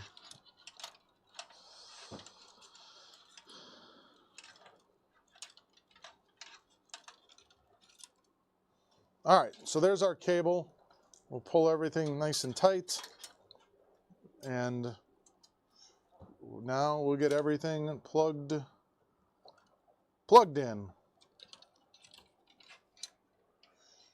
And then we'll figure out where we're going to route this cable to.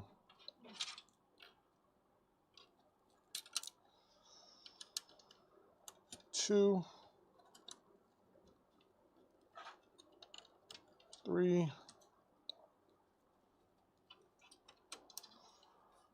four, three,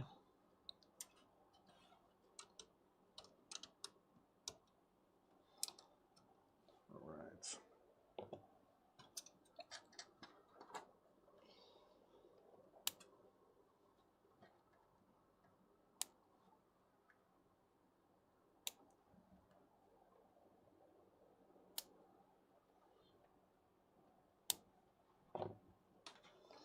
And then this guy goes in like this.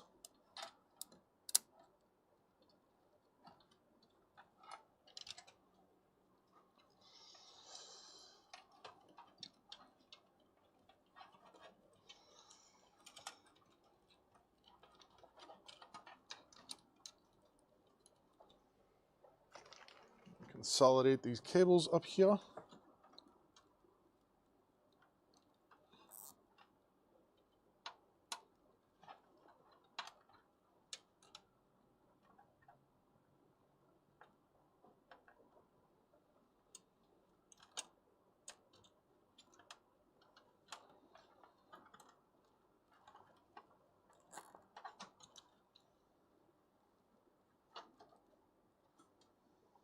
And what we're going to do is we're going to use this portion of the cable to pull back all of the slack that we have. Because as you can see, we just have a bundle of extra cable here.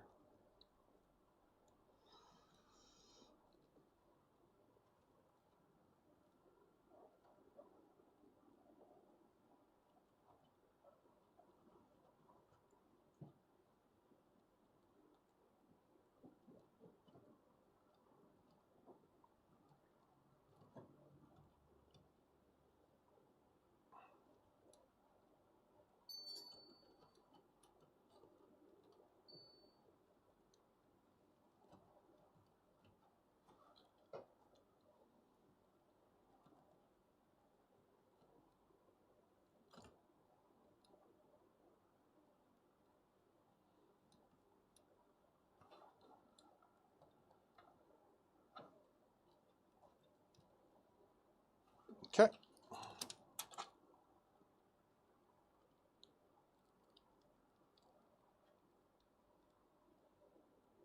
Yep, that same dude is working on artificial intelligence as well as Neuralink, which is a computer interface that interfaces directly with your brain. It's a flat cost, mainly because I enjoy doing it so much.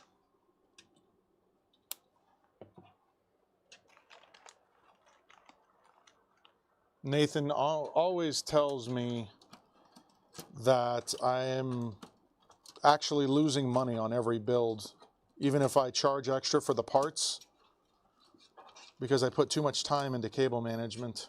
Yep. All right, so this is this cable managed. All of those cables, one nice little thing.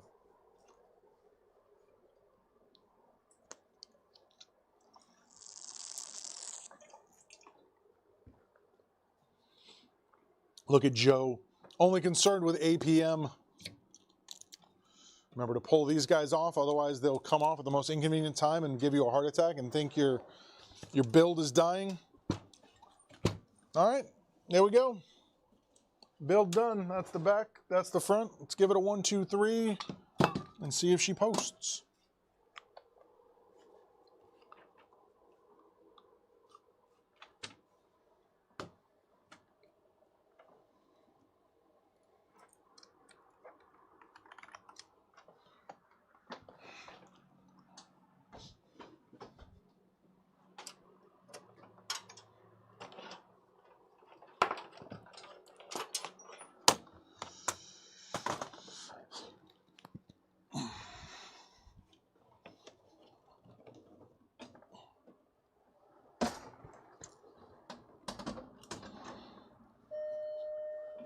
Hello. All right. Can I help you with? Nothing really. I was just kind of looking around today. Visiting my mom and I thought I'd look around. I didn't know if you guys sold things like in a showroom or used to do bills. I have some parts from that. What do you think of? Unless you're in the middle of something. I was in the middle of something. You are? Oh, wait, that's true. Oh, let me ask you a quick question. Sure. Those mini form factors, like Nooks and things like that. What do you think of those? Are those usable? I have like 4 of them. I mean, are they usable for like mid to low gaming? Not at all. Even with like, if you're doing games like I want to say like retro gaming, like stuff from 10 plus years ago, sure. Okay. Because the graphics processors that are in those are stronger than anything we have back then. Yeah. But as soon as you start getting into like competitive style gaming, so like the League of Legends, Counter-Strike, stuff like that, starts to be a little bit too much right at that point. Some of the newer ones probably would be fine. I know there's a current version of them because Asus bought Nook from Intel. Right. Yeah. So their current version of the Intel GPU that is in there would be fine for your basic gaming. Okay. Interesting. So what's the gap then between you don't want a laptop, but you don't want a big, huge rig to be more mobile? Is there a laptop? It's a laptop. It's a laptop. So if you would look at like something that has a software GPU like Framework, a Framework laptop, they are disproportionately more expensive. Yeah. But they give you the ability to swap it. I gotcha. Because they're not really designed. Are they hardware only? Are they the Framework thing? Is that a hardware? Hardware, yeah. Setup? Okay. Yeah, Framework is a company. Okay. That makes laptops. Yeah. So, I mean, the other thing would be like a small form factor PC, because you can get them down to just about this size. Okay. Mini ATX or what is that? Micro ITX. Micro ITX. Is that the motherboard for that? I believe so. Okay. I thought loud though. My concern is that it would be loud. No. Only as loud as the components you put in it. I gotcha.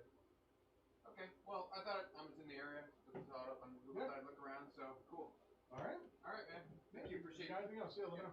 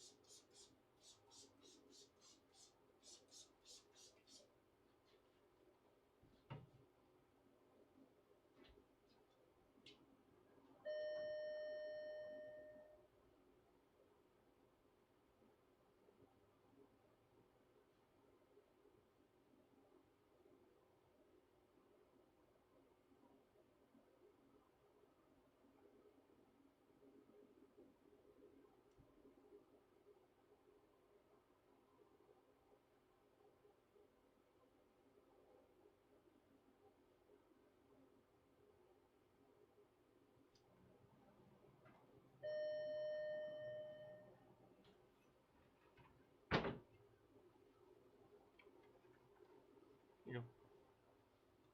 Did this guy say it turned on? Which one? There was 2 of them. When you said it's just the hard drive on. I got everything plugged in and nothing's happening. Well, that should be that one. So it's not doing nothing.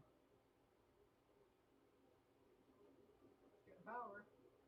Yeah, just powered on. It wasn't turned on.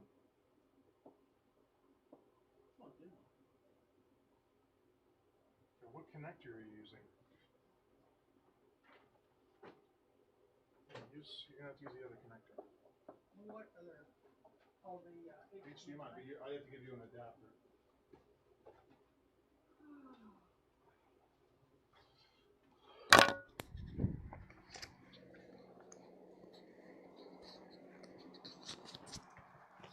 All right. We got a project for later. Okay. Remove that. Here we go.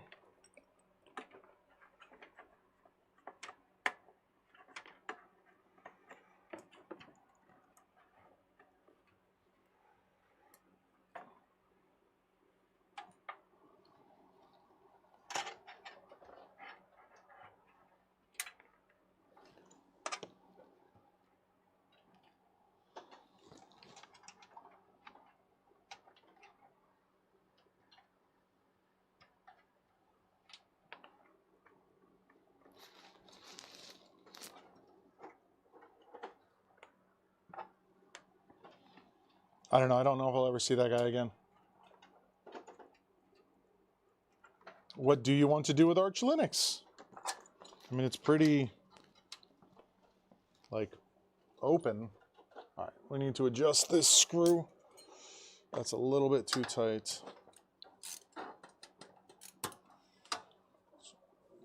Move that down. There we go. So just something that I like doing when I'm doing these builds. This, Chris. Yes.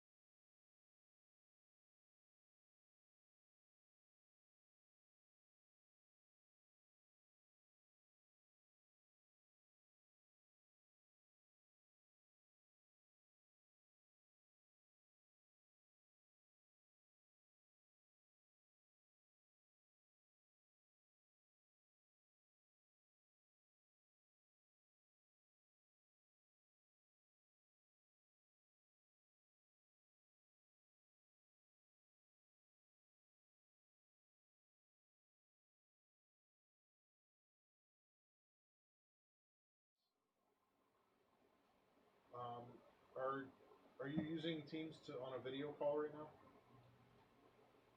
Okay, we're gonna.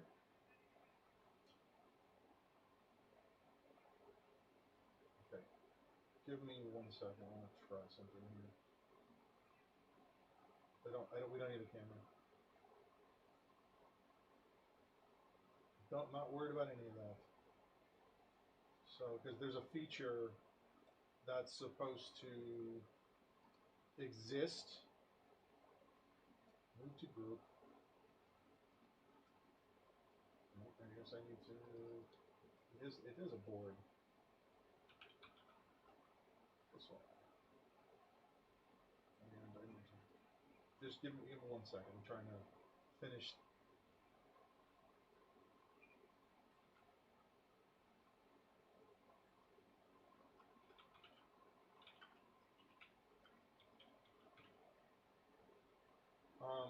So I don't know if you have access to this, and maybe I'll give you access.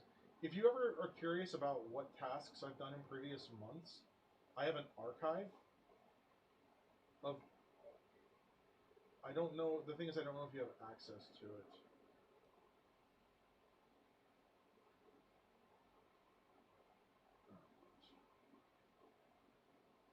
Yes, it's because it's not a shared board. That's what it is. That's why. So yeah, so there's like several thousand tasks in there.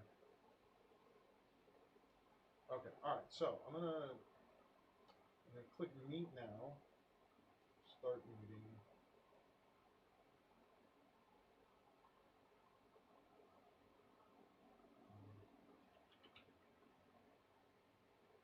I'm gonna call him. You don't have to do anything with this. Just join it.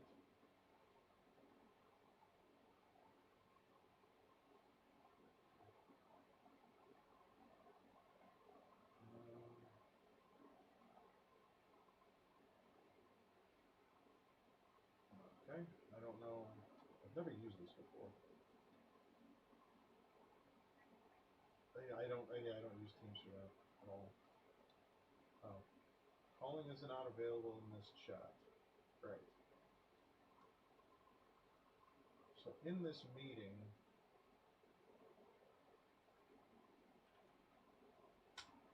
yeah, here, try clicking on that.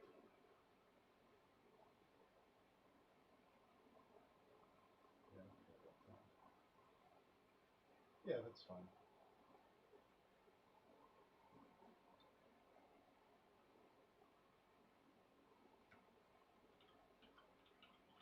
Yes, please. That's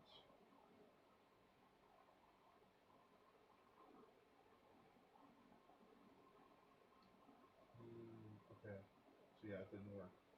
There is a transcription option here somewhere. Oh. Okay, it's just not functioning. That's interesting. So there is a transcription option.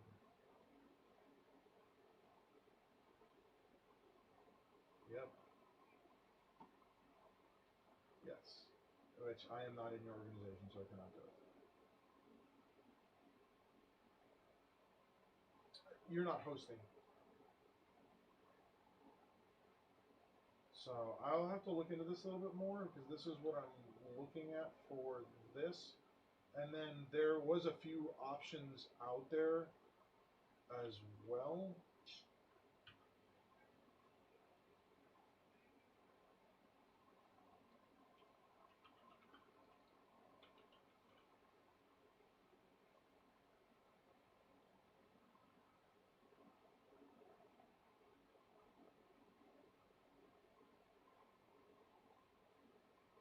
Okay.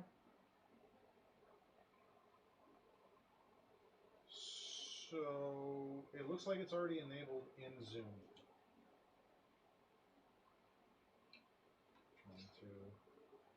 It's the Zoom AI assistant, which looks like it's built into Zoom. Do you have Zoom on your machine? I do not use Zoom at all.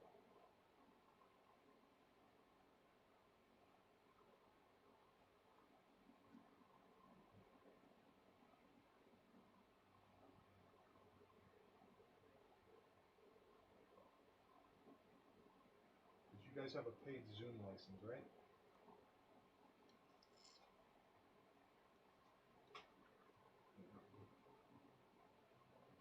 The AI Zoom companion. Yeah, I think this.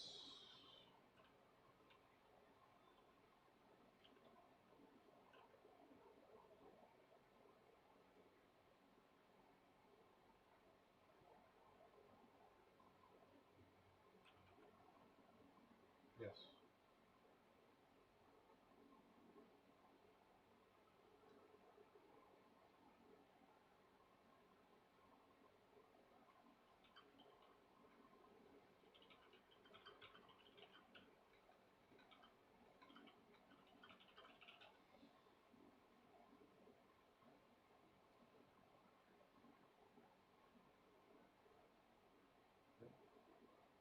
Feature ability is included at no additional cost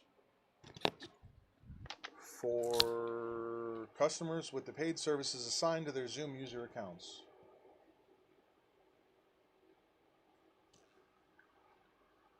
Smart recording, meeting summary, chat compose. Let's see here. I think I can log into this. I think I have these login details. I will be right back.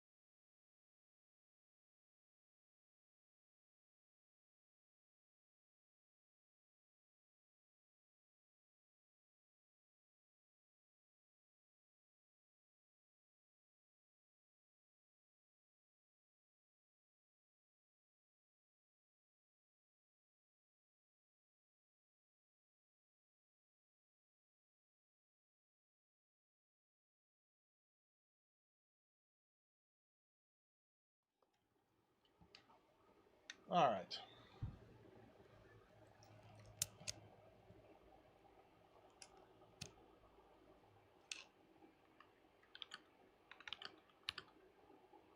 Right, I'm trying to sign into the Zoom account. It's something that has to be turned on. Yeah, from what I'm saying. But it says it is free.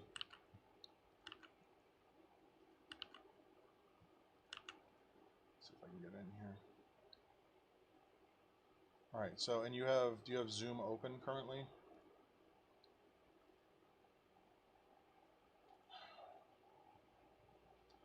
Do you know what the password is for Zoom? For Laura's account?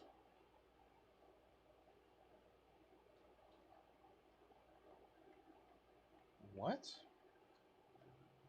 Can you send it to me on Teams? My day, like literally everyone wants a piece of me today. So give me 2 seconds. I had someone else coming in.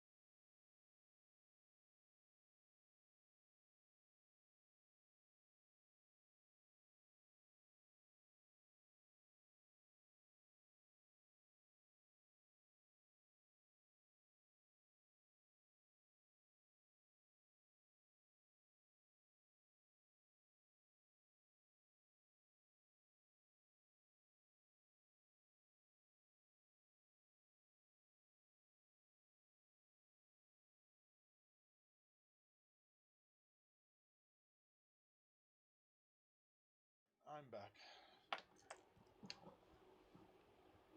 Hello?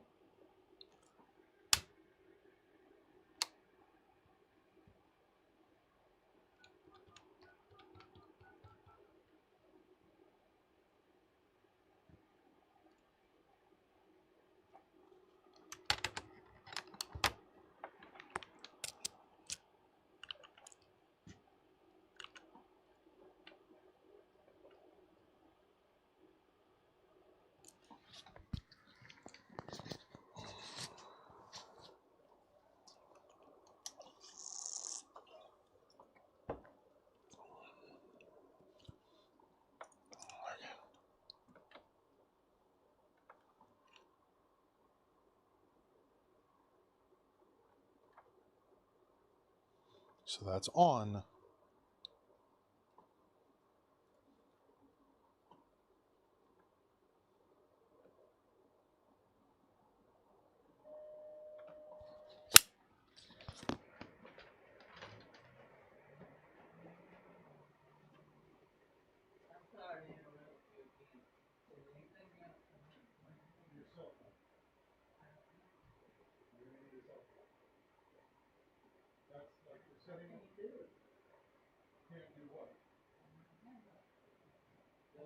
Google requires you to have a cell phone. Right.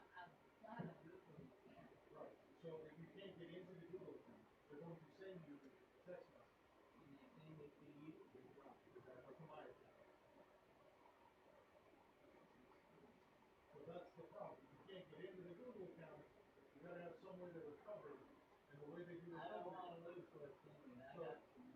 So if the way they do recovery is with a phone number. So if they send you a phone call or a text, it has to be the one that you enter.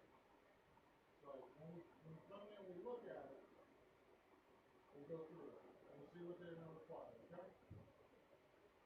But there's no way to do that.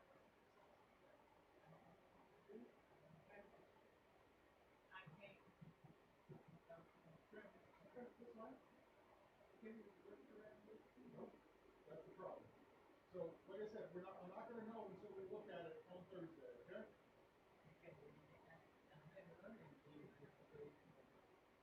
Right. Yeah, just make sure you bring in your passwords that you have. I got equal to new passwords. All right. So we'll look at it. All right.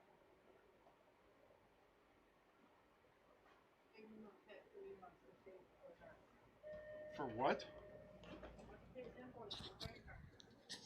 Who? Okay. Guy started crying because he doesn't have a cell phone. I don't know. He's like, I don't have a cell phone. I was like, okay, like Google requires that, like, they're going to send you a text message. I can't help you if you don't have a cell phone, man. I'm sorry. All right.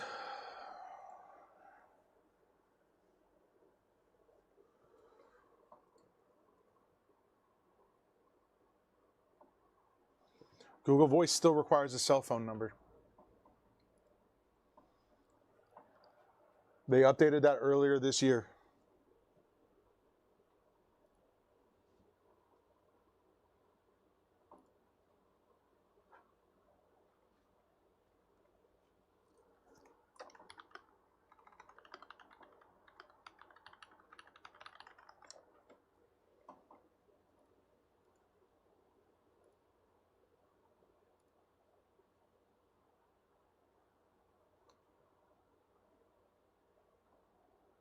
Yeah, I've had my, like, I've had my Gmail account since 2003. Yeah, 2003.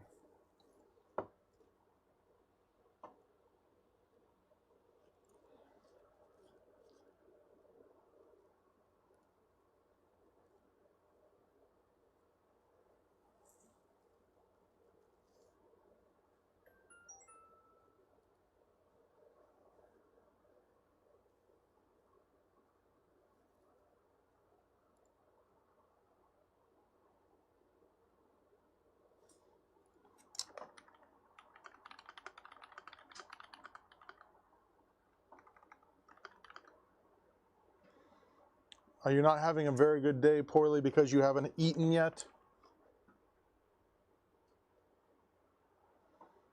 Do you need to rummage around in your drawer?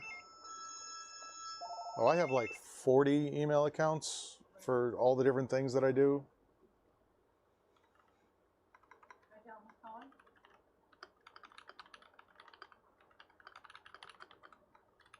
Oh, okay, hold on. All right, last cable. We need to power this thing on. Can you take a call? Yeah, sure. The guy with the big black box. I don't know what that means. Oh, this is Chris.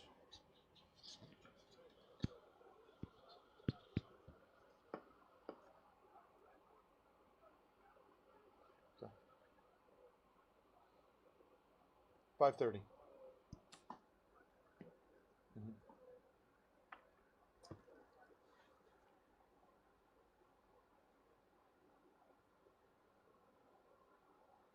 All right, cool.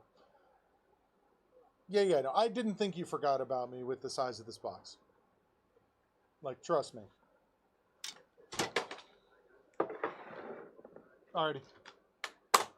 Yep, have a good one. All right. Came with the wrong firmware? Oh, well, that's unfortunate. All right, power supply on. Power button located. There we go. And we have... Those are not lighting up. Are we getting video out at least? We got to get Windows 11 installed. Oh, we got RGB. We got to do a BIOS update. Where's my BIOS flash drive? There it is.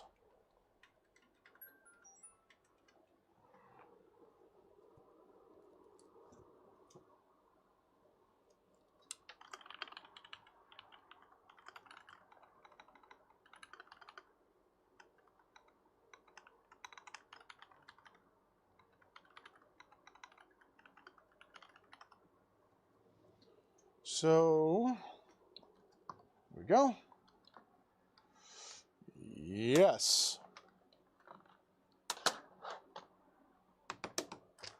All right, Windows 11. Oh no, where did I go? I'm back.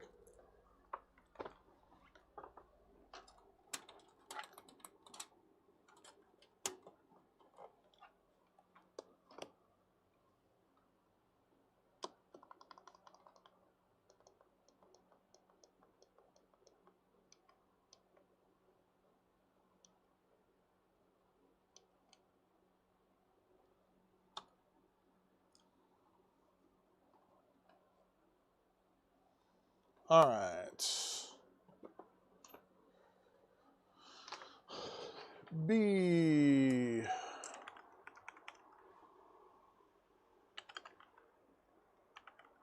Gaming plus Wi-Fi.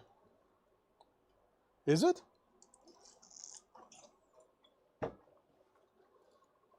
Poorly. Send me the details on the exact ECU model number. I helped one of my friends flash his 80s Ford Bronco ECU by desoldering one of the chips and running it through a programmer. So like if you give me like the deets in like Discord or a Whisper or something, I'll see if there's anything that I can do. Because it's like if it's the older one, yeah, it's exactly what it was. It was ROM burning. If it was one of the older ones, should be relatively straightforward. If it's one of the modern ones, like I think it's post 98, like that stuff works a lot differently.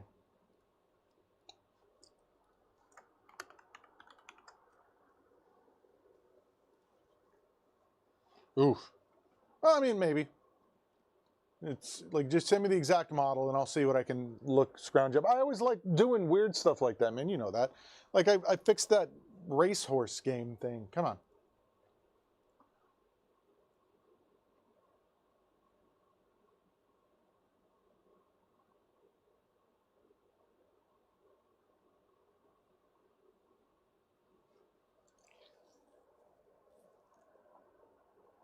Yes, it does. That's what I'm looking at right now.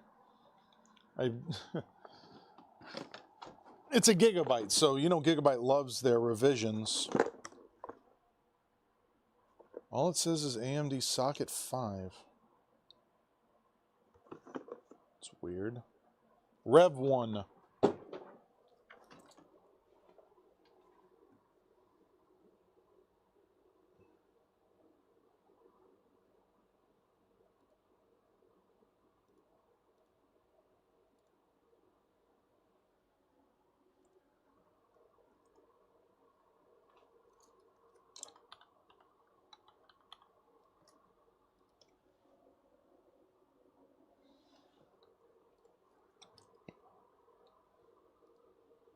Look at that, we're in the exact same place. Good job. BIOS.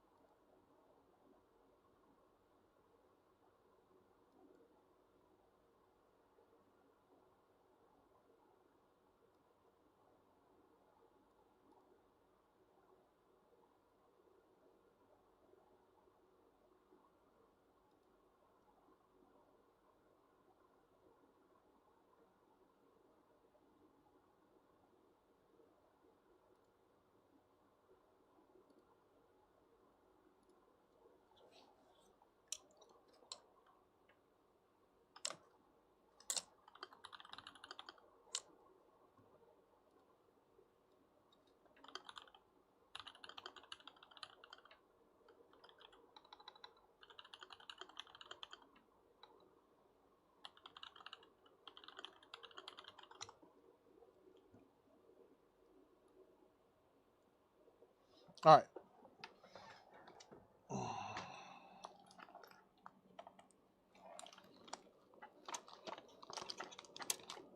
Display port. BIOS. There we go. All right. Q flash.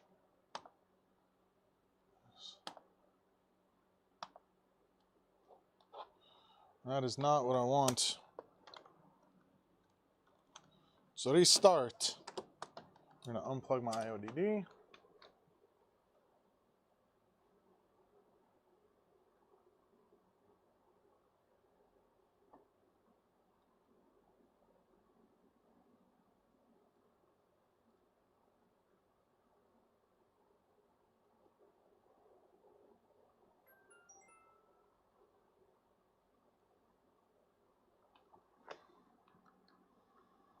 Q flash.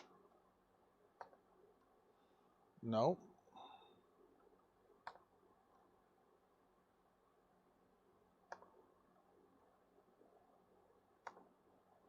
All right, let's go. Something popped.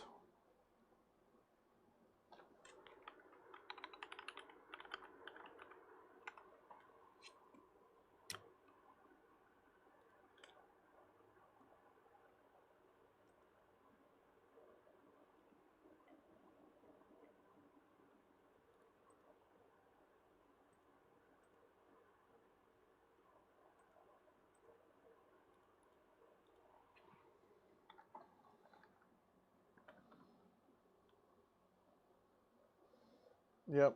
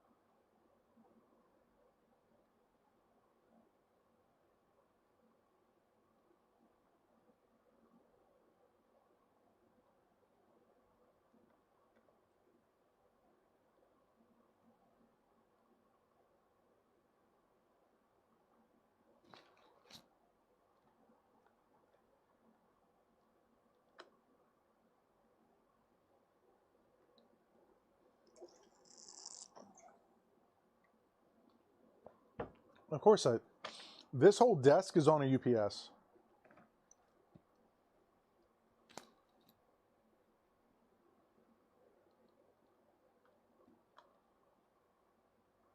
That would be a big mistake not to.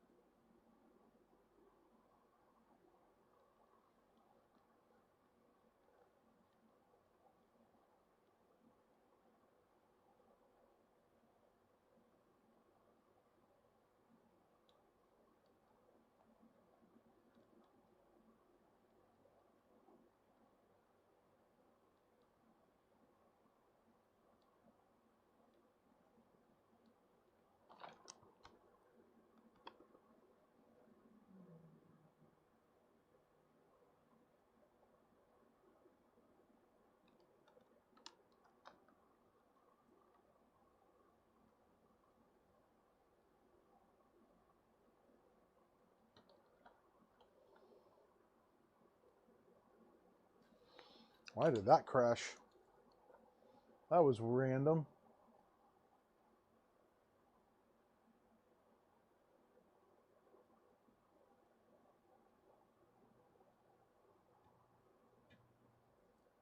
No, not at all. Joe and I are worlds apart. Joseph.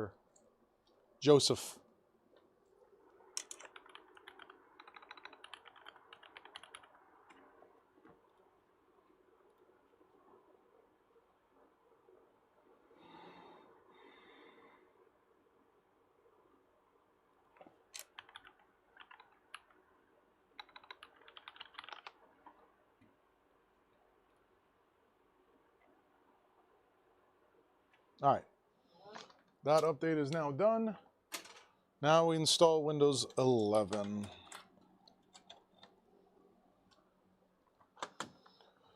Make sure XMP is enabled.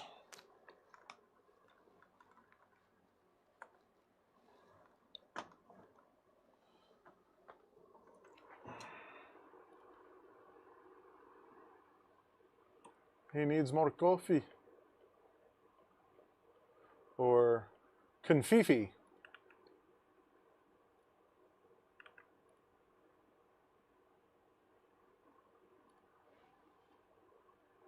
See if this thing's going to post. It's memory learning.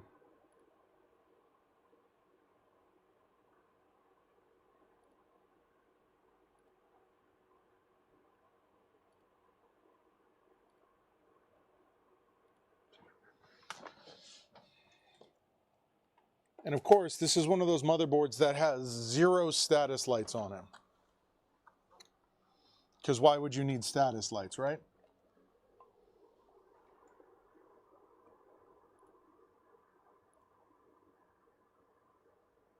Get it under meetings.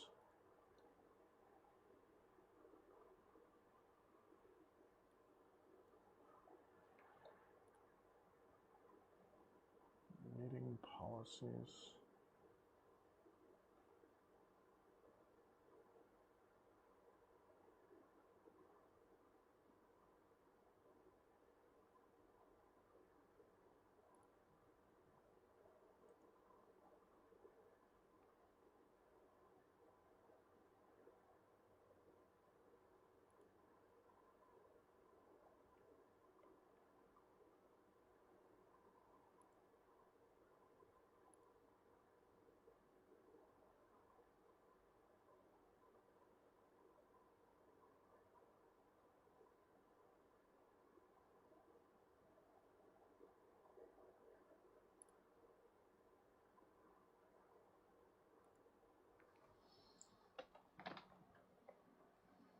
Yeah, why would it be cheap? Even for something small. As soon as you add the words overnight.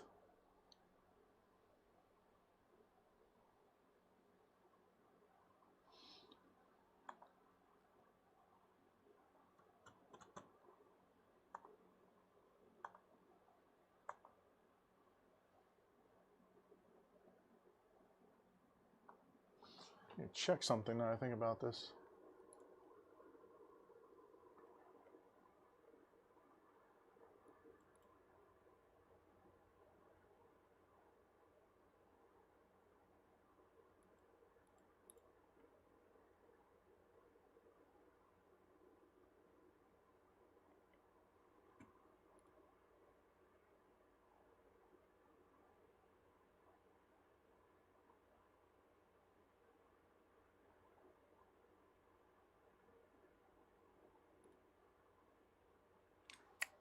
Yeah, we're good. I put the right thing in here.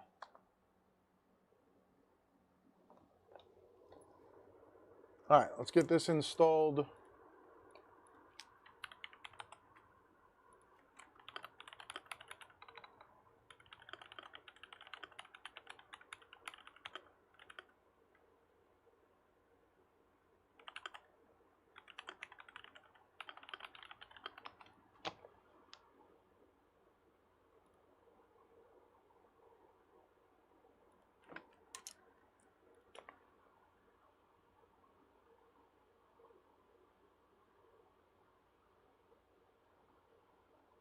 What do you mean, Joe?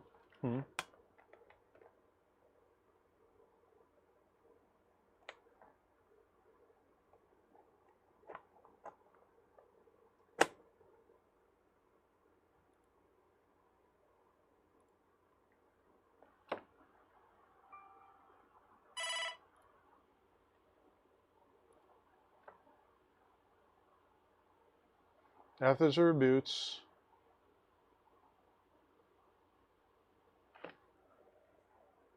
At what point? At what point am I going to do that?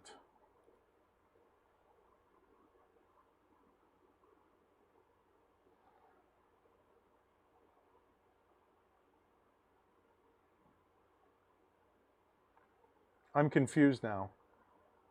After this restarts, it's just gonna then take me to the Windows login or the Windows account setup stuff, right?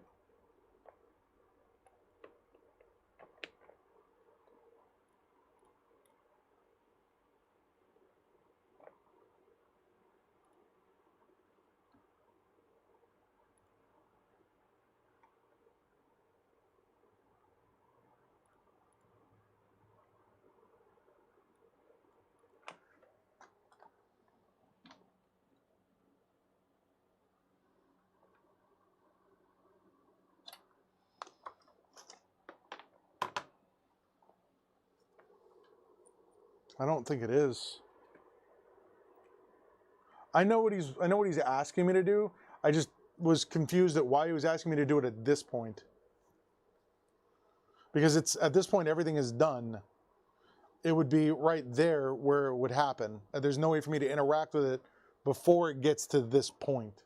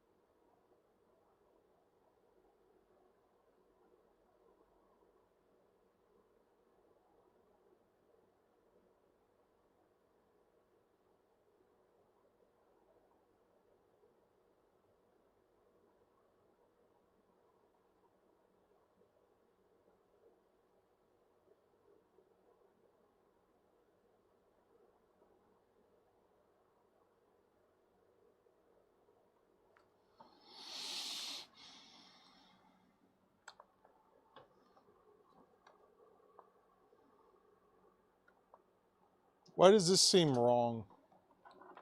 Why is this Windows 10 when I have Windows 11 selected? What happened?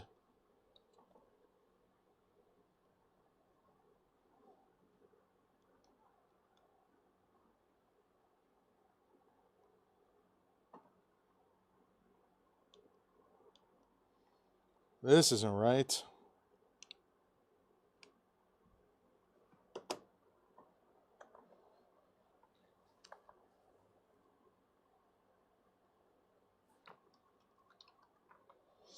I think I have to redo this. What the heck happened here? I'm so confused. That's what happened.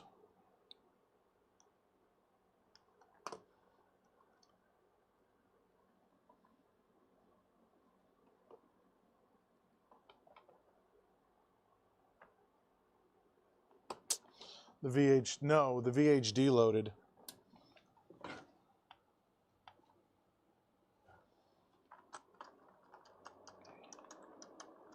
Yeah, the VHD loaded instead of the ISO.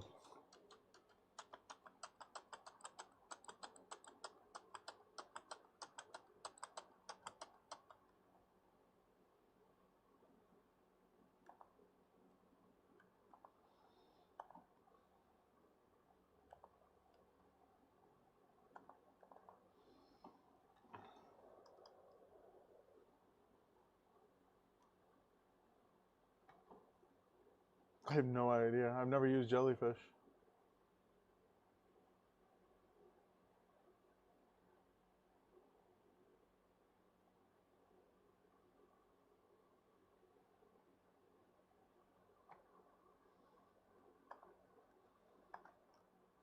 Unbelievable.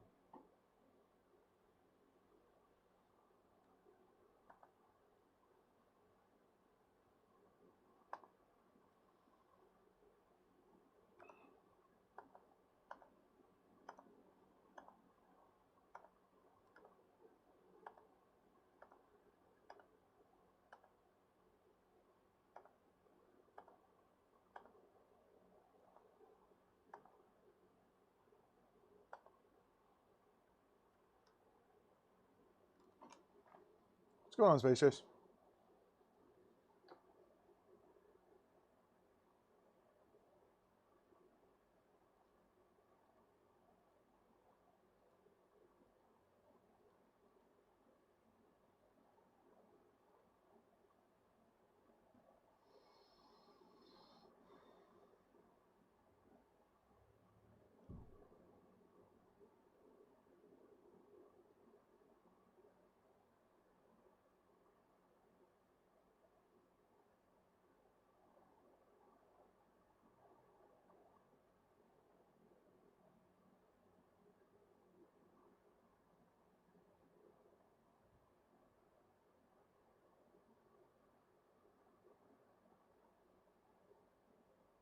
I don't think anything's wrong with Plex. Some people don't like it though.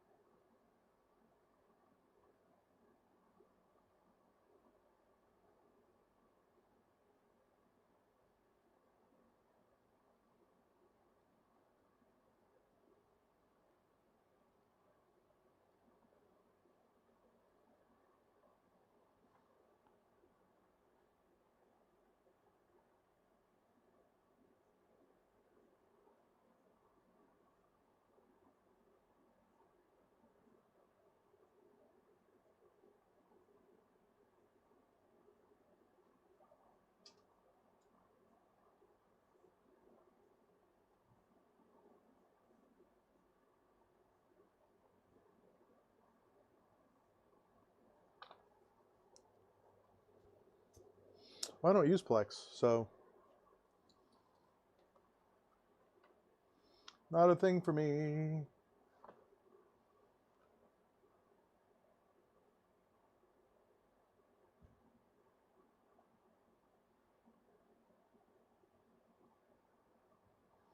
Yeah, it definitely is.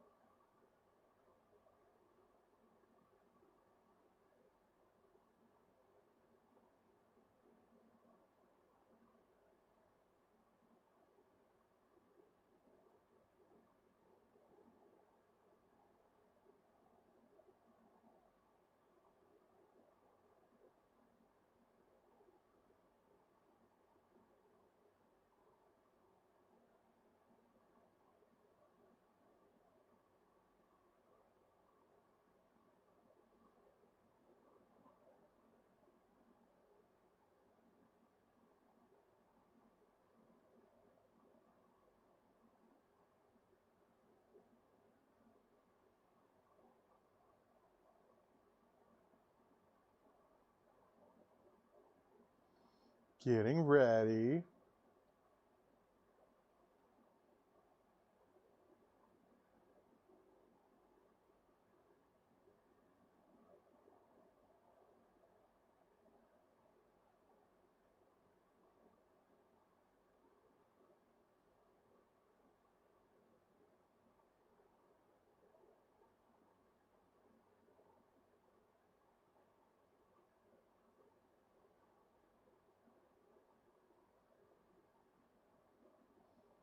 Yes, but then I would have to spend 10 years finding drivers for this equipment.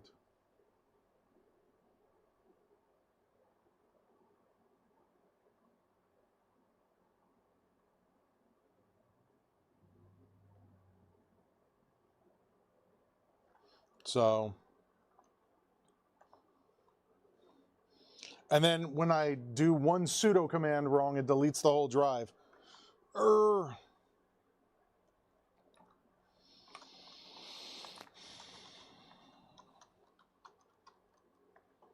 You know, so I'd rather not.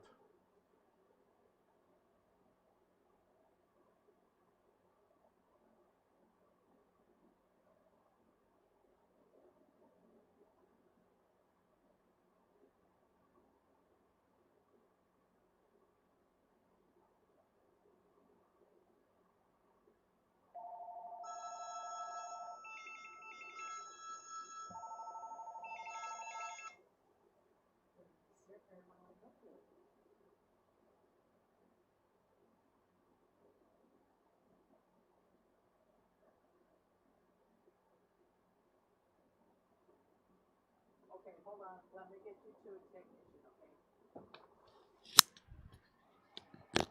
This lady has 2 cell phones that she wants, she can't print all her text messages from one to the other. I don't work on cell phones. Give her the other guy's phone number.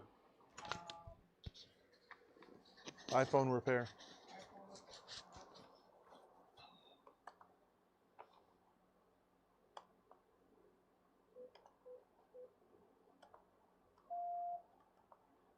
Ma'am, I'm gonna give you the phone number of a gentleman that does this kind of work.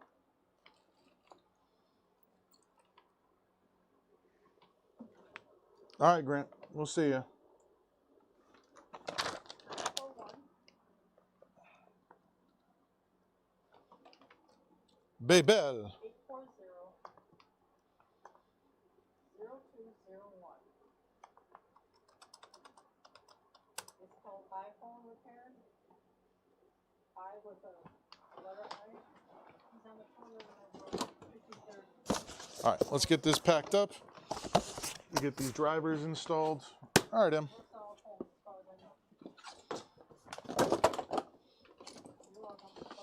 And then give them a call. Let them know they can come pick this up.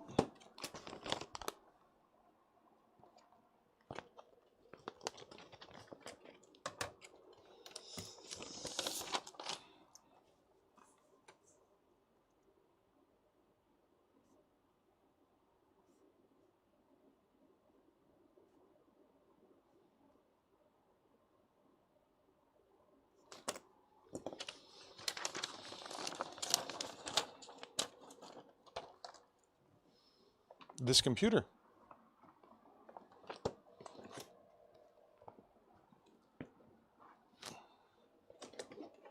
Because it is done. Just have to finish installing the drivers and they're good to go.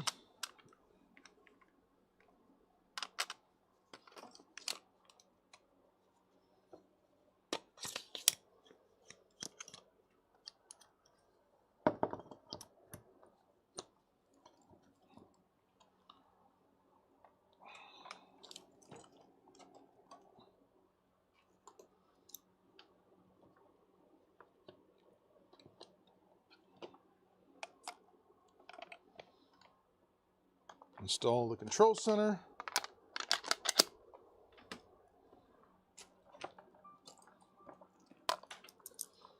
That out of the way. We're going to put all of this extra stuff into the motherboard box like we normally do.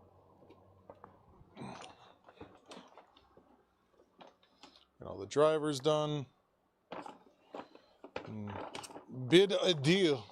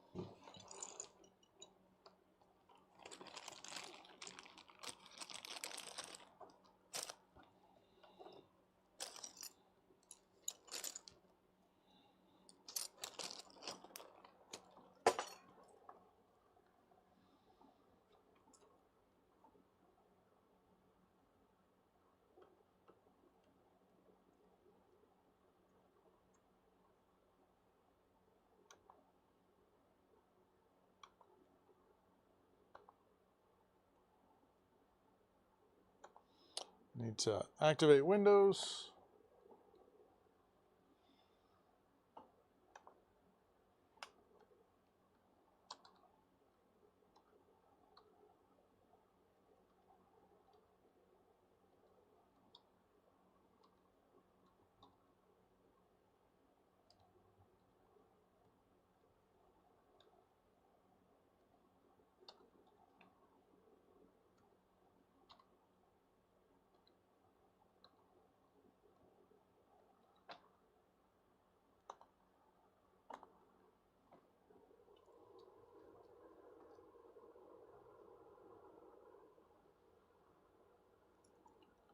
iPhone 15 was the first one that had it.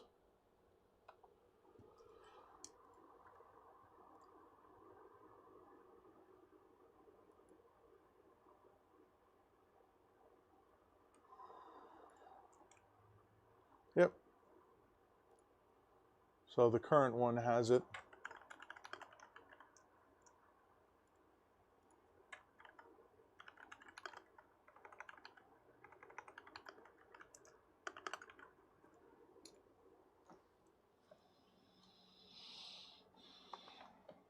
All right.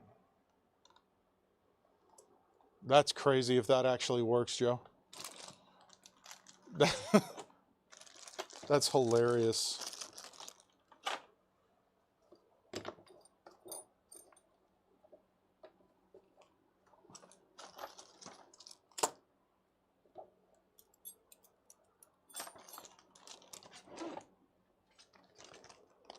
Yeah, that's the Microsoft Store only for installing stuff.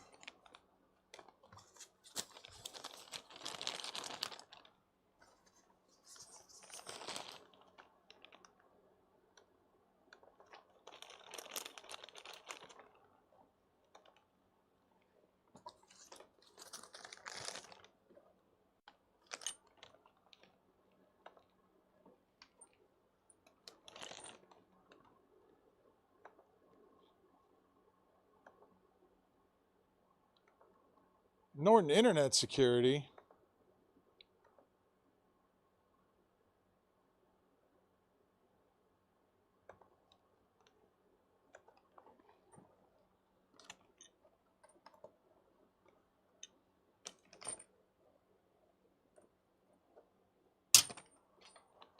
Yeah, everybody. I don't understand why. It's like, it's not like Norton cannot be paying these people enough. It's a long time.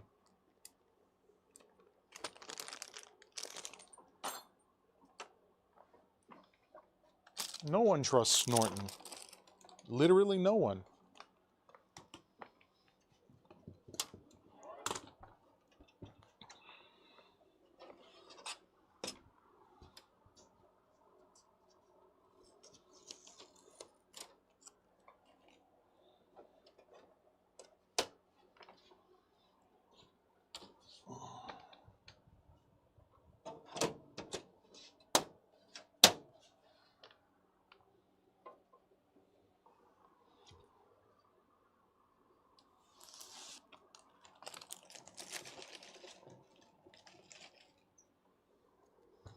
Yeah, that doesn't seem like a very good financial decision.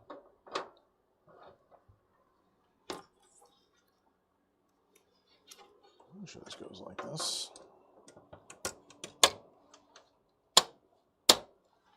Like that.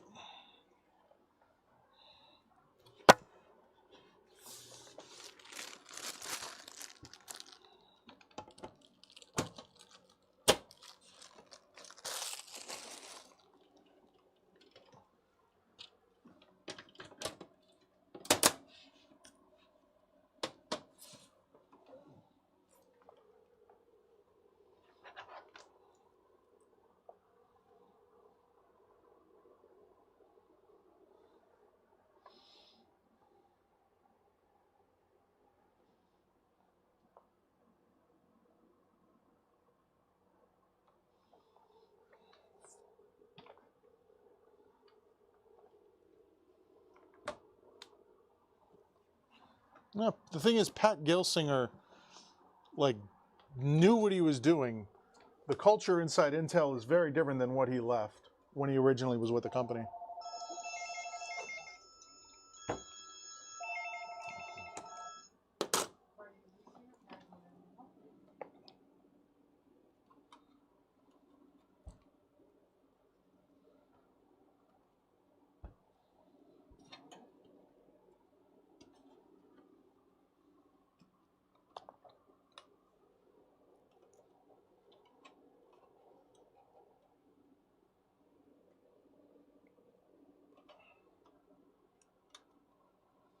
There's a little thing you can do if you build someone a computer.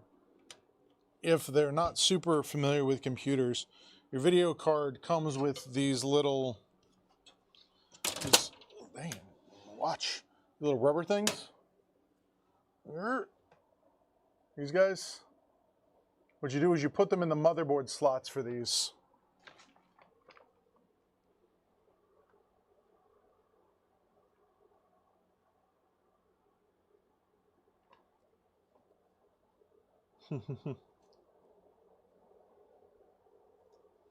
Yeah, you super glue them in. That's an option.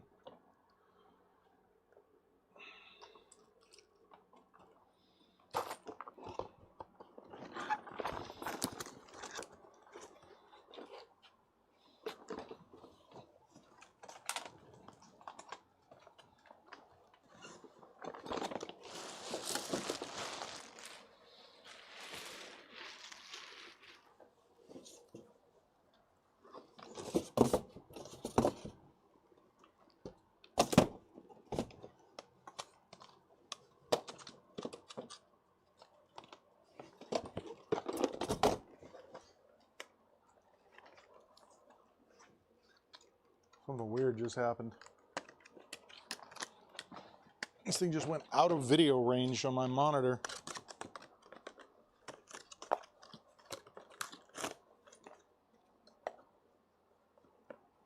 Oh, that's why. Chipset driver install.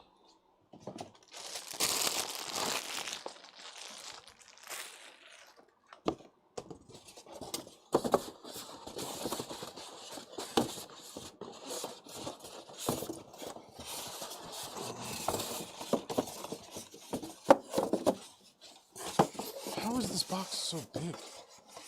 I don't understand. Go in there.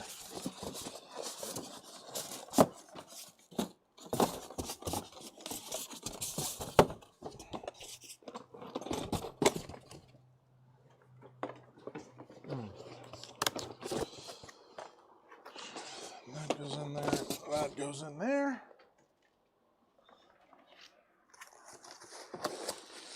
Away with you, away with you. All right.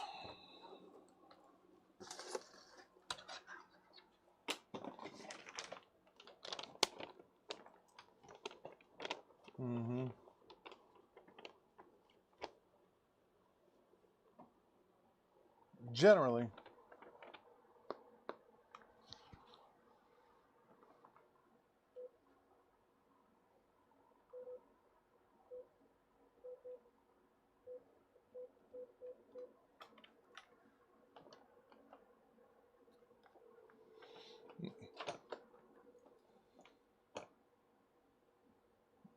You are very much correct about training people. Hey, this is Chris over at the computer shop. Chris from the computer shop. The computer's ready. 5:30. 4 o'clock. All right. All righty. Yep. Yep. Bye. All right.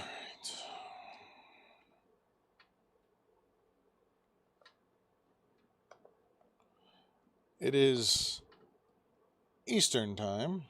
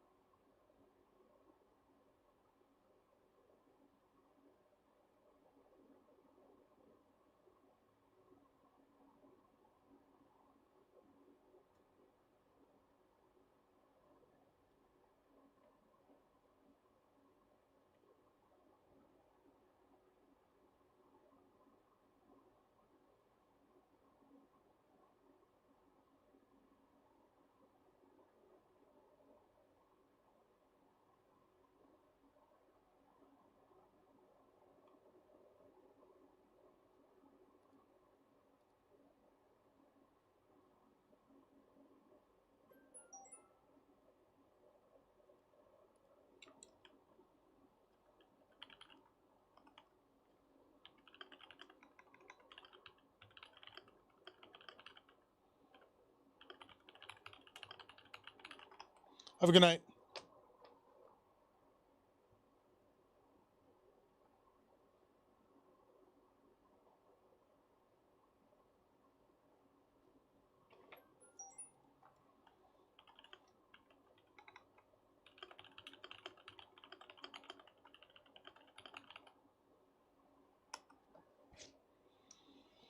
No, they're both absolutely terrible.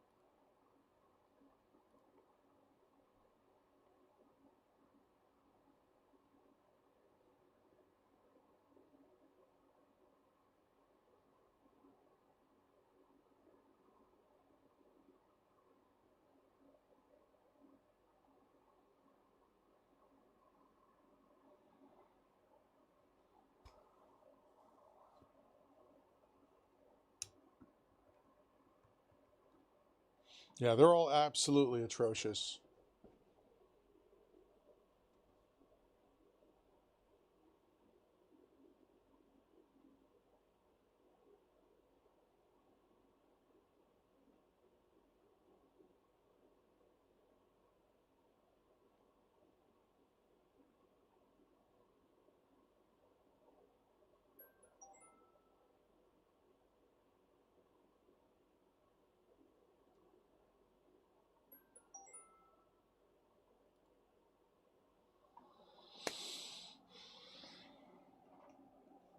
Last one. Then we finish updates. They will eventually. Yes, I said good. Have a good night, Emily.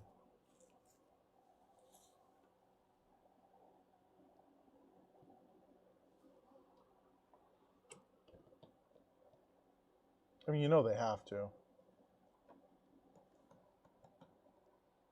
Yeah, I don't know what that is. I'll have to get that off of there.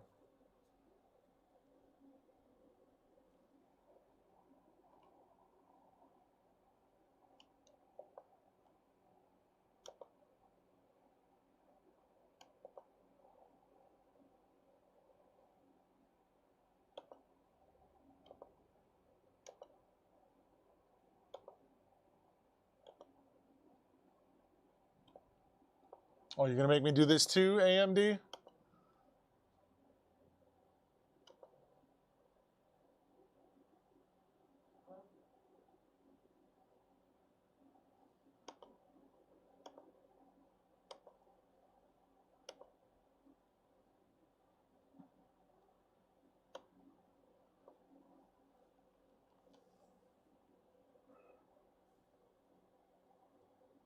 Yeah, that's generally what happens.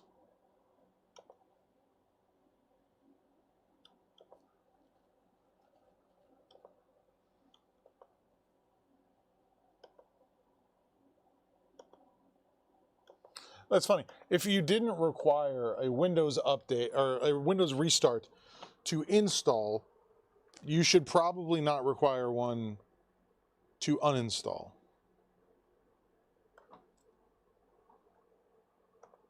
Just saying.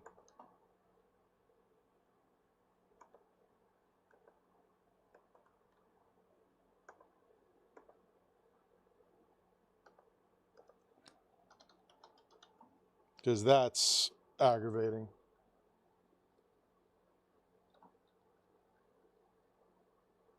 Yeah.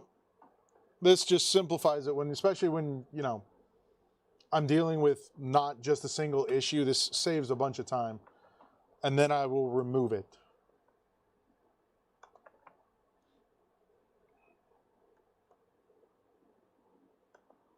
So now that it's done, it comes off.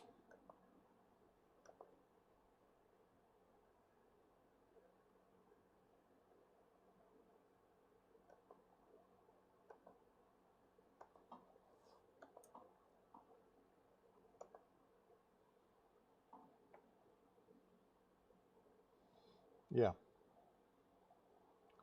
No, it's fine.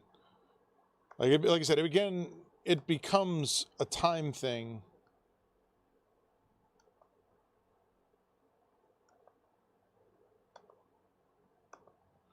I only have so much time in the day and only so many customers that I can put off.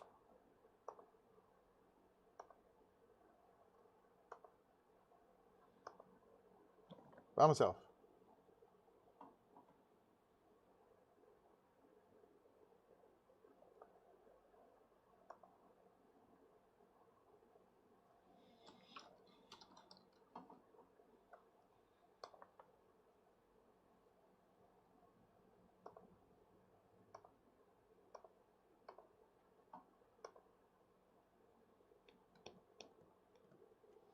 Yes, I do.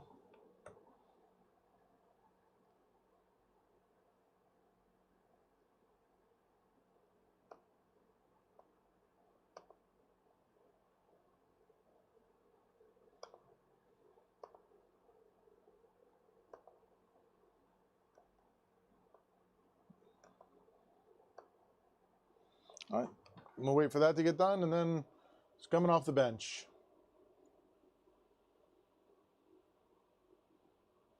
That is correct. They should not be. I just need to make sure she got this message so I'm not owning a computer that I don't want.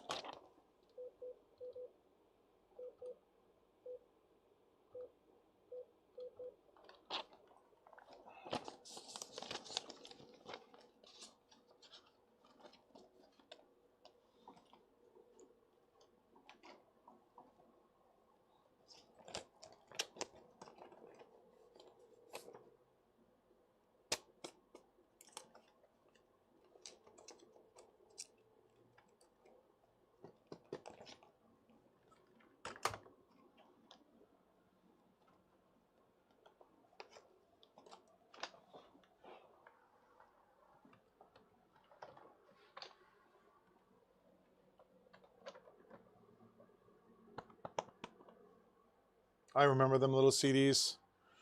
People were like, oh, what kind of CD player are you supposed to get? And it's like, well, it's just built into the regular one. So...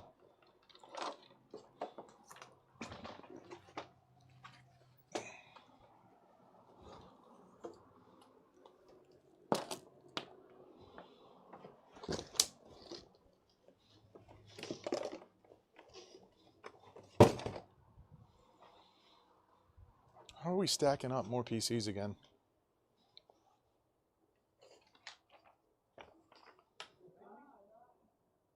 Huh? No, I'm talking about all of these. Like this, all this right here. You said you were going to take them out. Take them out where? Are they empty cases? Yeah. Okay, okay. You say so.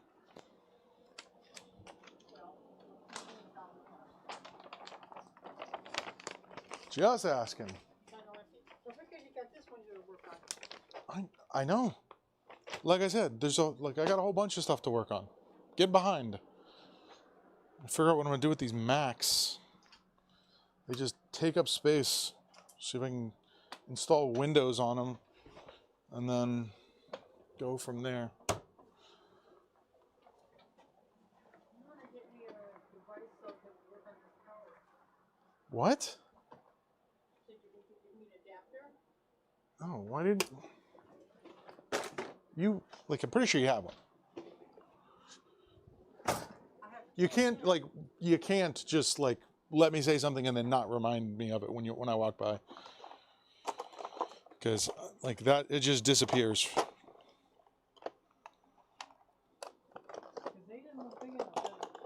It's a different adapter.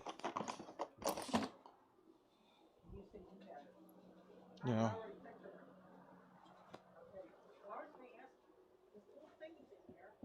Hold on. I'm not paying attention to what you're saying right now. I'm trying to find my DisplayPort adapter.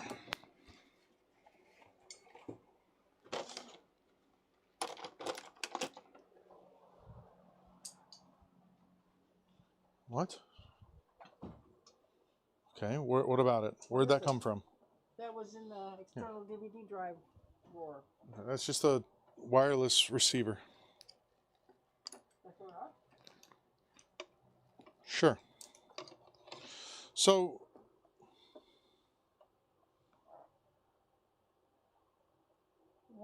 What's your problem?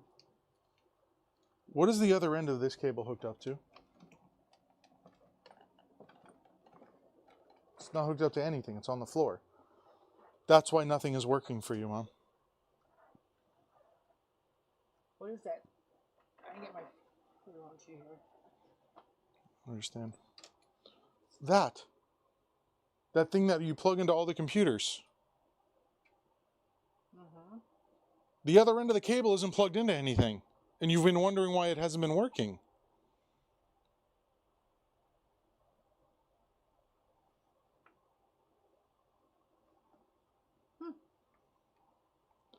Pick up the cable. Don't just stare at it. Oh, I was wondering what you get.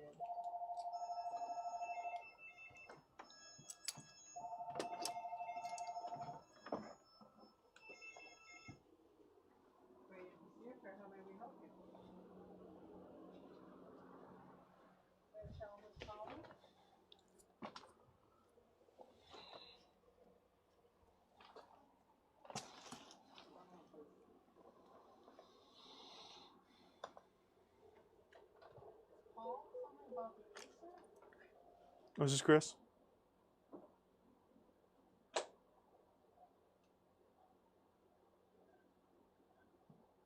$5:30. Okay. Mm-hmm.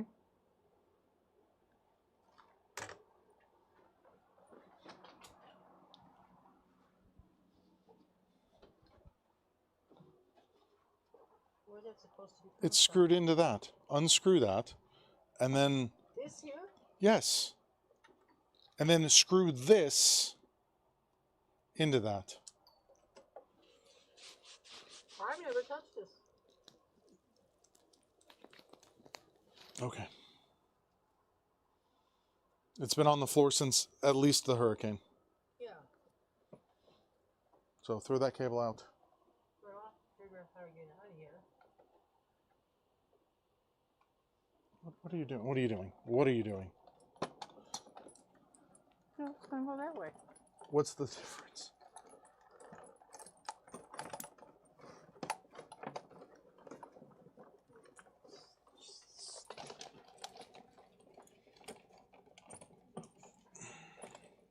When did you get that cap?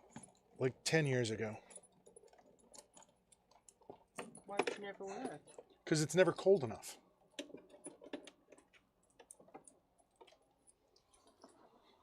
Now, what am I supposed to plug in here? Where's that from? Goes to the monitor.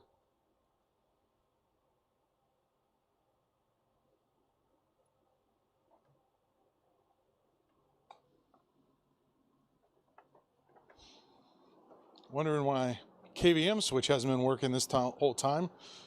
Hasn't been plugged in.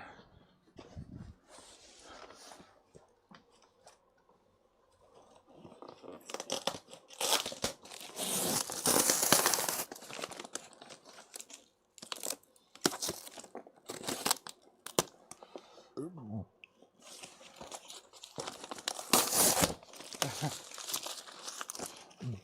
30 years ago, Apple was amazing.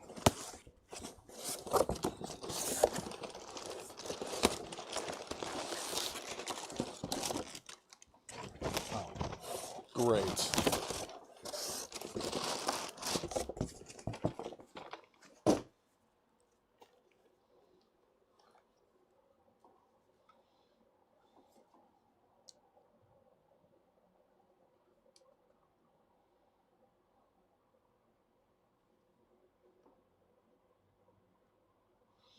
Master, you think everything is junk. Remember? Because I remember. Except for your air fryer.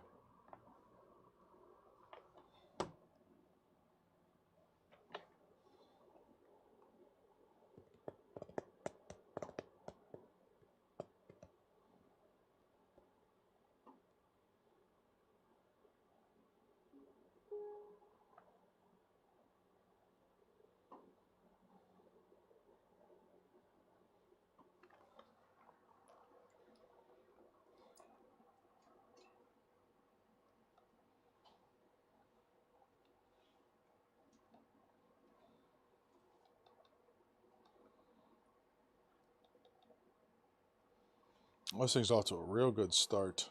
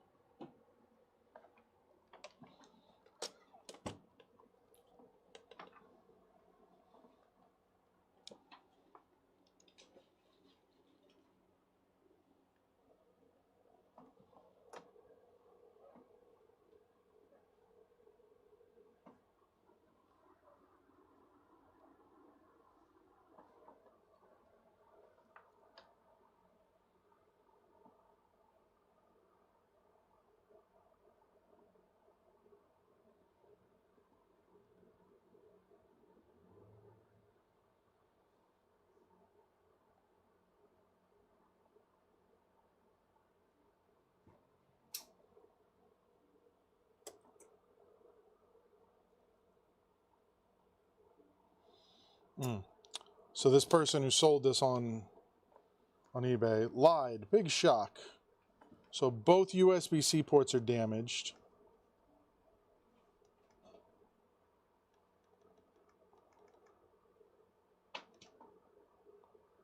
That's fun.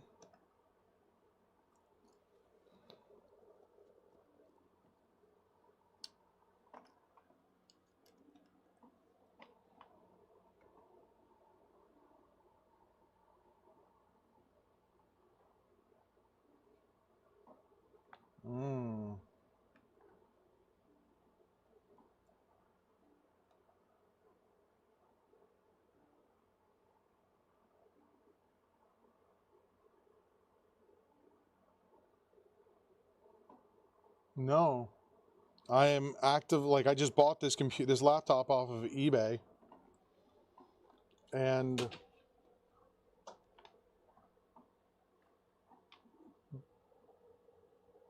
it is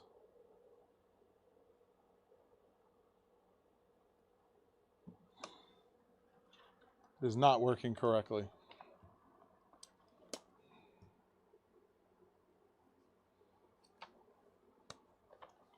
So I'm gonna have to take a look at that.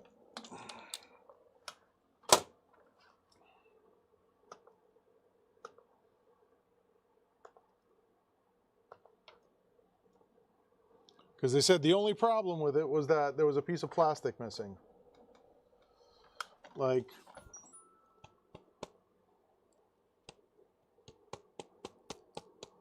also doesn't close correctly.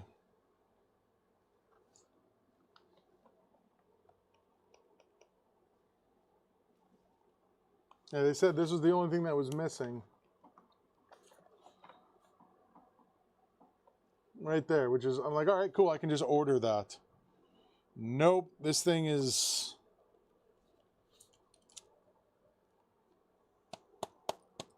doesn't even want to close all the way.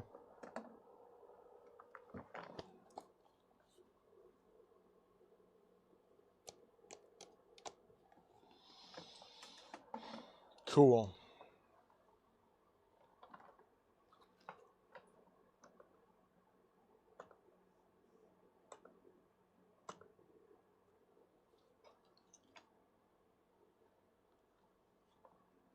Yeah, I'm gonna have to do that.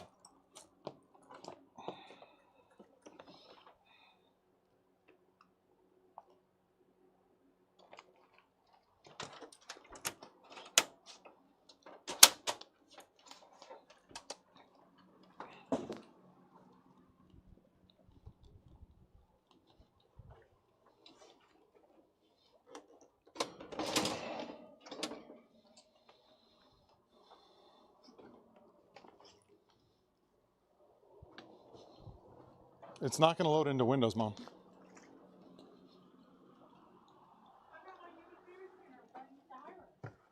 Okay.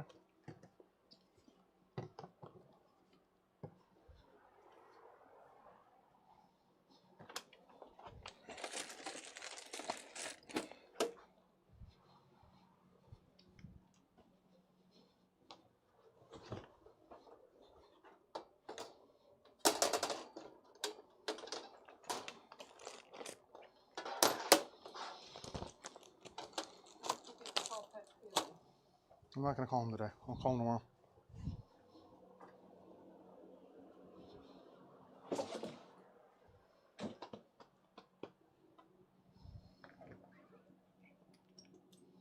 Hey, Master, you remember that plastic polish we talked about a while ago?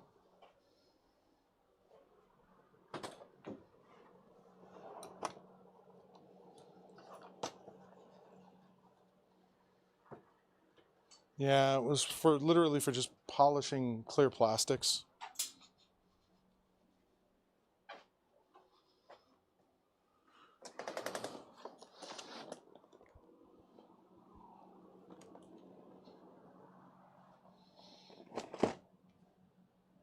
All right.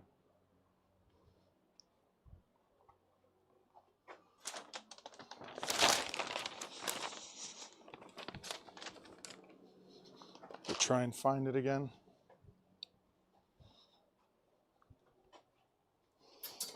Only 4 gigabytes?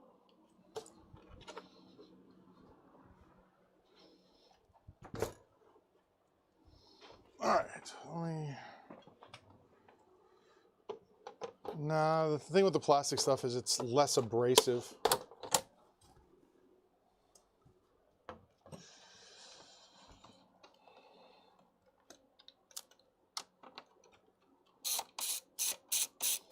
I'm not even going to comment on this. This should just take a couple seconds.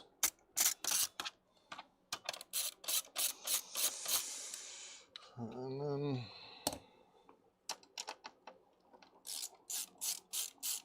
get this out of here.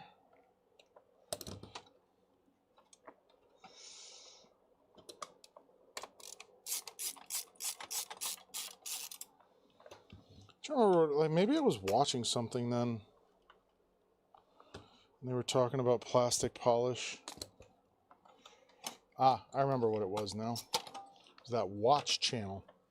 Started watching videos about watch repair, and the guy had a specific polish that he was using for the watches. For the plastic face of the watch.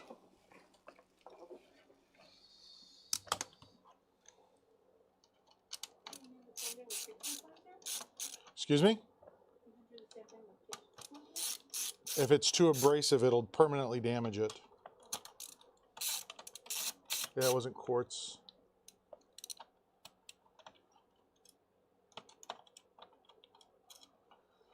Yeah, space concerns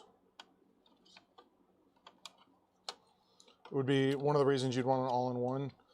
Or if you just need workstations, or you just need a simple device to get on, like for people to get on the internet in your home that you don't want to give them access to like a powerful PC. Like say kids, for instance. An all-in-one is great for kids.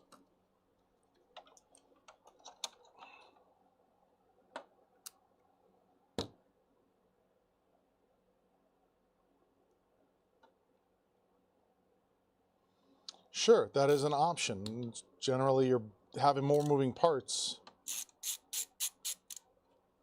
than just, you know, an all-in-one. Because that's what this is. Like 100%, this is a Dell mini PC motherboard slapped on the back of a monitor. Like, I mean, like literally exactly what it is. Before I go any farther, I should probably plug this thing in.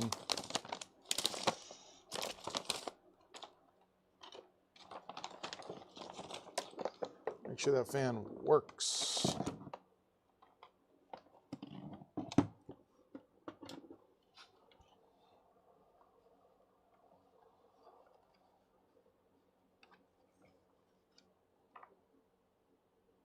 And it does.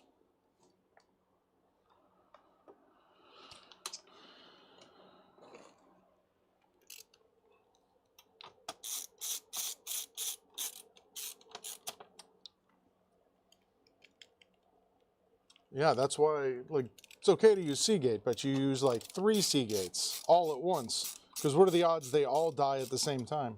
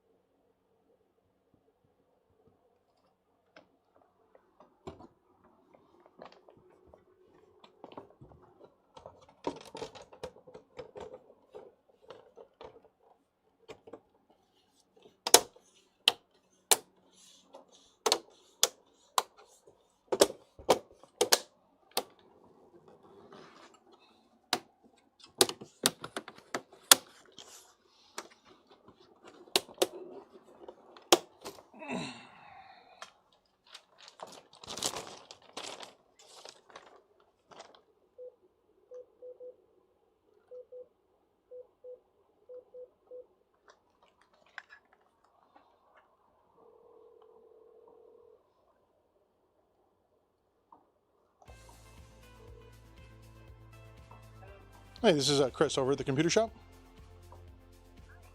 Your computer's ready. 5:30. Alrighty.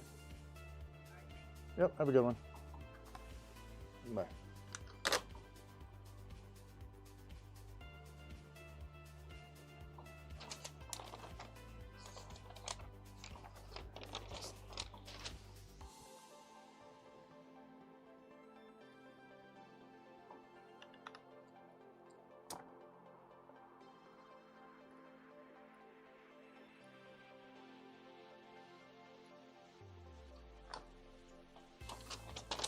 Yeah, like my experiences with Seagate are similar, but also my experiences with Crucial are similar, and people like tried to crucify me for that one.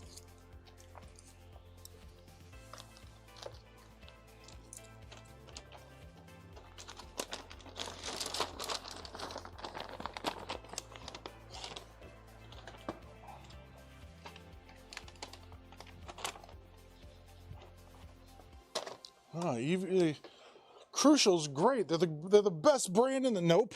Won't use them. Had nothing but problems with them.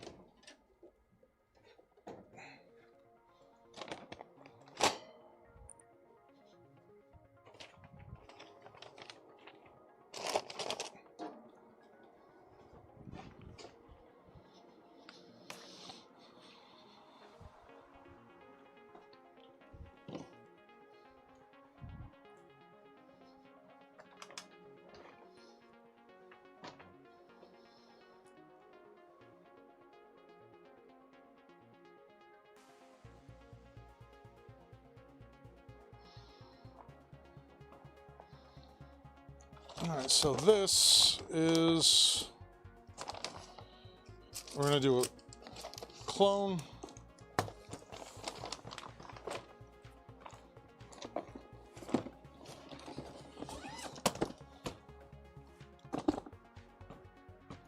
AMD Athlon Gold. We're not doing a clone. Alright, let's do this correctly. This is going to be a data transfer. Ladies and gentlemen, this is an HP 17-CA 2020NR. And this is one of our hidden screw models from HP. Where we're going to have screws hidden underneath these feet pads. Fortunately, this thing is crashing uncontrollably for this guy. And he's like, what all do I need? Well, you need some new hinges. You need a new battery, and you need Windows reinstalled. And he's like, should I buy a new computer? And I said, well, this is an AMD Athlon Gold, so yes.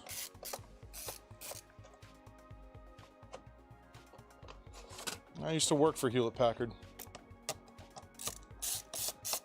I left that line of work to do this. So on the bottom, you will find 4 hidden screws up front, 2 up in the rear, excuse me, 2 hidden screws in the front. Plus we have 4 screws that are visible from the outside. The shiny screws go under the pads. The matte screws go on the outside. Consumer grade stuff, consumer sales, consumer acquisition, consumer training.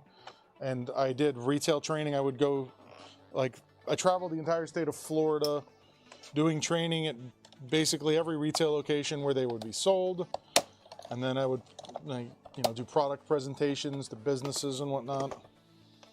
And then from that point, I also did like a little bit of service work occasionally. All right, so you get inside. Old spinning hard drive in this guy, the pillow top battery, the best type. Let's go ahead and pull that out. Yeah, the plastic on this guy is pretty much donezo. That just spins and spins and spins, so that one's dead. I will not be doing that.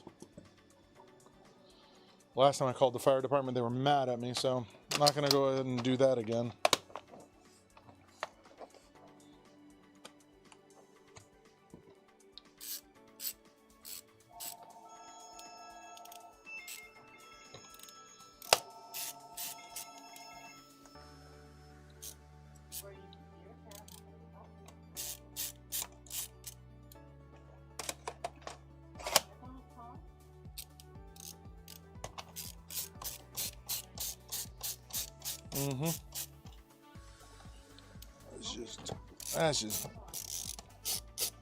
That's done.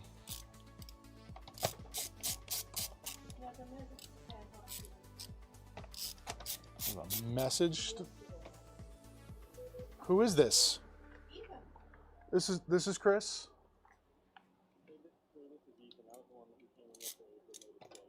Yeah. All right.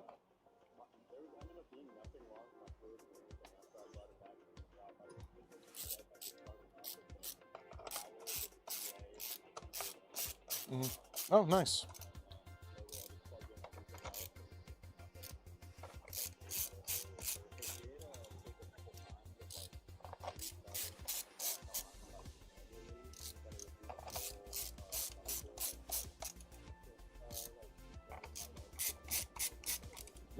Yep. All right, good deal.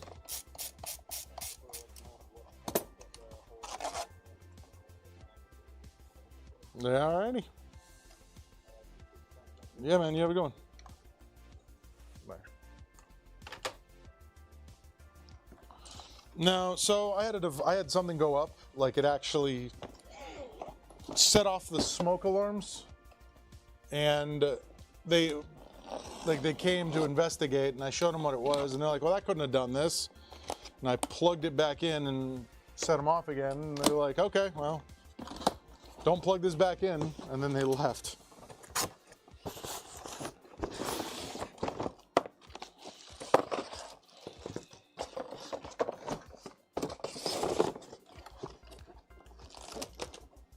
Yep, indeed. All right, here's the new computer. We're going from that thing to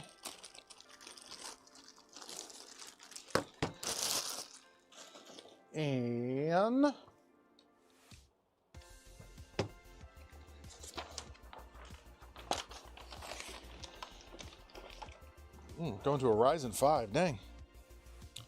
No, the computer they're replacing it with is an HP laptop 17CP 3005 DX.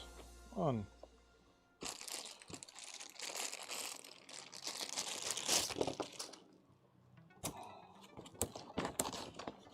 Yeah, this is a huge performance upgrade for this person. And it looks like this battery is in shipping mode. I have to. So most manufacturers now ship computers in what's called shipping mode, where the battery will not power the computer on until it has been plugged in at least one time.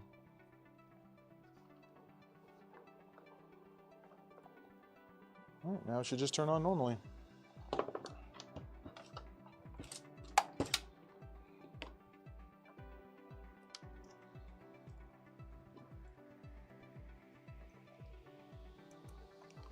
It should, unless it's bad. There it goes.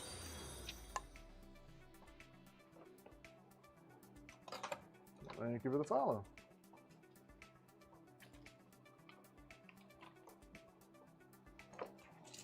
And then the only other thing I'm going to do for this guy is install Trend Micro and Office for him.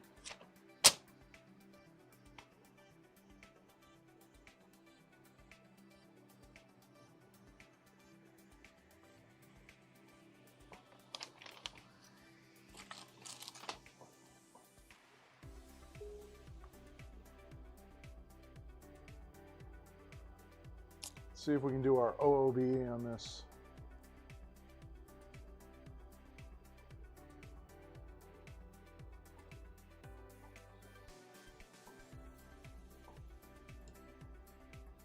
Nope. Command input has been blocked.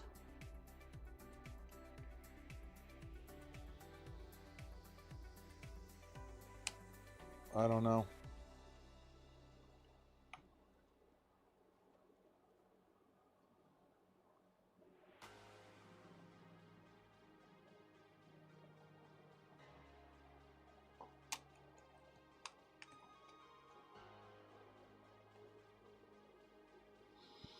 Okay, well, this is just going to slow this down.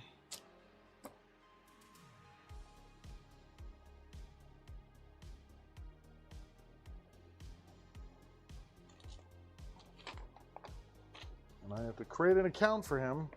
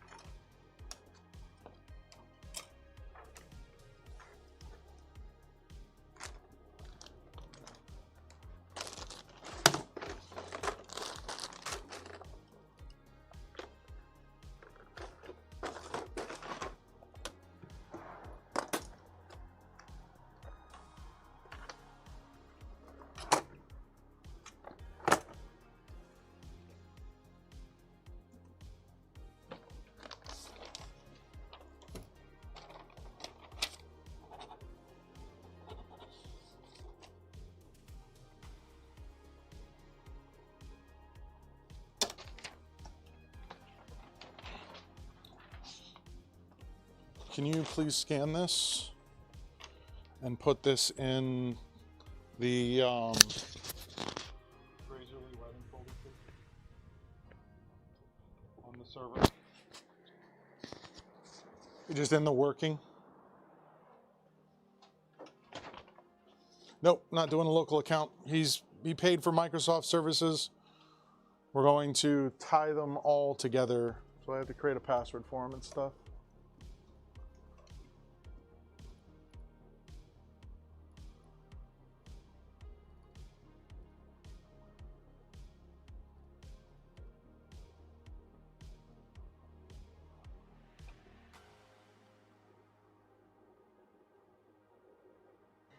I used to use OneNote quite a bit.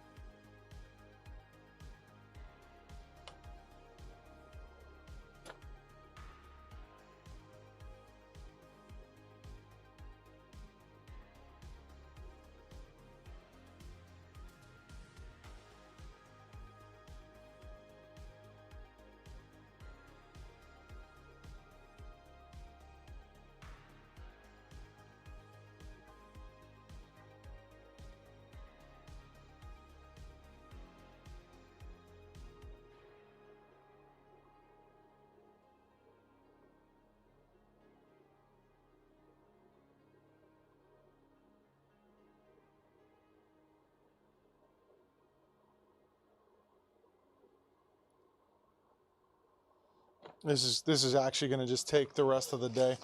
So we're going to set that over there. I have a laptop I need to take apart. That happens to be mine. That happened to have a bunch of coffee spilled on it yesterday. So, because it's just going to download.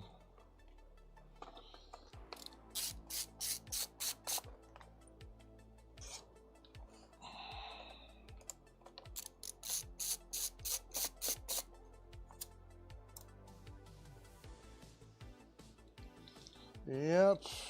One of my dogs knocked over a cup of coffee on this.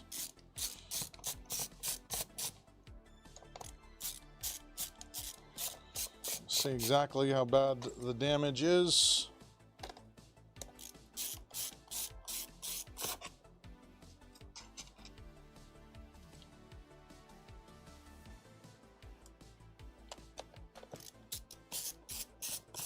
Stick it in rice, he says.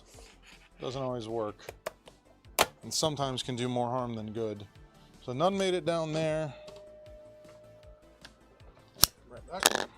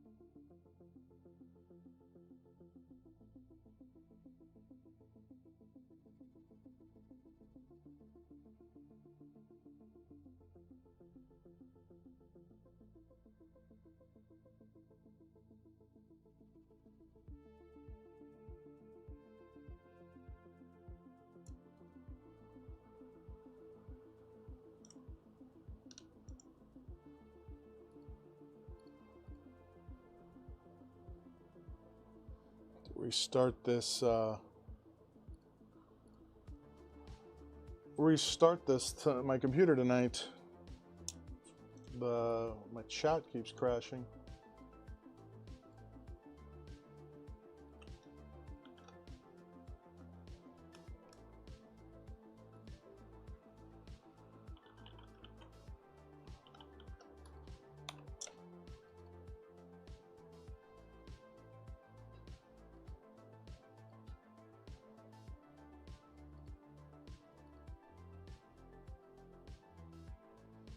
What the hell?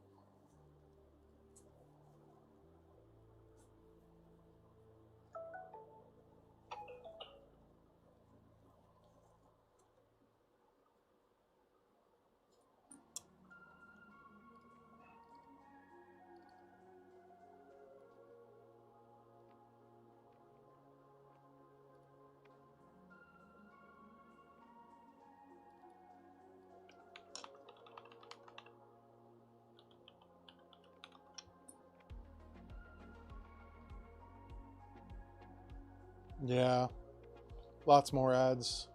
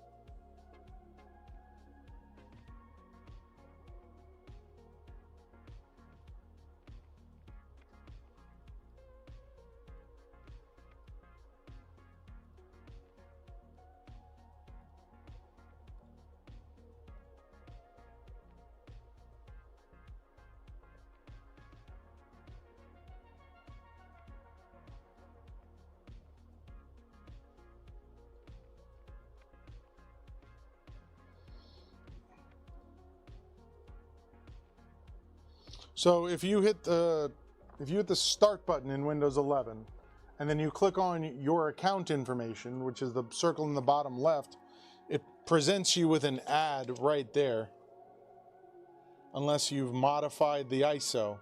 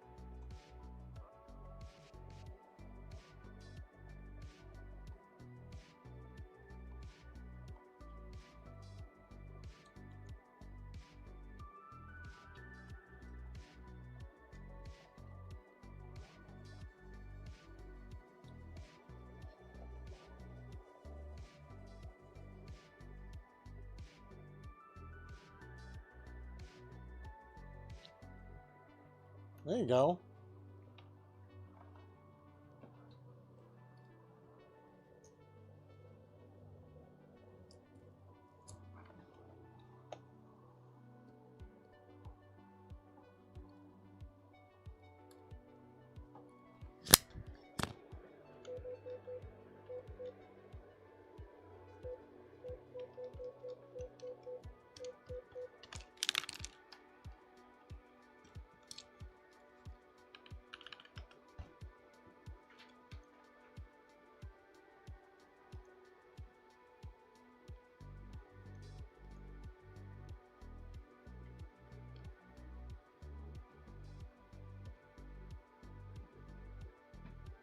Hello.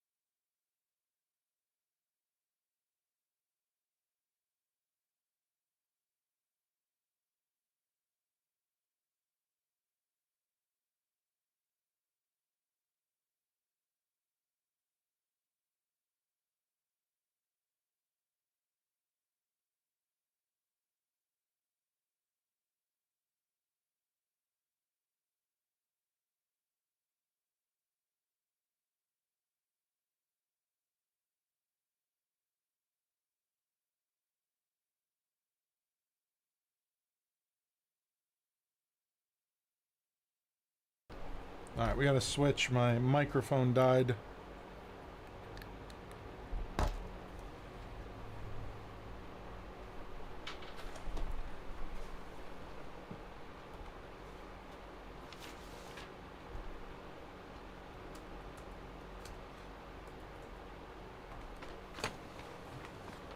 Alright.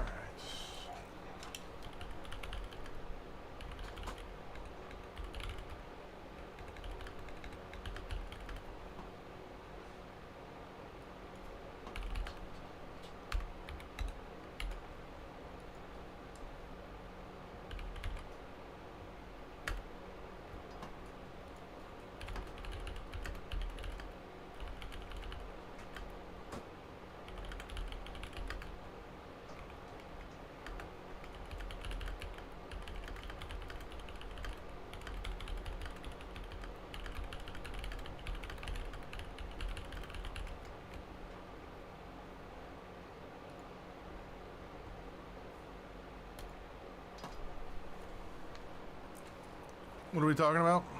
The Jet KVM? I have not seen it personally.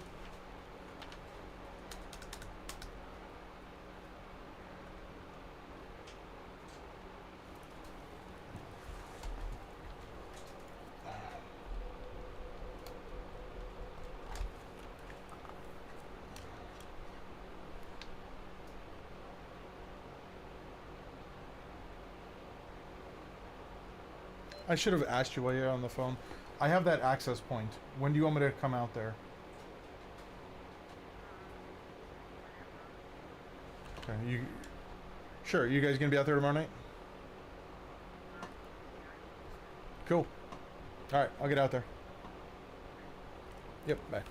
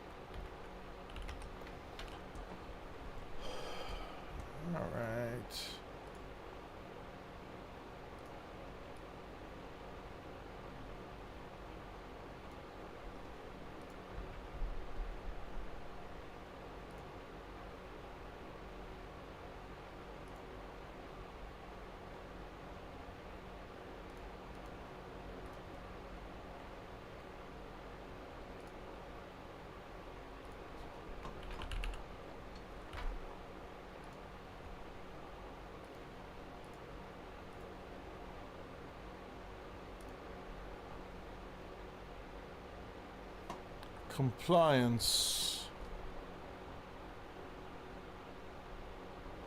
Do we enable SharePoint on this thing?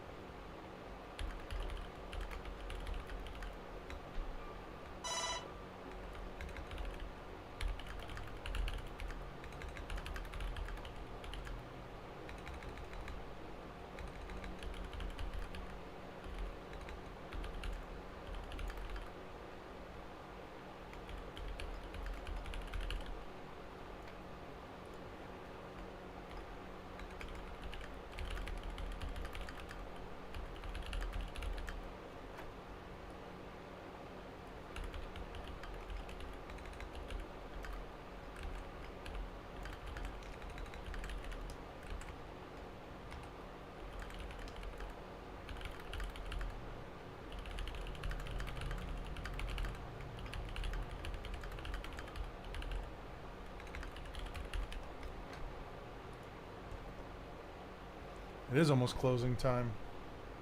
I'm on with chat support.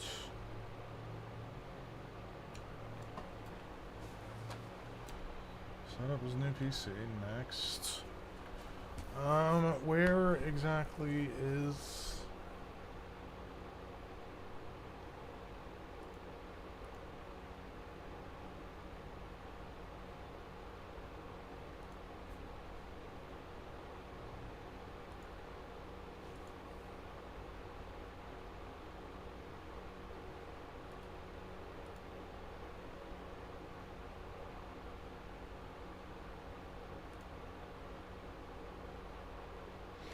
Where did I put this?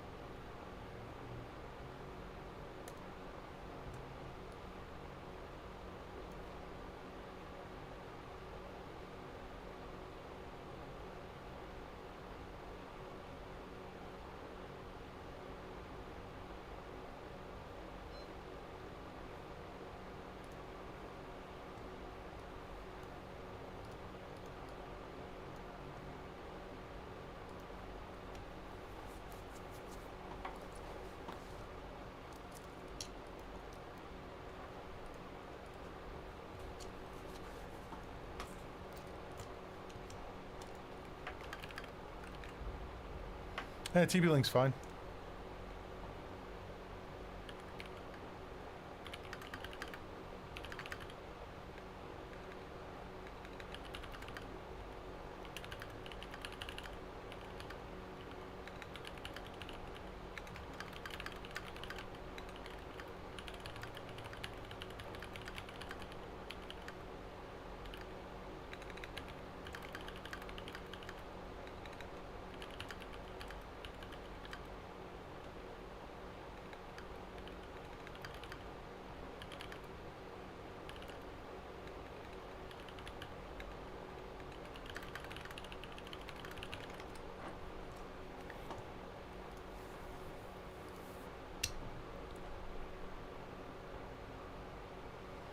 Well, I mean, Bluetooth is incredibly, incredibly sensitive to things.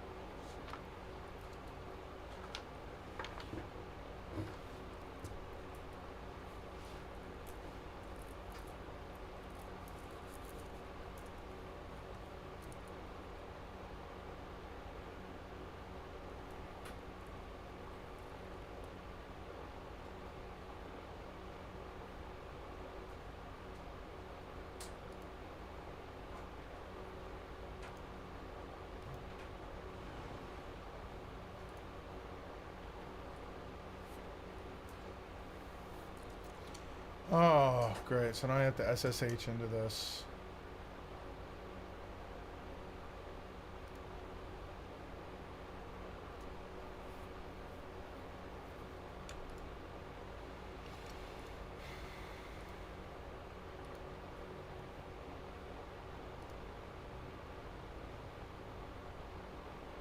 Nothing. Not going to...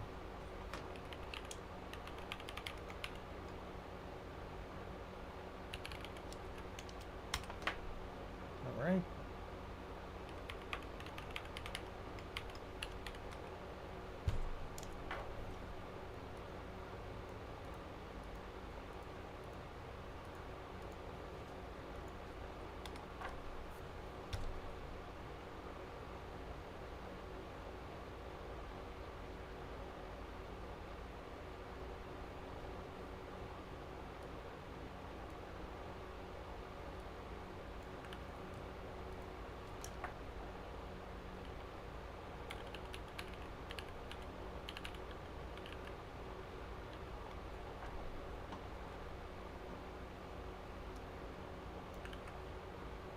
I am actively operating a server.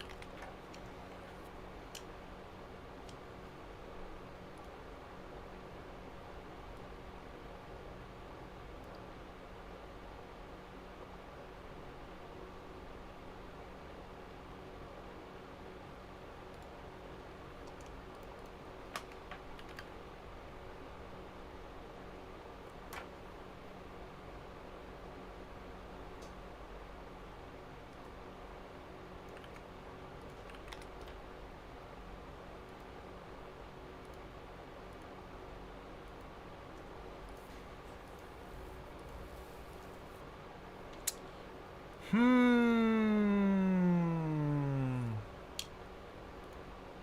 need to...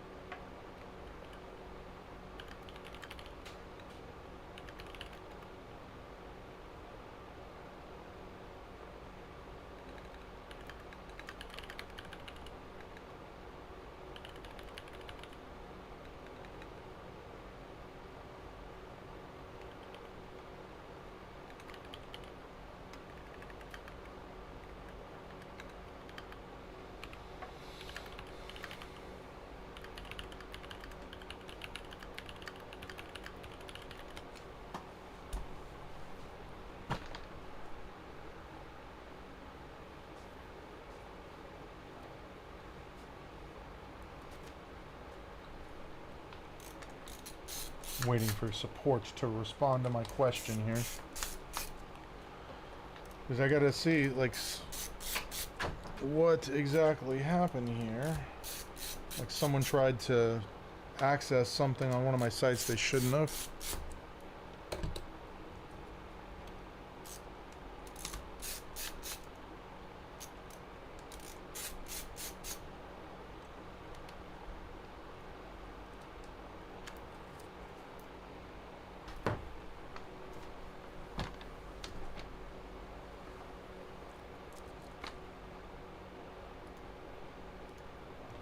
I don't know if they're a hacker.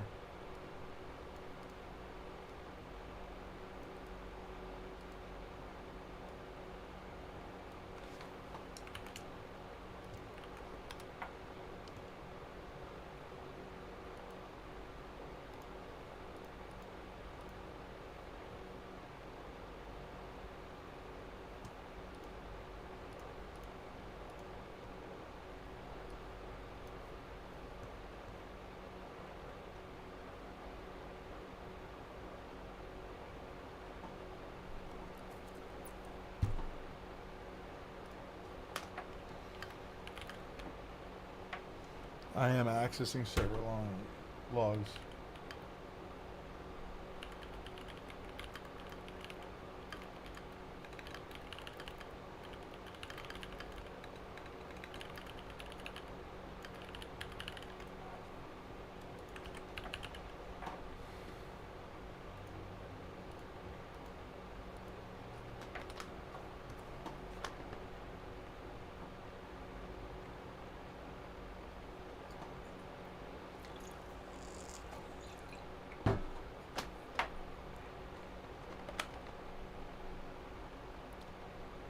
Like, I'm already in the server logs.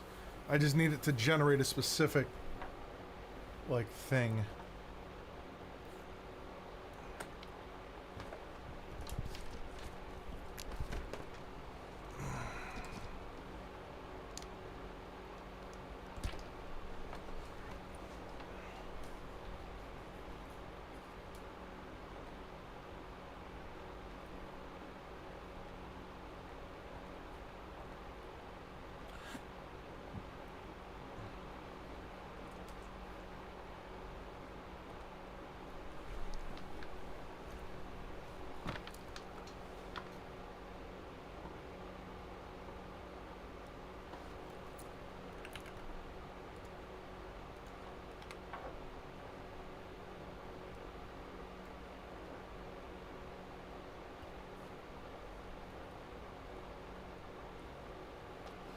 No. It's, you know, it's not my site. It's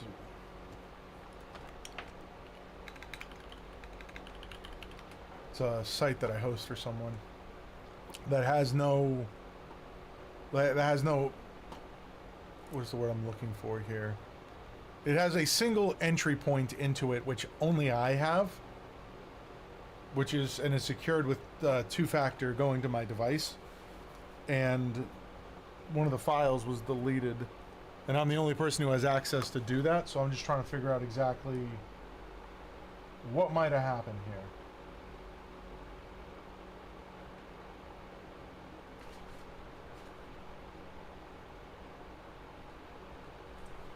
That's all.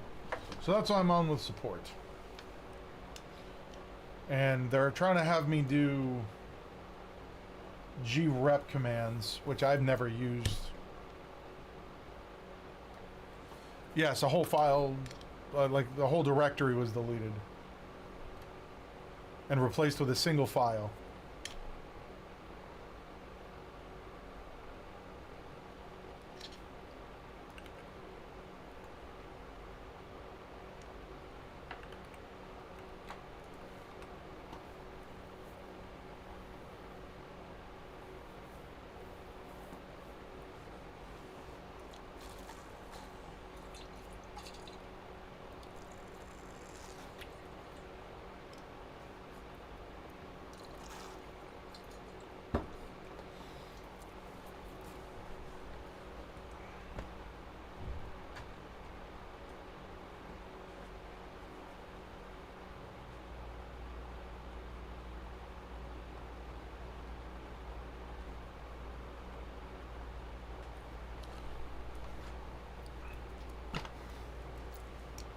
Nope.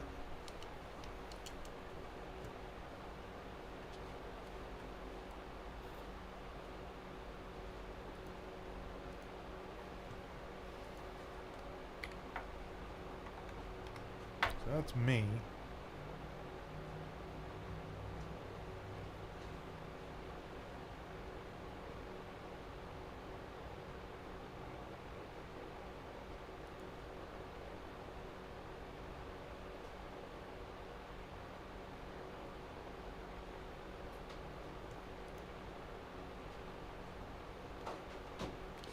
Isn't that my IP address?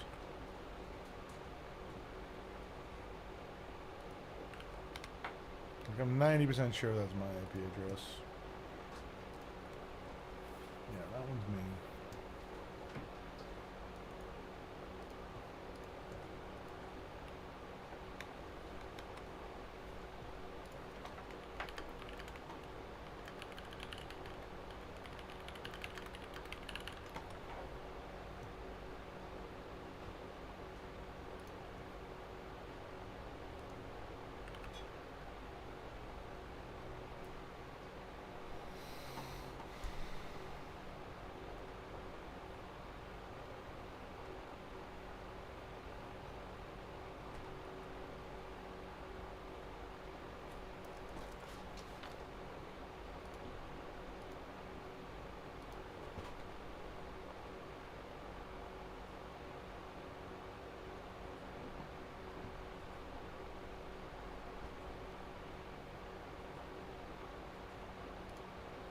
have a static IP address.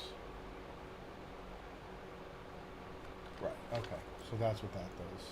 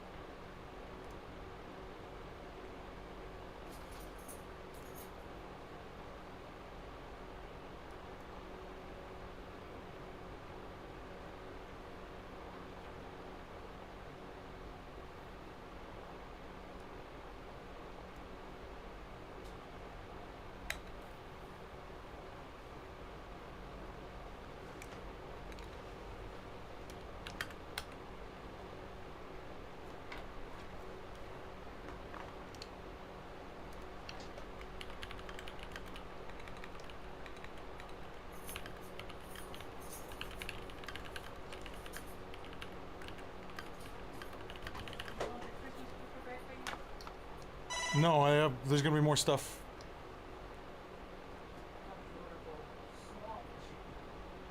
Yeah, it's just a bunch of small stuff. None of this stuff is expensive.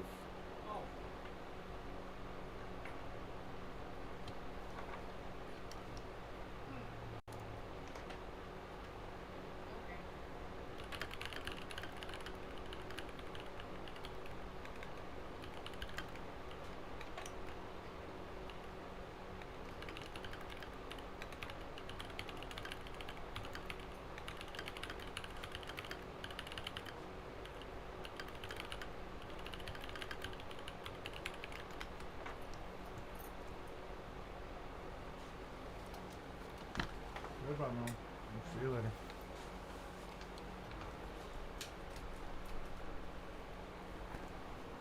Yeah, support's looking into it. Not very useful at this point. Unfortunately. As you're saying, no one else other than myself SSH'd into this.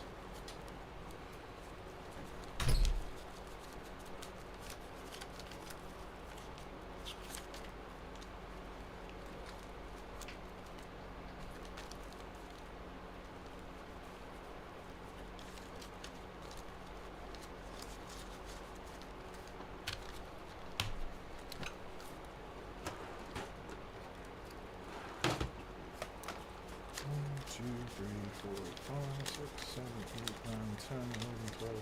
20, 21, 22, 23, 24, 25, 26, 27, 28, 29, 30, 31, 32, 33, 34. Close.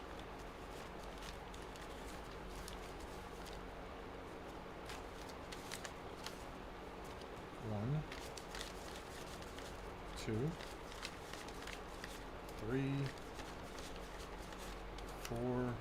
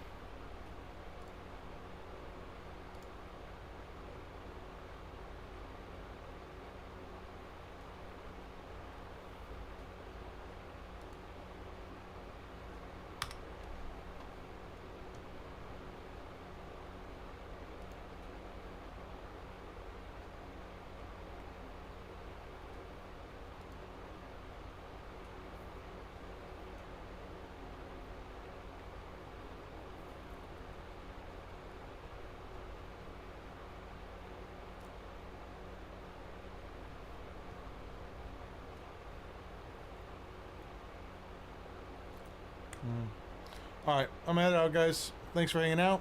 I will be streaming from home a little bit sooner tonight.